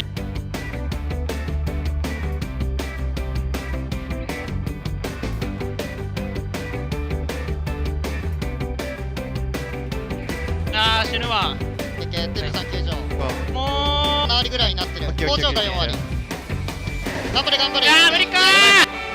ナイス。勝ってない。腰痛ナイス。And we are back once again, but this time around we are all done with our matches for today, and we are left with WBG's interview and also our lineup, and also updates on the groupings before we end the stream, which is probably in 15 minutes. So let's look into our... Actually, let's look into it first, right? Because we know that FL has always... Actually, They finished third in IGL Autumn 2024. And we were expecting them to really, have a strong foothold coming into these group stages. But unfortunately, they do fell quite short going against WBG. And Eli, in this group D, right, you ranked FL third? Second. Fourth? Second. Wow. Yeah. Second. So GR's third? First. First. Yeah. WBG third. Yeah. Okay. Actually, I mean, there's still a chance there. I actually had RVL as third, WBG 4, and FT 5. But this group has not been going as predicted. This group is a very hard group to predict. A lot of these teams are obviously very good. I think a lot of these teams are relatively close. With the way that Weibo have been performing recently, we kind of expected them to have a difficult match, very difficult match against GR, difficult match against FL. We expected RVL to have a slight edge against them. Maybe an FT having a slight edge against them, but it turned they completely shifted around. They were having a they really came to play this time around, and Weibo surprising. I will say this group was the hardest to predict. I didn't expect this group to exactly go as predicted, and so far it hasn't been. FT beating RVL was a bit unexpected. Weibo beating FL today was a bit unexpected. So definitely the group. I think out of the other three groups were a lot easier. This one could go anywhere. This one really could go anywhere. This was kind of a shot in the dark, but we see Weibo obviously this time around here beating FL, and we saw FT yesterday beating RBL. So yep. Yeah, I think you are right. I think it's really hard to predict. I think also for the people that is in the live chat, I think they're also losing some of their apples at the same time. But we'll be heading into WBG's interview. First, it seems that we'll be seeing Alex and Juan Herford's interview. So let's look into it. Hello， 大家好，欢迎来到赛后采访环节，我是主持人岳明。首先恭喜 WBG 战队拿下本场比赛的胜利。我们邀请到了焕赫和艾丽来到赛后采访环节，先来和大家打个招呼吧。Hello， 大家好，我是 WBG 焕赫。大家好，我是 WBG 的 Alice。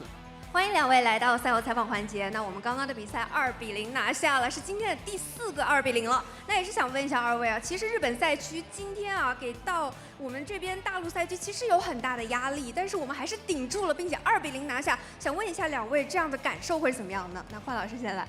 很紧张啊，然后又有这种荣幸啊，毕竟看前面的队伍打成这样，其实压力很大的。那赛前采访不是说笑开了花吗？那接下来也想问一下艾丽这边的感受如何呢？看了前3场比赛，我们是最后一场，压力山大，因为看到他们都打的就是挺差的，我们得加把力。焦灼，有一点焦灼，但我们还是兜住了这个底啊。那接下来呢，我们进入到这个游戏对局里啊。我们看到第一把的时候，艾丽拿出喧嚣，其实这个喧嚣的手椅环节还是挺容易被这个求生者钻到空子的。但是我们看到艾丽选手拿喧嚣居然是2波打了拦截救不下来，并且甚至是求生连椅子都没摸到，就是想都不要想。想问一下艾丽这边呢，是一个什么样的思路呢？你会觉得这个拦截最关键点在哪儿呢？其实是他们没有提前贴，然后被分身排到了，然后就救不下来了。思路非常清晰啊，就是给一点点破绽都会被抓到，然后就拿下了这个4抓。那接下来我们看到求生这边啊，焕老师今天真的是拉满了。赛前采访的时候也是说嘛，就针对对面也是做足了个人牵制和这个团队运营的准备。我们也是可以看到焕老师2把都牵制的非常好。想问一下自己这边会比较喜欢哪一把的发挥呢？可能是第2把吧，因为第1把感觉笼子细节不够。居然还觉得不够细节吗？其实我感觉每一波已经拉得非常非常满了。那我们就第2把来聊一聊啊。我们看到第2把牵制啊，哭泣小丑牵制了153秒，真的非常非常好。那我们看到最后一台机的时候，其实密码机分布是3台嘛，也是有一个铁三角战术，我们就上线了。想问一下，当时这个铁三角战术队内是怎么运营的思路呢？一开始是想控住2台，因为2台一场嘛，但是呢，他人要占1台，那只能先修1台。那既然这样了，那我就那样吧，对吧？反正最后就是这样了，也是拿下了。那我们看到啊，最后那一点点，焕老师想问一下，在门口啊，就是最后差一点点就被牵起来了，那个时候心里会在想什么呢？我被游戏背叛了，因为我开小门的时候我是没有看见陶片的，我以为都没有了，然后说小门包开的，然后笃定。包开的，没有关系啊，这个结果也是，你就说开没开吧，对吧？开了，也出去了。那不就完事儿了吗？好，最后啊，也是想问一下艾丽这边啊，2把4抓打下来，有没有什么样的感受，或者有什么想说的，可以和大家分享一下吗？可惜没能玩到破脚丫。啊，以后有机会的，我们也是一起拭目以待啊，非常非常期待啊。那么最后的想请二位可不可以和一直支持自己的粉丝来讲两句了呢？焕老师先来吧。感谢大家的支持和捧场，谢谢。也是谢谢大家的支持。好的，非常感谢二位来到我们的赛后采访环节，也是再次恭喜 WBG 战队拿下本场比赛的胜利。最后再次恭喜今天获胜的4支战队。接下来让我们把画面交还给解说席。And we are back once again. So we just finished the interview phase for WBG, and yeah, we'll be heading into seeing how the groupings are currently standing and also tomorrow's lineup. And I think that will be it for today soon. So tomorrow's matchup, before we look into it, I think it's going to take some time. We'll be seeing ITZY, one of the more anticipated Chinese mainland teams that we'll be seeing. That a lot of people are excited about, I think. Maybe it's because of the name, not sure, but yeah, for those Sorry, I can't say ITZY. I have to say ITZY. ITZY. Huh? Why? Yeah. What? Because it's a Korean grouping, so Yeah, we can't say that, I think. I'm pretty sure that's who they named it after. Yeah, ITZY, which is strange because when I asked Panda, because their initial team name was Panda? IVE. Sorry. Yeah, and That's how he you gotta said say that it, they though. wanted to go with IVE, but they told the team not to do it because of what? Copyright issues maybe. But then when they qualify, we have this ITZY that's there. So that's a question mark. What's happening? Question mark? But Interesting. Yeah. I don't know. Yeah, but we also have ITZY tomorrow, which I think definitely is going to be a favorite of a lot of people, specifically, I think for the team name, right? If I'm not mistaken. I think also for the Hunter though. Yeah, they got Bai Hunter. Lu. Got a good Yeah. Hunter. Should be pretty good. Now, it's hard to say because again, typically from the Chinese mainland region, non-professional teams don't have the best performance when it comes to COA because typically, again, players who are considered the best in the region end up on professional level teams, right? So then teams who come together who are non-professional maybe don't necessarily play the best, but there's a lot of high hopes for this team. There's very strong Hunter side. Interested to see how these survivors will do here at the global level as well. So it's gonna be pretty interesting to see how they're gonna play. We also have so they're yet to play. Who else has not played yet? Sky from Southeast Asia. Oh yeah, Panda. MRC. So MRC, Sky, ITZY, and who's the last one? GR. GR. Okay. Yeah. Yeah, we'll be seeing this for new teams tomorrow. A total of 3 Chinese mainland teams and 1 SEA team. So excited to see how they're going to be performing here. They had ample time to prepare for this. So hopefully their performance will not disappoint any of us, and we will see great stuff coming tomorrow. Yeah, absolutely. Thank you everybody else. We're not going to end just yet. We are going to, of course, look at our bracket here, or not our bracket, but our groups standings in a second here. But I also want to say thank everybody for sticking with us through the stream today. Luckily for you guys, you didn't have to wait quite as long. I think yesterday ended on around 12 hours, so something crazy like that. 11 and a half, 12 hours, something like that. Today we're finishing 7. after about 7. Yeah, so definitely a bit of a faster day here. So and that, a lot of these matches, we saw every match was a 2-0 game today. There was no best of 3 matches. Everything finished in 2 today. That's just really how well some of these teams played and how well they were prepared. Now I'm going to quickly open up tomorrow's matches. I think that'll be definitely a little bit closer for tomorrow, if I can find. Okay, here. So for tomorrow we have Axes and ITZY, or sorry, not ITZY, ITZY first. We have RC and Sky. Axes and ITZY, that should be a good matchup. RC versus Sky. As much as I love Sky, as much as I love Panda, I think RC will definitely have an advantage in that one, as RC is very good. We have RVL versus GR. GR definitely will have the advantage, but I think that'll definitely be a good matchup as well. We'll see how well Sprinter's able to do against the GR survivors. That can be very interesting to watch and see if RVL can get an upset victory over there. And then we have RD versus MRC. MRC definitely love the edge, but could also be a good match as well. Looking into our matches for today, 4-2-0 victories in favor of AWG, Wolves, Zeta Division, and Weibo here. 2 wins for Chinese mainland and 2 wins for the Japanese region. Looking into our group rankings, we have AWG and Axis currently sitting in first and second place over in Group A. In Group B, we have Wolves and GG already off to a very good start for both of those teams, as predicted over there. Group C, Zeta Division and RD currently with early leads here, in MRC, of course, yet to play. We'll see how they're able to do tomorrow. In Group D, the tough bracket to predict, we have Weibo and FT currently sitting in the first place spots. First and second, we have ITZY, of course, versus Axwave to lead tomorrow. RC versus Sky. RVL versus GR should be an interesting match. RD versus MRC. I think the first one, though, is going to be the most interesting that I'm really looking forward to with ITZY versus Axwave. Yeah, and if there's anything else we want to look forward to, it would be the new teams that we have yet to see in the group stages. So you guys don't want to miss any of that out. And also just note the time zone is actually in UTC +9. So do make some calculations on your end and come for the respective matches that you guys are super excited about. And as of now, I'd like to thank the live chat for making it so positive, and also thank you guys for having us. Erica, Just a Girl, Houghton, Yuru, Namida, Nelson, Zap. Shout outs to all of you guys, Marlene as well. This is my last minute moments to give you guys a shout out. Paradox as well. Hop.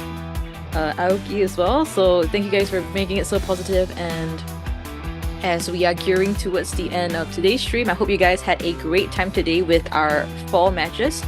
And do send your congratulations or any specific notes to your respective teams that you guys are supporting as well. Yeah, absolutely. Everybody, of course, making sure you keep positivity as well. Shocho just mentioned, but even if your team loses or even if your team doesn't play well or whatever it may be, make sure you're keeping up the good energy. That's always welcome. Keep in mind, a lot of players, sometimes players will watch the chat. Sometimes, obviously, as casters, we will watch the chat as well, so we can have more interaction with you guys. And see negativity, that's just going to discourage us from wanting to look at the chat, and it may make the stream less entertaining. Because if we do see negativity, I'm just not even going to look at the chat. So obviously keeping positivity is always good, so all of us can stay involved and enjoy the stream together. So thank you guys for that, and thank you for sticking with us for through 7 hours of Identity 5 today. We have another long day ahead of us tomorrow. We will continue on for the next 7 days after this. We're now completing day number 2 of group stage, day 2 of 10. Once 10 days are up, then we have our 4 days of playoffs, which will begin, I think that's at the start of May. Yes, start of May. So, yep. Absolutely. Yep, and also just some few last minute shout outs as well to Jade here. Shout outs to Rainy. And every one of you guys, I'm hoping to see you guys tomorrow as well. Same time, but tomorrow it will be day number 3 of our group stages. And maybe coming towards the end, maybe day 7, maybe the groupings would kind of stabilize and you guys would be able to see whether you'll be getting more apples or you'll be losing a majority of it. Yeah. Or not. Exactly. And yeah, we should be signing out here in a moment. So thank you guys all for sticking with us. I didn't eat anything for a while. When was the last time? What time is it? 6 o'clock now. Last time I ate something was approximately, I think it was like 12 or 11:30. It's been about 6.5 hours. Yeah, around the same. Well, that's not good. That's fine. This is normal dinner time, and hopefully you guys also have a great dinner or dessert if you're having any, and have a great night. Yeah, sleep well, sleep early. Don't sleep like Eli. You know, it's not good. Sleep like not Eli. healthy. He's just don't sleep at 1 a.m. What's Okay, 1 a.m.? hold on. So when I say shade, everyone's like, "Oh my God, Eli said shade." But then when Chocho says shade, it's just like, "Oh, it's fine. Chocho can say whatever she wants about Eli." Blah, blah, blah, blah. Okay, I see how it is. Okay, That's how it is. Why guys, please Okay, show man. some concern to Eli. Please show concern. Yeah. He needs the love and support. Similarly. Even though Chocho takes 30 minutes to choose a place to eat, so. Well, thank you for being Oh, patient man. that day, I guess. No, I'm just kidding. I could have also chosen, I guess. But And also, Yes, bye bye to you guys. Bye bye to you guys. Have a great night. Eli's waist snatch. Yes, 100%. Yeah. Eli did who? Okay. Anyways, guys, we're gonna go ahead and end it right there. Thank you guys so much for watching today. Hope you guys enjoyed the stream, and we'll see you all back here tomorrow.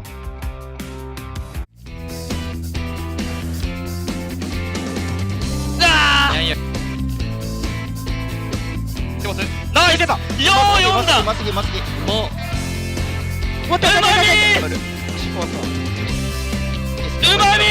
我死我先救是吧哎不行杀你了被杀了自杀了不用太有了不用多久挡个轮OK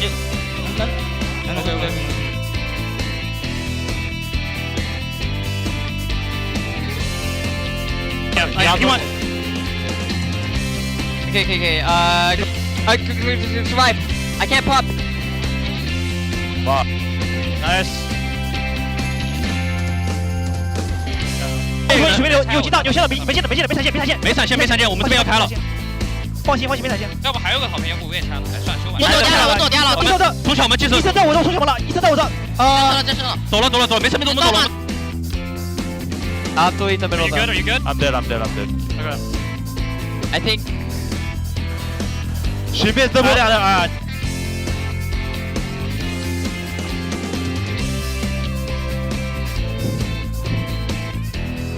废了。OK。跳个白，死吧！抢灯能开得掉。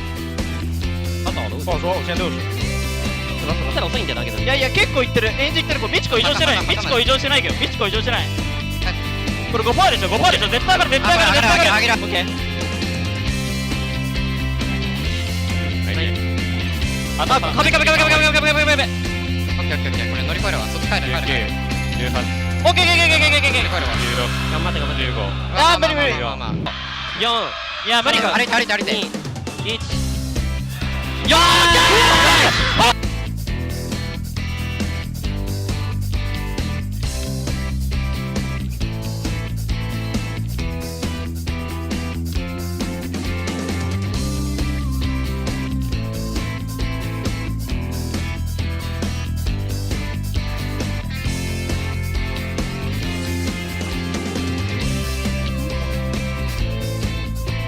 無理やなー。死ぬなきゃこれ。しゃあない。第一波要反吗？你们感觉？第一波反吧，我第二波。OK。第一波自己反，可以。如果他挂一闪，死家血行，修心理挂你一闪就进修，懂我意思吧？我贴过去了。2期啊。我修2号了，继承过我了，一人一台。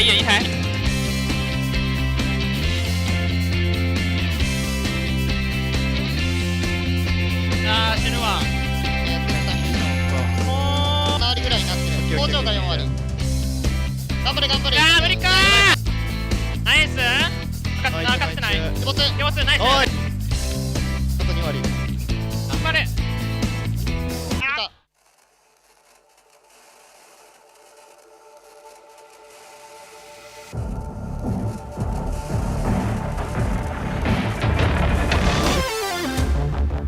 I try to find my own cause, forgetting what it was. Then I hear all your voices calling my name.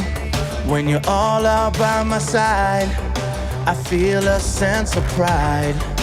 Using dreams as our guide, they shine so bright. Every setback is a push to move forward. Not afraid just 'cause I know you're all born. Through the fires we unite again. No one dares to cross our lane. We'll fight until we reign. Top of the mountains is where we stand. We'll never lose our dreams again. We'll fight until the end.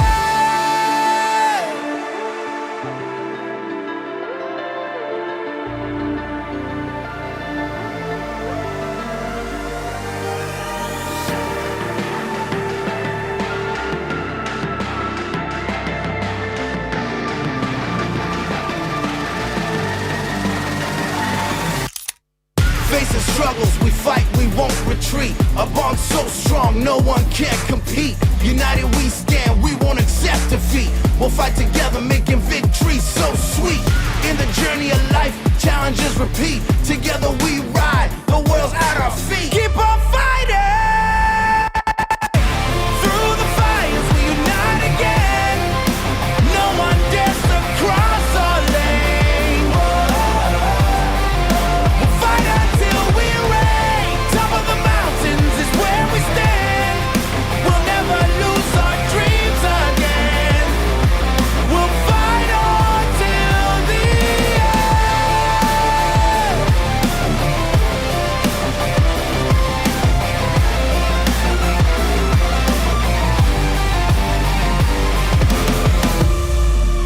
Weather the storms, we'll find our way. We dream our dreams will come true one day. We keep on